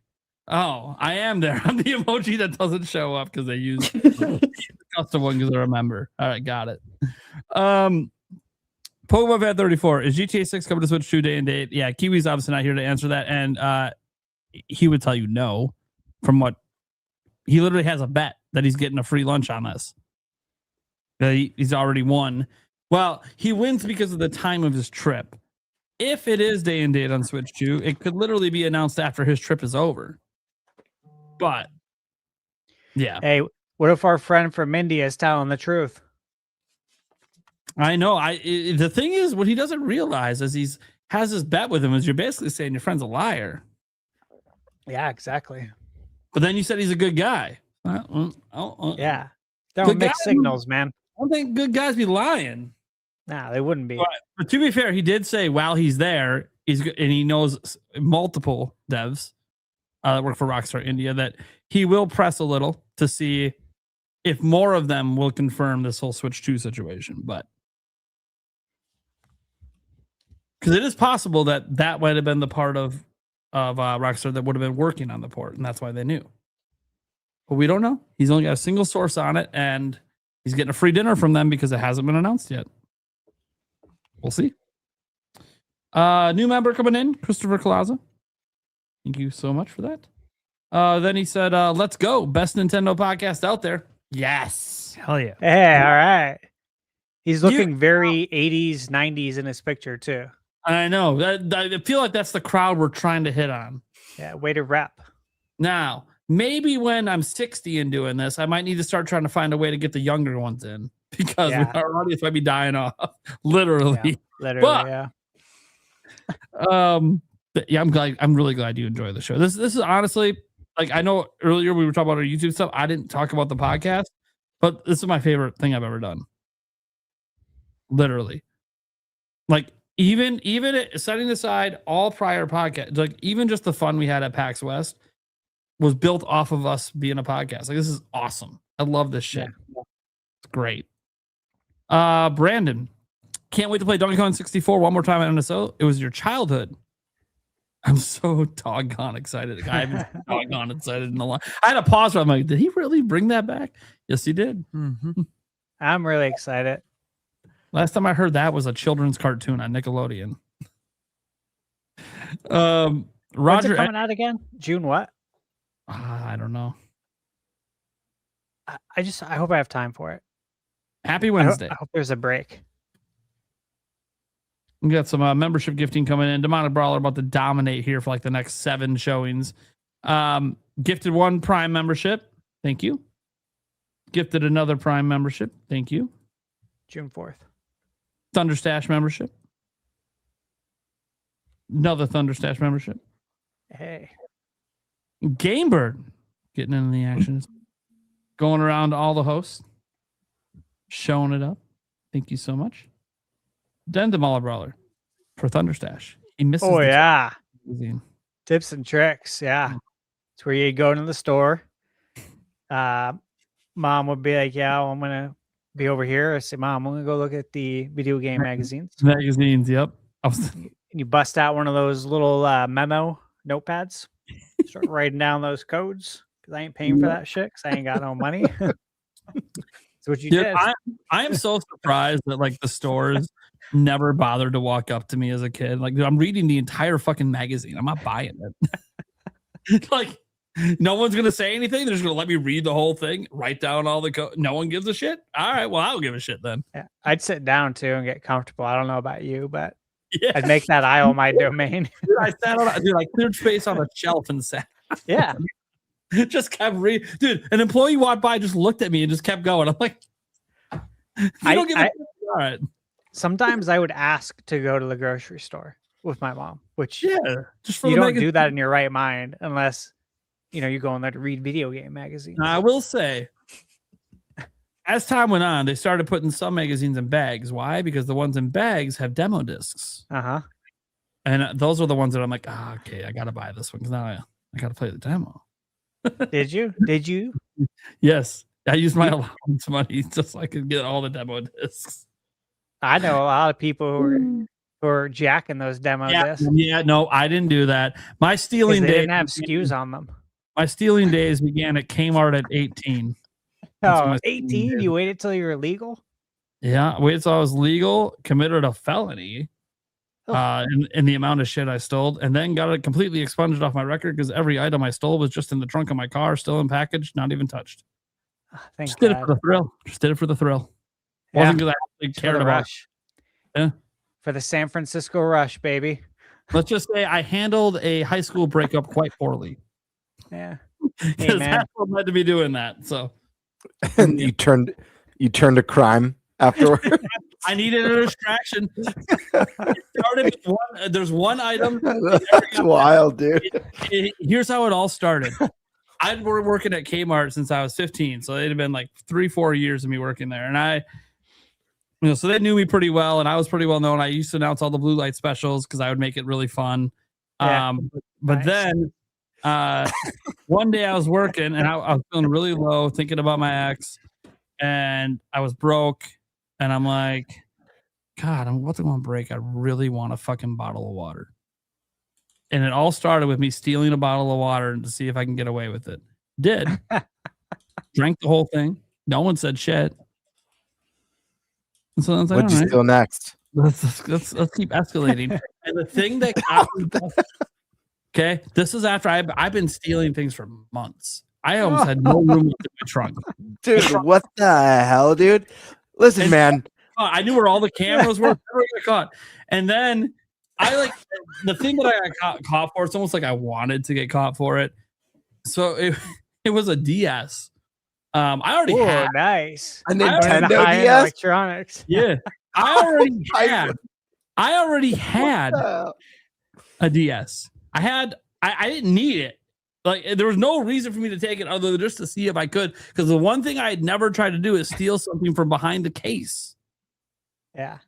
So I'm like, I gotta see. And then this one day they just happened to put me in electronics, and I was like, okay, so this is really Do you think cool. did they Really put you cool, there man. because they were suspicious? I think so. They wanted to see if I would go for a Smart bigger. play. I guarantee it because I remember because I got arrested that day because I walked out of the. They waited to arrest me, so they were planning to arrest. They were waiting to arrest me until I walked out of the store with the item because then I'm busted, right? Yeah. A cop literally just walks and says, "Where's your receipt?" I'm like, "I fucking have one, man. I just told this." Like, well, I'm not gonna lie to you. Like, Yeah. Dude, this isn't it. By the way, they didn't even know. Oh, dude, this was funny. So after wait. Can I say something really quick? Yeah. As someone who's experienced heartbreak a handful of times in my life, you handled it really poorly. And because you went on a fucking stealing rampage out of control, the last thought your ex had was, I fucking dodged a bullet, dude. That guy was a criminal. No, actually, she felt bad. I was like, "Oh, you feel bad for?" I'm the dumbass. Anyways, I thought it was funny that the final item I took happened to be a Nintendo console. I'm like, oh, this is hilarious. I thought it was kind of funny that of course that's what I get busted for. Anyways, they didn't even know about all the shit in my trunk. So I don't know what they caught on camera at one point that made them suspicious. It might have been a magazine that I had stolen. because that's near the electronics. So there might have been a camera who caught a glimpse of me taking it. So maybe that made them a little suspicious. And so then they said, well, let's slap this guy on electronics and see what he tries to do. And then I know they tried to bust me because I did one thing that day. That was the day Eric's dad came to pick up the Xbox 360 for Eric, that I was holding for him as I worked electronics because we only had two on the shelf. I took one and hid it behind. So I think they thought I was trying to steal that, but I wasn't. I was waiting for his dad to show up and buy it. And then, I sold it to him. No problem. Didn't care about that. It was after that is when I decided to take the DS, and then, got busted. The funny thing is, after I was arrested and did all that thing, and I wasn't really even crying about it. I'm just like, yeah, I know what I did. So they brought me back to Kmart like the next day because I had to spend the night in jail. They brought me back to Kmart the next day to meet with their HR person and with the cops in the room, because they hadn't really decided how hard they want to press charges and what they want to charge for. And then I'm like, well, guys, they said, can you give us, tell us anything else that you stole? I'm like, I could do better than tell you. You want to see it? So you let them in on it. They're like, well, what do you mean? I'm like, everything I ever took, well, minus that water I drank, is literally in the trunk of my car that's still out in your parking lot. All of it's out there. Every single thing unopened. You can literally put it back on the shelf like it never happened. That said, the shitty thing is you walk out there and all of a sudden somebody stole it from your trunk. So this is supposed to be like a misdemeanor. You walk out there, pops open the trunk, takes all the inventory. He's like, dude, this is a felony. You took so much shit. It's a felony. I'm like, well, damn. Yeah, leave it to me to fuck my future. That's cool. So were you trying to give it back? Like trying to see if maybe they would be like, hey. I brought it up to be like, hey, look, guys, I literally wasn't like giving this stuff away or selling it. Like it was a thrill thing. The thrill's over now. I'm actually more worried about my future at this point. I knew the thrill would come to an end at some point. Wish it would have happened before it was enough to be a felony, but so and then they just said, well, how did you do it? Like some of the stuff, like how did you? I'm like, well, dude, you guys have, your security camera system sucks. You have like 3 in the whole store. How the fuck do you think anyone steals anything? I have to work here if I wanted to steal the shit. That's how easy this was. Like, you guys just gotta step up your shit. But I'm really sorry. I always meant to give it all back. I just didn't really know how do I go up to my manager and be like, hey, so I've been stealing from you guys for months. But I have everything in my trunk, so we're cool, right? Or what was I supposed to do? Be the dumbass that tries to sneak it back into the store and put it back on the shelf? Yeah, what's done is done. Yeah, it's like what's done. It's like whatever. Anyways, guys, all of that said, really shitty time of my life. It got expunged off my record. Now, why did it get expunged off my record? Because in the courtroom, they're sitting there. There's the Kmart people and their people, and there's me with no lawyer. I was going to ask, did you have mediation or were you able to call Saul? It was just me and my mom. They made my mom step back because she just wouldn't shut up. And they said, hey, you didn't bring legal representation, or you find to represent yourself. I'm like, I'm guilty. I don't know what do I need representation for to tell you I'm guilty. Yeah. I did it. I didn't lie about it. They have a full inventory list of stuff from my trunk. I'm guilty. So whatever the punishment is, I accept it. I'm going to be in jail for a while, if I'm going to have to just pay huge fines, both, I don't know. This is wild, dude. I was just so calm because I was like, what do you want me to do? Like, if you want me to cry and feel remorse, I do feel remorse, but you have to remember the circumstance. It was just for a thrill. It wasn't because I actually cared about any of that shit. And I gave it all back. So they lost nothing in the end except an employee. And they're just like, well, that's a pretty cocky way to look at it. I'm like, I mean, they got everything back and they lost me. So I was one of their better employees. Sorry to toot my own horn. Although I was the worst employee for stealing, but the best employee for working. I don't really know how to. I was the best they had. Your trunk just filled with shit. You can go check out my times at checkout. I was number 1 in the store. And ladies and gentlemen, the moral of the story is that's how Kmart fell apart. Yeah, that's how Kmart fell apart. No, it was all because of Nate. But what I said had nothing to do with getting my record expunged. So what happened is, they asked my mom one question. you know, as the parent, what are you going to do about this? He's 18. And she just broke down bawling and talking about like how I'm such a good kid and I've just had a really hard time and all this stuff. My mom just was like bawling and I think she was trying to keep me out of jail. I don't know. And the judge was like, all right, you can just get her out of the room. She's not stopping. So they escort my mom out, and then the judge looks at me and he's just like, look, you know that I went to your school musical this year, right? I saw you play Jesus. No way. Yeah. And I said, I was stealing while being Jesus. It was happening. Yeah. And he's like, did you ever feel guilty about it? I'm like, every day I was thinking about how can I admit to this, give everything back, and I guess maybe just get fired. You should have blamed. No, I'm like, I knew it was a crime. I knew it was wrong. But I just said, have you ever done something that it felt like a thrill, and then when you did it, it didn't really feel like anyone was harmed by it? That's kind of what it felt like to me. Every time you TP a house. Yeah. Great And that, thrill. yeah, it can be. We didn't egg the house. We just TP'd it. TP's easy to clean up. Every time I watch that scene in Beverly Hills Cop, watching egg outside, banana in the tailpipe. Anyways, the point is the judges looked at me and he's like, I know you're a good kid. And I know this is out of character. And you know what? You're going to look back on this one day and even this breakup you had and laugh about how pathetic you were in handling this, because it's going to end up seeming like not that big of a deal. But I understand the way it goes with teenagers, and you have a perfect record. You've been an outstanding member of the community. I've seen you at volunteer things. Hell, you were at a soup kitchen last Saturday. I'm like, yeah. It's like, I also thought about giving some of the homeless people some of the shit I stole, but you know. I'm like, hey, if you don't want it, just so anyways, it on Craigslist. The point is, long story short, is in the end, he just said, look, we're going to expunge this off your record. You're free to go. You're not going to have to pay any fines. But just so you know, this is a one-time thing. You so much as steal a candy bar, and we're coming down hard on you. Damn. Haven't stolen since. Good story. You should have just blamed your job. That's what I would have done. Like, you guys hired me. Canada. Maybe you should maybe you should take a look in the mirror and think about your choices. When you looked at me, you didn't see international jewel thief. My bad.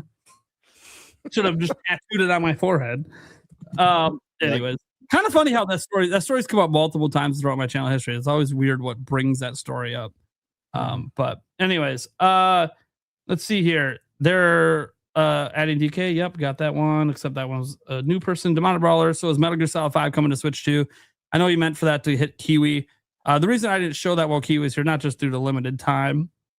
I don't think when he was bringing that up, he was meaning that it's coming to Switch 2. He was just bringing like examples of things up.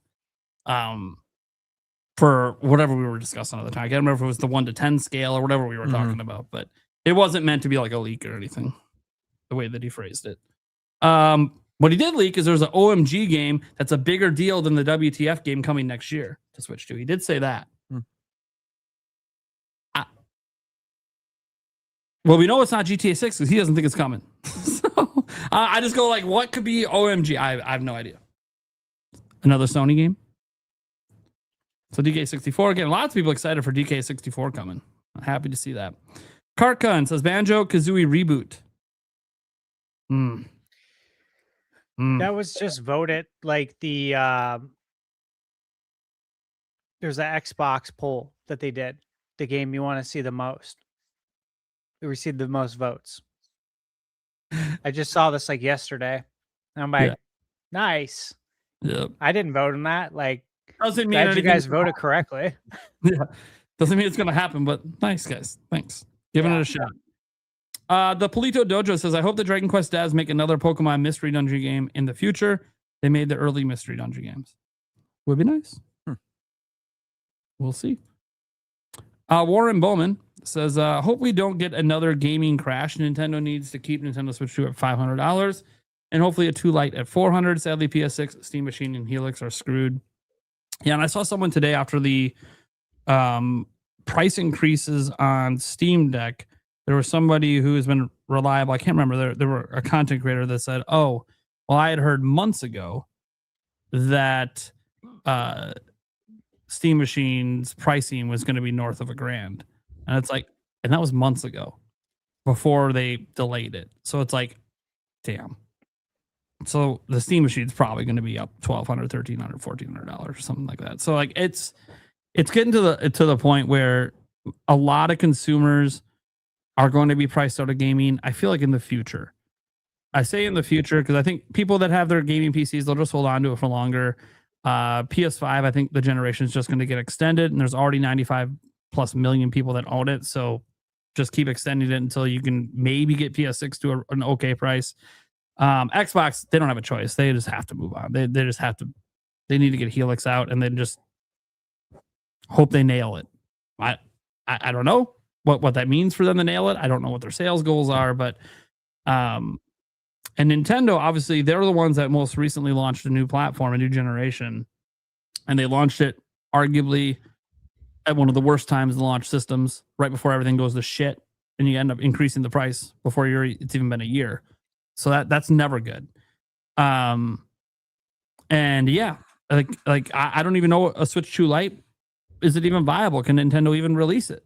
Because maybe they can't get the cost down. Maybe just having the Joy-Cons not detached isn't enough to get the cost down. Because the thing that's cost them so damn much is the RAM and the storage. Mm-hmm. And that doesn't go anywhere on a Switch 2 Lite. Those are still going to be the most expensive components right now. So I think that the gaming industry is in a bad place. I don't think a crash will happen right now because most of Xboxes and PlayStation sales are already done for this generation. So they already have the system, so they'll just keep buying games. And I think Switch 2 has obviously shown, hey, we got some sales capabilities here. We're already at 20 million, right? Like, so they're going strong. So I think Nintendo, as long as they keep the games flowing, will be okay. But what sucks is everything's gone up in price. Anyone who's mad at just the video game companies, I just think are misplaced. Because everything has gone up. Everything's being affected by the same shit. Everything's going up. And it sucks. Because guess what? As these prices go up, our paychecks don't. Never do. And even if you get your yearly raise, I know for some people it's as low as 10 fucking cents a year. That ain't gonna make up for the rate, dude. That doesn't make up just for gas prices going up, let alone everything else. So I think that gaming is entering when we get to the new generation, the PS6, the Helix, and obviously Switch 2 for Gen 10. I think it's gonna signal us being in a generation of shrinking the industry. I think we're gonna, I'll give you an example, guys. So during this last generation, we know Xbox moved somewhere around 30 million units, right? PS5, obviously, almost at 100 million. Switch, obviously, at 155. PS5, just due to GTA 6 alone, will end up passing 100 million. I think that when the Helix and the PS6 launch, it's going to end up being the first generation in a while where everything gets smaller. Like, I don't think we're going to have two platforms moving 100 million units. And obviously, you guys know, I think Nintendo's platform has the best shot to do it because they're the cheapest. But will they pull it off? I don't know. Will they go back-to-back 100 million? I don't know. I think PlayStation 6 is going to have a very hard time getting to 100 million, despite the fact that they've always been able to basically do it outside of PS3. But that's because the realistic pricing they're going to have to charge is just so high. You're looking at PS5 Pro starting pricing, and that's not good. That's going to price a lot of people out. So I think, it sucks because we used to live in times when you could get, a handheld gaming console like a DS or 3DS, and then the games are $40, most of them, and relatively feels kind of cheap. And now we're in 2026, and that world doesn't exist anymore. And even like the Steam Deck that everyone's like, oh, this is the thing that's making handheld PC gaming affordable. Nope, not anymore. You know what the cheapest handheld PC is now? The ROG Xbox Ally that everyone made fun about. It's the only thing that hasn't changed price yet. Of course, my theory, and I told someone this today when they said, why do you think this hasn't changed price? I'm like, because no one's buying it. Like, all the inventory they have of it was probably made last year because they can't sell it. So, like, increasing the price isn't going to increase the sales. Like, they got to get rid of the shit they had before the prices went up, and they haven't done that yet. So that's why I think that hasn't changed price. But that's the thing. People are going to start noticing that's cheaper than the Steam Deck. So if you want a handheld PC, that might actually be the one you go for. Plus, it is a PC. If you don't like the Windows experience that they built for it, guess what? SteamOS is on the verge of being released publicly for anyone to use. So you could just flash SteamOS onto it. That said, I heard the Windows experience is actually pretty good on the Ally. Now, at launch, there was a few rough patches, but I guess they've ironed some of it out. Either way, it doesn't really matter. What matters is that everything's getting really expensive.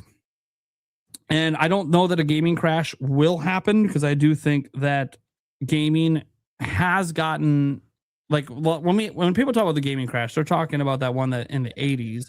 And that was a very unique situation, and gaming was not nearly as popular as it is today. Yeah. So it's a lot easier for things to crash when it's already not a very big audience. We're talking about an audience when you include PC, we'll set mobile phones aside. You include PC into this PC gaming. And I mean, we're talking about like 500 million gamers. Like, it's too big. Like, 500 million people aren't going to collectively decide we're not buying video games. So I don't think the industry will ever crash. But I do think the adoption rate for PS6 and Helix are going to be very slow, like way slower than they're expected. And even Switch 2 may slow down eventually here. Especially if Nintendo has to do a second price increase at some point. If it starts getting to $550, I think $500 they can maybe weather. $550, you start to get to that where people are thinking about it being $600 with tax, and now people kind of scoff at that a little bit, because then they glance at the games and see they're $70 on that store shelf, and they're like, I don't know about this now. Now I've got to spend like $700 just to have a system with a game. Like, that's crazy. So, yeah, I think that the industry's not in a great place right now, especially for consumers that don't have a lot of money. Guys, I'm on a game buying freeze. I'm one of those consumers right this second.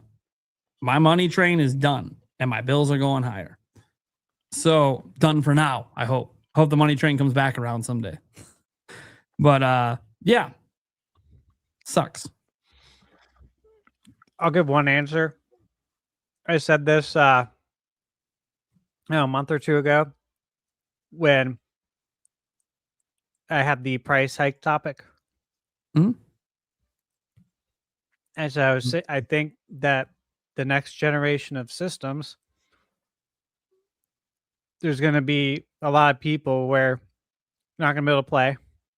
Price of entry is going to be too high, and it's going to become a spectator sport where people watch people online and play. And I know that already happens on Twitch and YouTube, except it's going to be out of necessity now, not for fun. It's going to be because I can't buy this game, can't buy this console, but I want to see it. So I'm going to watch you play it and live through you vicariously. Alyssa, you're hearing it. Now's your time. Entering the generation of streaming games being the bigger deal. Yep. Honestly, I think it's an opportunity, though. If you're streaming the newer Nintendo games, you know, I do plan to get Star Fox. Yeah, so maybe you see an increase because people can't afford to buy a Switch 2 and Star Fox. Not that I want that to happen, but neither do I. No. We don't want gaming to be. Yeah, I'm not saying you guys do either. But I'm just saying. Outpriced for the industry. Like, even as, like, you know, I've been saying since before launch that I felt like Switch 2 is worth the price they're charging, but that didn't mean that I'm not sitting there aware that, like, at launch $450, obviously going to $500 now, that isn't a crazy expensive starting price for consoles to be at. Like, insane. A Nintendo console's starting price $450. Like, that just doesn't sound right.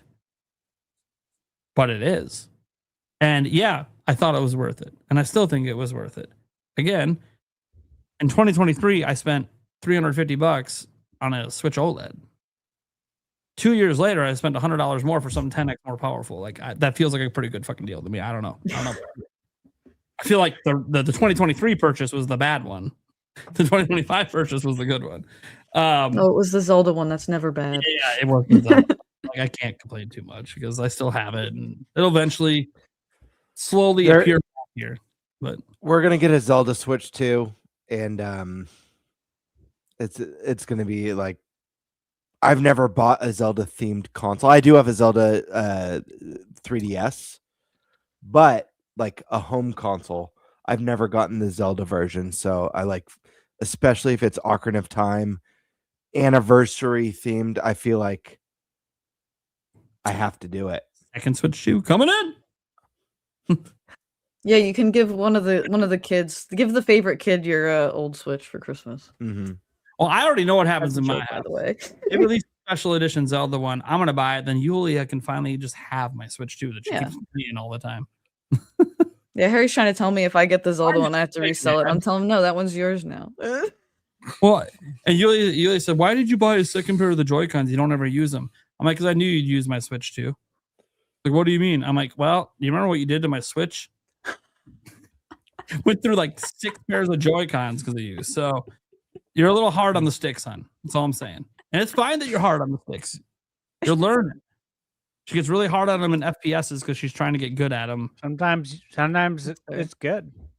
Yeah, they're hard on the sticks. Sometimes, but Nintendo Switch was not the case. It means you're really immersed. And I didn't trust them with Switch 2, so I bought a second pair just in case. Now, I will say, my launch pair hasn't had any problems yet, but I did buy backups in case because I was like, I know that I'll clean the warranty, but while the warranty's going on, I still want fucking controllers for my system.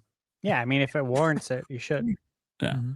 And I'm glad I did it since now I'm on a game buying free. So if the controllers went bad now, I'm stuck playing in dock mode all the time. So well, there's always a stick fix. So it's true. Yeah, I think I got discontinued. I don't know. For when you go really hard on the stick. I'm gonna stop. The kind of jokes coming to my mind I would get in so much trouble for. Karkun. I mean, not with you guys private. Gamer, think of you and me walking down the street talking about cream. Okay. Some of that conversation. No, I don't want to. This happened last year. Some of that conversation. Tell me what to think about. As you admitted to me editing the vlog, some of that conversation not appropriate on the internet. Those are the kind of things coming to my mind that I'm like, yeah, okay, when we're offline, maybe I'll say some shit, but not now. And guys, and my audience is probably shocked. Like, dude, you've gone pretty fucking far. How far is it that you don't? Dude, Gamebird knows. He was there. There were other people there as well, and they were not liking our conversation. The look on his face. I can't. Every time he looks like scared, almost like what and what do you have to say about that? And he just like absolutely disturbed. Yeah, dude. I bet you that entire time that he's listening to us, he's like, dude, who the fuck is Josh friends with? he just projectile vomits. All right. LCC Gaming says, I wouldn't be shocked if the Switch 2 version of Witcher 3 is revealed soon and then confirmed to be getting next year's expansion. So, yeah, we have the Witcher. I mean, literally tomorrow is the Witcher 3 event. I plan to be live streaming it. So, because I really enjoy The Witcher. And obviously, there's every reason for Nintendo channels to pay attention because Witcher 3 is literally on Switch 1. So, in theory, this DLC could be coming to Switch 1. I'm venturing to guess probably not. So when they announced the DLC, they also updated the minimum PC specs. So I feel like the DLC might need a bit more oomph, which it happens. By the way, like Cyberpunk didn't get the DLC on PS4 because didn't have enough power to do what they wanted to do with it. But we did get it on Switch 2. So I do think that it will come to Nintendo. It will just come to Switch 2. And in order to do that, they first got to update the original game for Switch 2. So either announcing a Switch 2 edition or announcing a free patch update, or which would be ideal, or if they report the damn thing all over again, whatever. So yeah, one of those three needs to happen, and I think they will. And who knows? Potentially, it could be announced tomorrow. That is also the potential. They could announce the DLC's coming, and then also, hey, for Switch 2 owners, you guys are getting a big update coming this summer. You know, yada yada. We'll have a Switch 2 edition physical available at even a later date. Blah blah blah. Like they could do lots because I'm. By the way, the only reason I'm saying the physical part is it's CD Projekt Red. They fucking love physical. Yeah, I mean CDs in their name. They love compact disc. So the point is that like that's why I think okay, if they do a Switch 2 update, they'll probably re-release the game with a cartridge for Switch 2. Yeah. So anyways, so basically what I'm telling you, LCC Gaming, is we might have confirmation as soon as tomorrow. But we also know that expecting Switch 2 logos to show up in any event that's not a direct is it's I used this analogy earlier with Burr, but I think it's even more appropriate now. It is like a solar eclipse right now. Like that when we had Indiana Jones at opening night live last year with the Switch 2 logo, the reason it shocked everyone is because we don't get Switch 2 logos in any of these events yet. Yeah.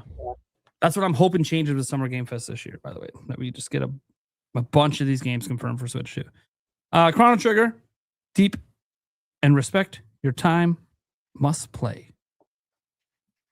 There you go. TARDIS says, assuming June General is real, when can we hear more on it? Did Nate the Hate drop his podcast on the matter yet? I really hope for Animal Crossing or Pokemon MD and, of course, 3D Mario. And you just got off work. I'll just answer the Nate the Hate part because this one we have information on. Nate the Hate's planning to drop his podcast this week. Last week, Friday, him and MVG decided to delay it due to the holidays. They had plans. So they're going to drop it late this week. We don't even know if it's about a direct. He has not indicated anything about what the show is about, other than it will not be a direct prediction show.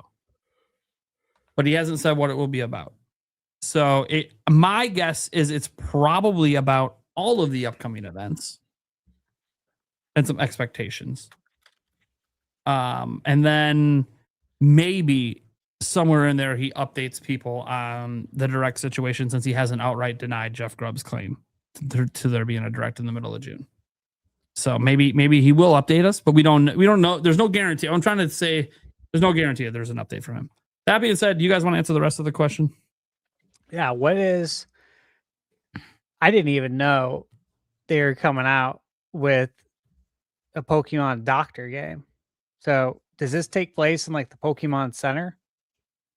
Like you heal Pokemon or something? It's like a spinoff. I had no idea. I mean, I know Dr. Mario, but I didn't know we were gonna get Pokemon MD. I think it plays a little bit more like Trauma Center. Ah, okay. Oh, I you like play those as games. Pokemon operating on Pokemon trainers. Oh, sick. It'll probably give some people trauma. Well, I don't play Pokemon games that much. I'm so glad that I'm like well versed in them to know that this is bullshit. 'Cause listening to this, I'll be like, oh yeah, they're making a Pokemon Doctor game. That sounds interesting. To seriously answer the question, yeah, I think it's going to, be about everything, all the showcases. Again, Nate mentioned that. I agree with him. It's about the showcases, Summer Game Fest. Naturally, Nintendo will come up in it, but this is not a Nintendo Direct Predictions podcast. Yeah. As I said, he might give an update on a direct thing just because of the Jeff Grubb stuff, but it'll just be like a thing he spends like 5 seconds on, because he does that sometimes. And he'll give like little updates, but he doesn't spend a lot of time on it unless the show is about it, and the show is not about a direct. He'll probably make that later when a direct's actually going to be happening. Wise Guy Gaming says, being 47, I've seen most of what gaming is offered. N64 days when games were 70 to 80 pounds each. At least the consoles were well priced. Best Nintendo podcast. About guys, keep it up. Well, thank you so much for the multiple super chat compliments. Thank you guys. Thank you. It's because Alyssa's here. We all know. Mm-hmm. Yeah. It's also because he's a wise guy. I mean, he is a wise guy. It's true. Beyond I've is heard it's 47 why years. you enjoy the NintenByte podcast every Wednesday. Yeah, people tend to forget when we talk about, like, it was funny. So this RGB guy that's barely better than that Tripster fellow on X, like this is like last week. He asked me a question, and he said, "Hey, Nintendo fanboy, when was the first game to be $80?" He's trying to like pull the whole Mario Kart World thing out, and my response is like, I don't remember the first game, but I will say there were a number of $80, $90, and $100 games, and I can show you proof of this back in the 90s. So I'm not sure. And notice how none of those prices stuck around and didn't start a new standard, because his argument was that Nintendo will be starting a standard because they had an $80 game last year, despite there being no standard $80 game since. Suddenly, when the next one does happen, it's Nintendo's fault. And it's just sitting there like, dude, we used to have $80, $90, $100 games every fucking month. Well, Yeah. Switch 2 launched a year ago with an Yep. $80 game. How many $80 games across all the platforms have there been since launch in the last 12 months? When it comes to like just like a basic version of a game, none. Yeah. So I guess they didn't. Yeah. They didn't Well, set the standard. It's funny too, because like it's like, yeah, okay, well, what if they do an $80 game? You know, what if there's a new $80 game this holiday? It's GTA 6. I'm like, okay, cool. You know what a standard is? Everybody's doing it. If a majority aren't doing it, it's not a standard. Nintendo, An exception. It's an exception. I said, like, Nintendo hasn't charged $80 for a standard edition game since then, so it's not even a standard at Nintendo. I feel like Grand Theft Auto is not a fair game to even use as a comparison. And correct me if I'm wrong, but I feel like Grand Theft Auto, there were already discussions online about the game potentially costing more than $70 well before we knew any price for Mario Kart. Am I correct? Yes. So I feel like the budget of the game is for a long time. Yeah. Astronomical, even compared to other So, high budget AAA games. That game is an exception and an anomaly, and like you said, Prime, standard means it's kind of universal across the industry. Yeah.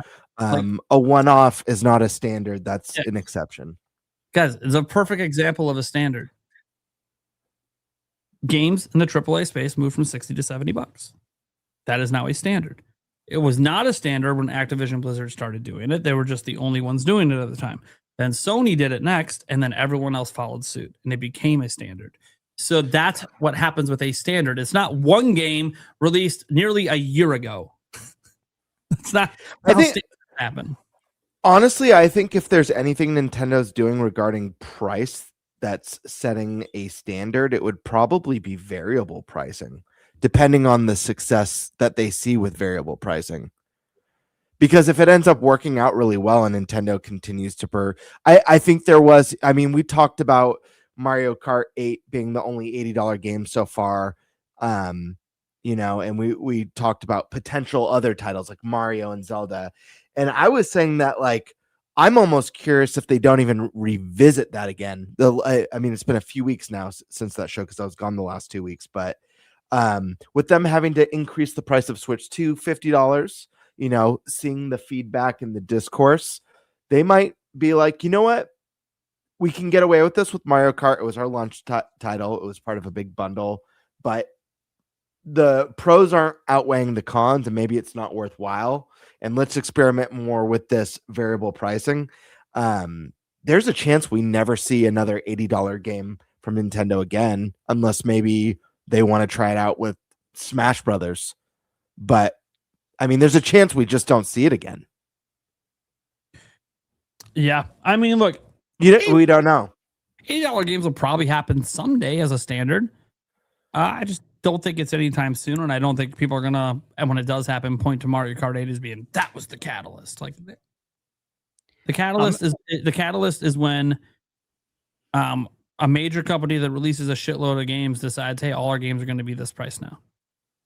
That's the catalyst, because they set a standard with their company, which then usually will spread to other companies if they're getting away with that standard. Activision Blizzard was getting away with it Sony did it. They were getting away with it. So then everybody started doing it. And the thing is, and I talked about this at the time, I'm not mad about $70 games. I've never been mad about it, ever. I think games staying at $60 for as long as they did, like decades, is insane. Inflation alone, it's insane that game prices didn't change for 20 years. Like, yeah, $10, it doesn't even cover the inflation difference from back in when games first started being standardized to 60. So I think that I've never really been bothered by the increase to 70. Does it make me buy less games? Not really. Because I already don't buy every Nintendo game. So I'm only going to buy the ones I want anyways. And then third party wise, all I've done is change my spending habits. I don't always get them day one. Because wait a month, they'll be like 30% off. And that's their fault because they standardize the fact that they're not going to keep it at 70. They're going to drop the price like a month later. No, they'll come back to it. Like I think Witcher 3 on PS5 is 70 like right now, which makes no sense for how old the game is. But it's because they just put it on frequent sales. That's all. It just makes the sales look better. Like if they lower the MSRP, then the sale being 40% off when it's, going from $50 to $40, that's no longer 40% off. Doesn't sound as good as going from 70 to 40. Sounds like a better deal to the consumers. That's why they keep the MSRP still high, even if they run sales a lot. A couple more to get to here. The Pluto Dojo says he's playing Chrono Trigger for the first time. Hell yeah, dude. Enjoy. Dude, enjoy it. One of the best. Take it in. Yeah. Savor Don't it. rush it. First time through is always just, it's a magical game. Yeah. Really Slow is. dance it. That's why people want it to get remade or something with it so badly, and hasn't happened because they're probably afraid of fucking it up. Because it is considered such a masterpiece. It is, you don't want a Final Fantasy Crystal Chronicle remaster this shit. You want it to be done proper. And this is, by the way, this is a fear people have with Ocarina of Time getting remade too. Such a masterpiece, it's really easy to fuck it up. But most people feel like Nintendo won't let that happen. We'll see. Warren Bowman. I don't think GTA 6 will save gaming. Opinion. I don't think gaming needs to be saved. That's my opinion. It's not in a place that it needs to be saved. Yeah. But to entertain a little bit, I think it will definitely make a lot of money. I don't think that. Put it this way, guys. I don't think they need to worry about getting their dev costs back. Yeah. They're good. They're good. Even if it ends up being bad and panned, they will still be good on the budget for this game. It'll move consoles. Yeah. In a time I'll where say it's this. tough with the prices. Mm-hmm. I'll say this. I think it's hurting gaming this year because I want those damn release dates for everything else that's terrified of Grand Theft Auto, and it's pissing me off. If we get past next week through the weekend and we still don't have dates for a bunch of shit that's supposed to come out this year, I literally will be pissed at GTA 6. Well, I'm really pissed at people being afraid of GTA 6, but I'm pissed at GTA 6 because, one, I don't have any interest in that game. And yet, because of its existence, the whole industry is just on pause. That's fucking stupid. It's the most stupid, asinine thing I've ever heard of. But probably it's why I'm not worried about Nintendo, because I don't think Nintendo's going to go on pause. I don't think they're getting GTA 6 this year, so I don't think Nintendo's going to go on pause. But all these other guys running away, like even the Witcher 3 DLC, right? All the rumors were supposed to come this year. It's coming next year. Are they running away? Well, I guess we'll find out tomorrow if it looks complete. I'm sure everything, all the fear is heightened too, just with like record like studio closures. It's like, I'm sure some of these teams are like, if we release too close to Grand Theft Auto, will our studio close? And it's a matter of just waiting a few months to survive. But it is crazy. Yeah, a lot of the studio closures are happening in the AAA space. And my response every time I see it is, one, it sucks. Hope you guys can get a new job. Two, hey, maybe we should fix the game budget problem that's been plaguing the AAA industry for, I don't know, 25 years. Like maybe we should stop spending $500 million to make a game. You know, bigger budgets than blockbuster Hollywood movies. Maybe we should just not be doing that. Maybe make things within the scope of an actual realistic budget for the sales a game can get. I don't know. Just like GTA can afford to spend billion, 2 billion, 3 billion to make a game. Why? Because it's fucking GTA and they already made that money 20 times over on GTA 5. Fuck, we just saw the reports because of the leak that like literally GTA 5 every year, just their online was making them $1 billion a year. So yeah, they can afford to do whatever fucking budget they feel like for GTA. But all these other studios shouldn't be doing that, man. Like Sony, you want better margins on Wolverine and Spider-Man? Don't spend $400 million to make the game. Like we hear all the time. What company was it? Was it Sony? Some company said they wanted to somehow navigate to a 25% profit margin.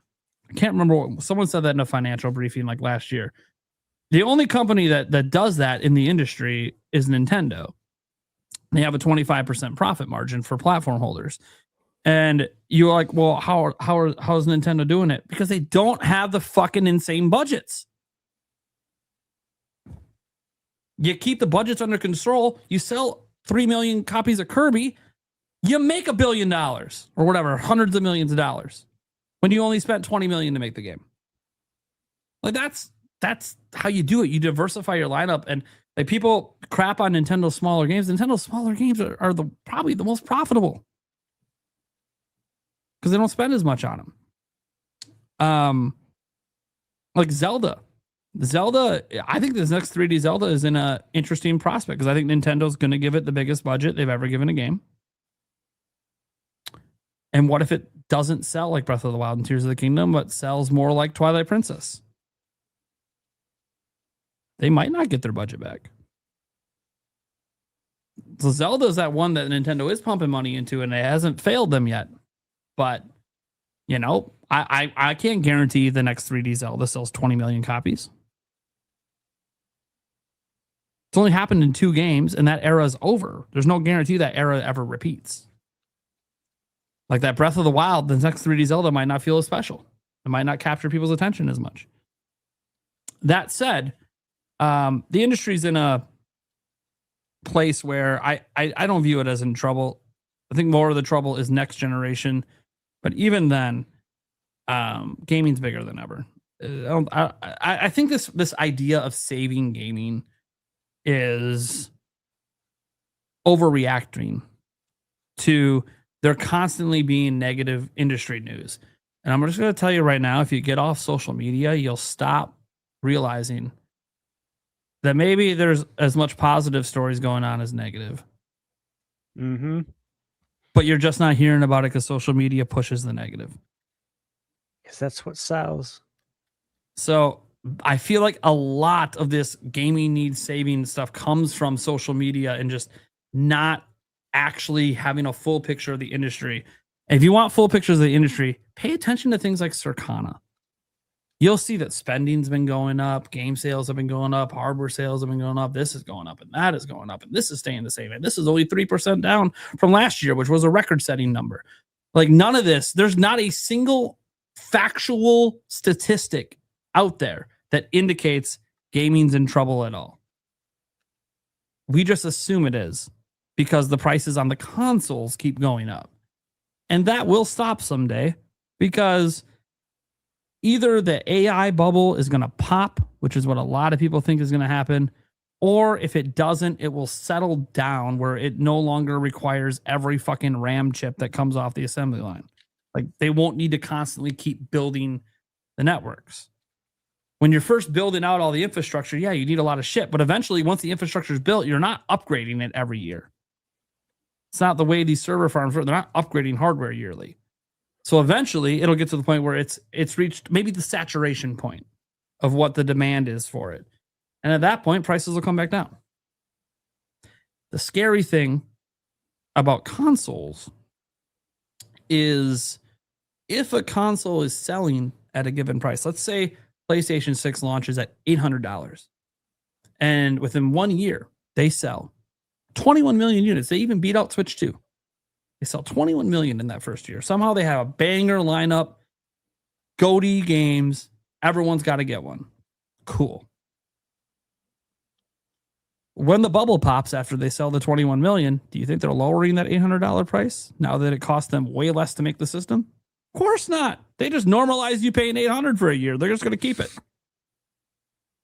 And that's the part. And I use PlayStation example. Could be Nintendo as well. They're not going to, we're never going to see Switch 2, the base model, go back down to $450 unless it's the very end of the generation. And somehow we've gone back in time 20 years when consoles used to get cheaper over time.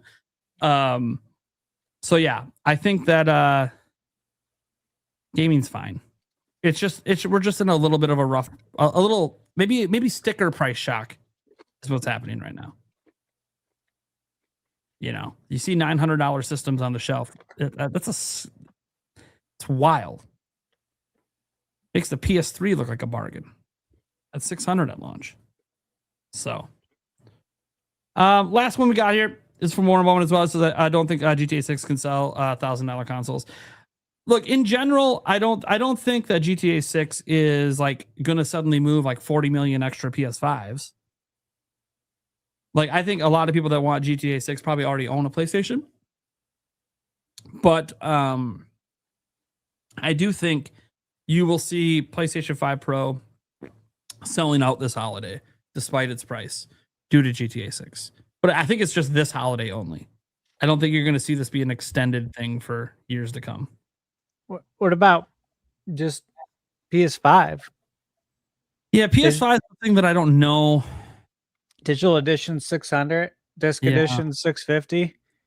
Yeah. I think GTA 6 can move $600 consoles. I think this holiday PlayStation's going to sell really well regardless of what price they're at, because GTA 6 is a big deal, and there are plenty of people that will spend $1,000 for GTA. There are people upgrading their PCs right now for GTA 6, which isn't even going to be on PC for like another year or two. So people will do it for this game. It is such a popular game. People will buy whole consoles, whole PC upgrades just to play it. So, and people love the graphics.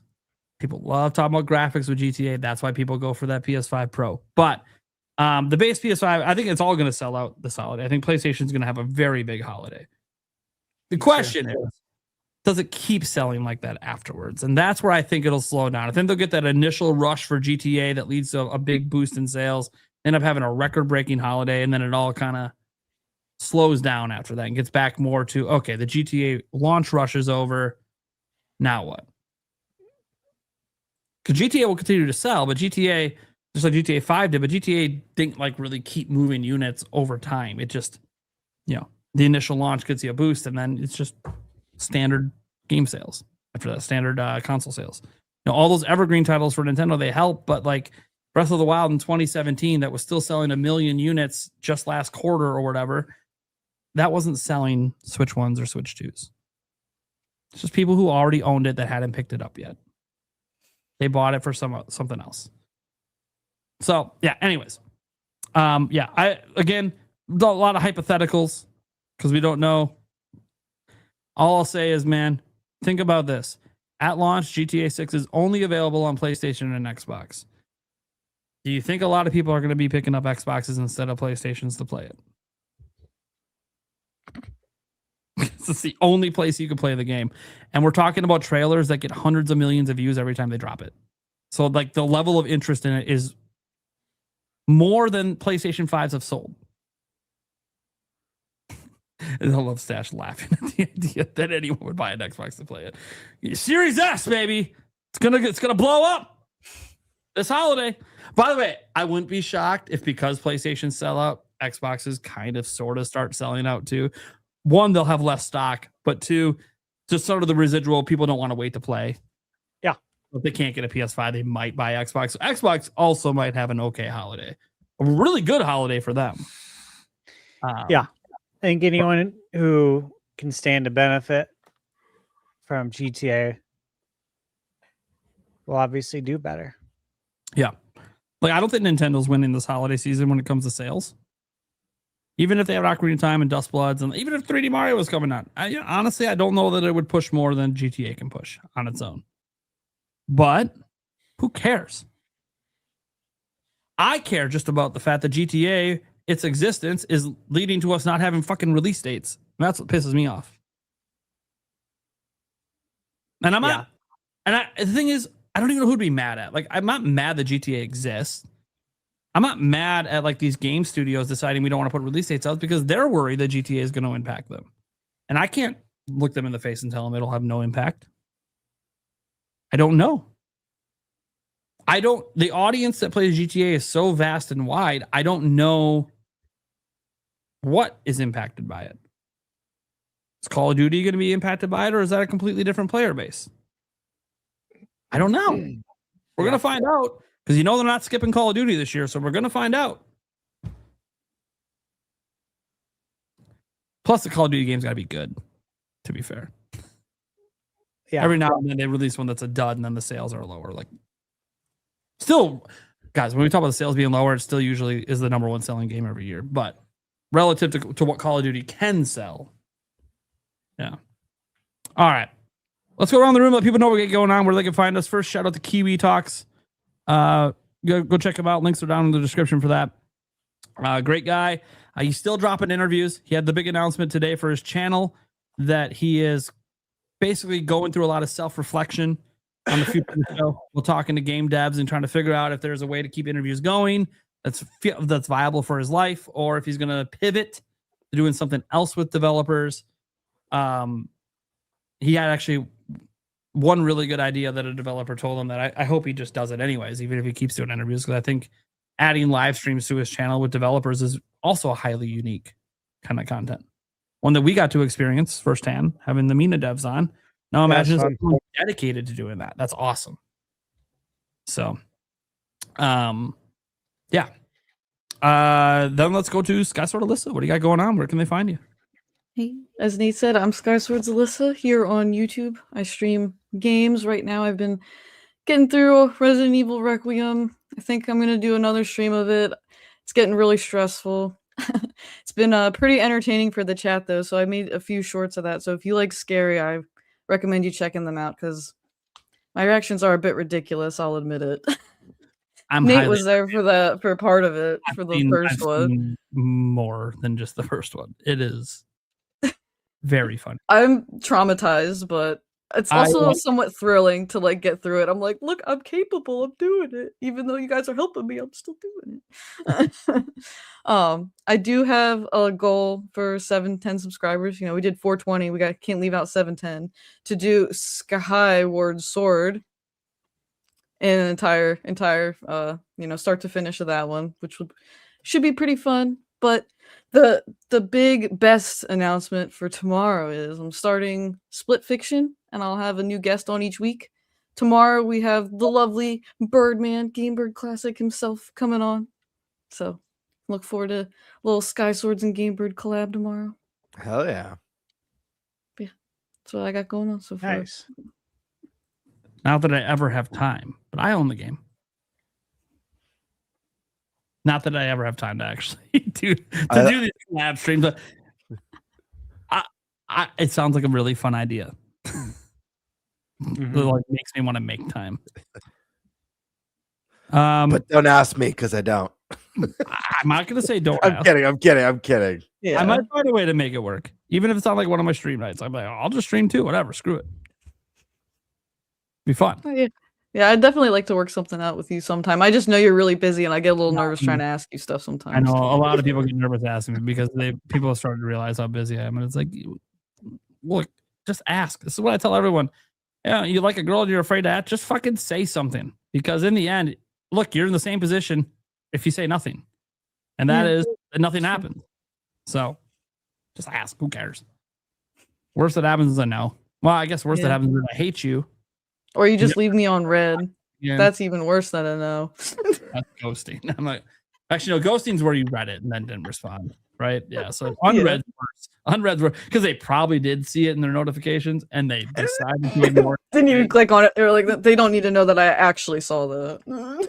Yeah, as you're looking at your phone and the text message keeps saying one unread, and you can just know subconsciously he's never gonna. That one unread's gonna be there on that phone forever. There's a third that's worse than being left unread. It's when you just give a one word, like really vague response that doesn't answer the question. So if you just responded with interesting and that's it, and just left it at that. Dude, I want that Yulia if she wanted Thai or Chinese, and her response was maybe. I like those odds. Yeah, like I don't really know. I don't know what to do with that. But like maybe I should get you food, or maybe you can't decide, or are you having the same conversation I'm having? I'm like, maybe. maybe. I get really confused at times with some of the one-word responses that she gives. She doesn't do it often, but usually I'm okay. She's playing a game. She's just fucking distracted. She barely read the text. All right, Game Bird. What you got going on? Where can they find you? What's up, guys? Yeah, I'm back in the saddle. Had a fun little live stream last night on Game Bird Live.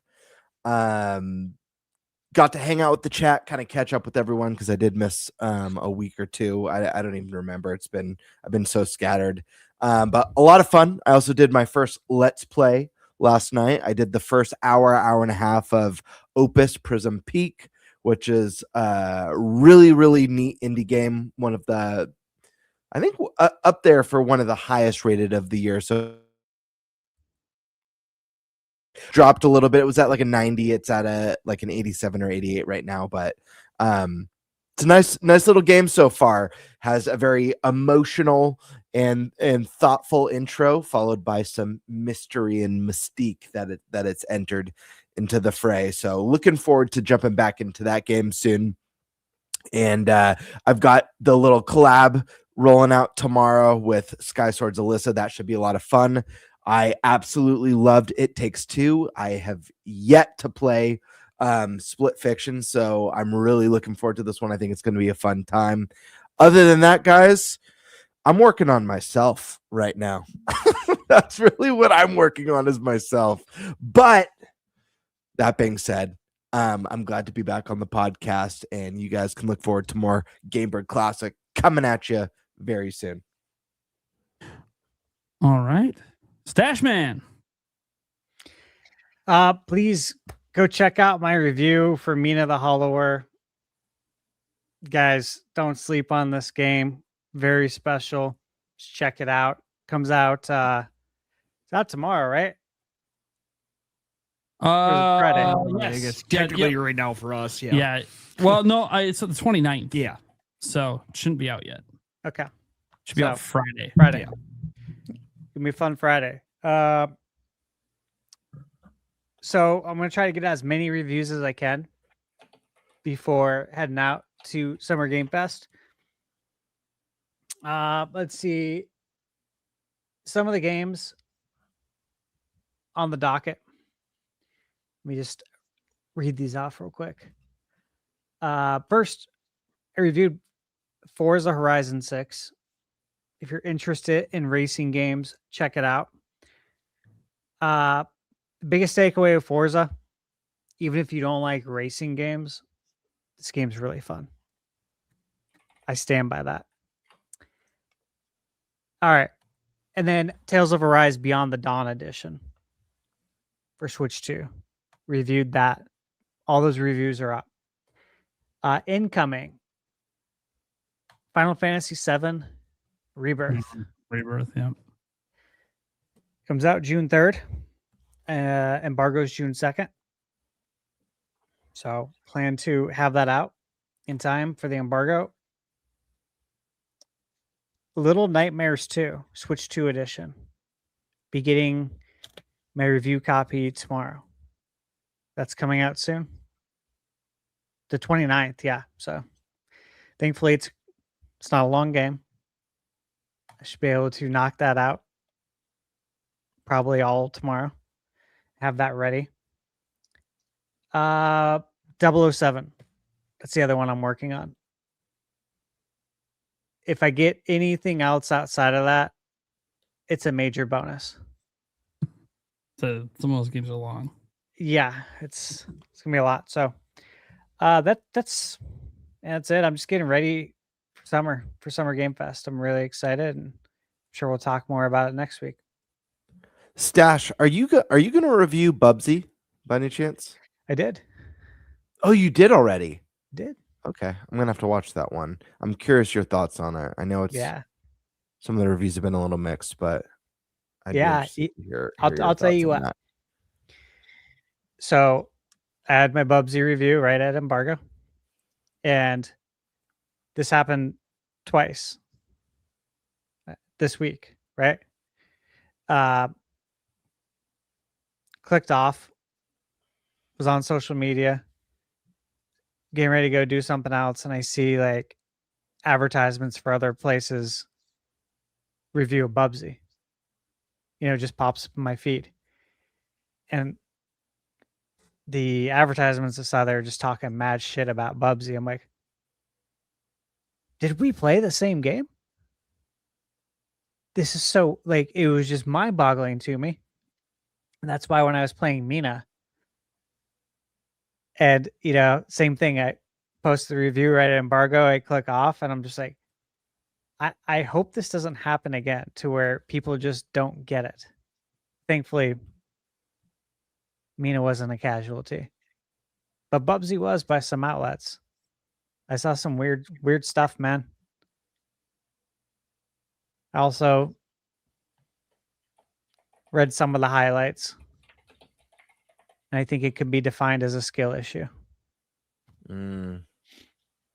That they blame on game design.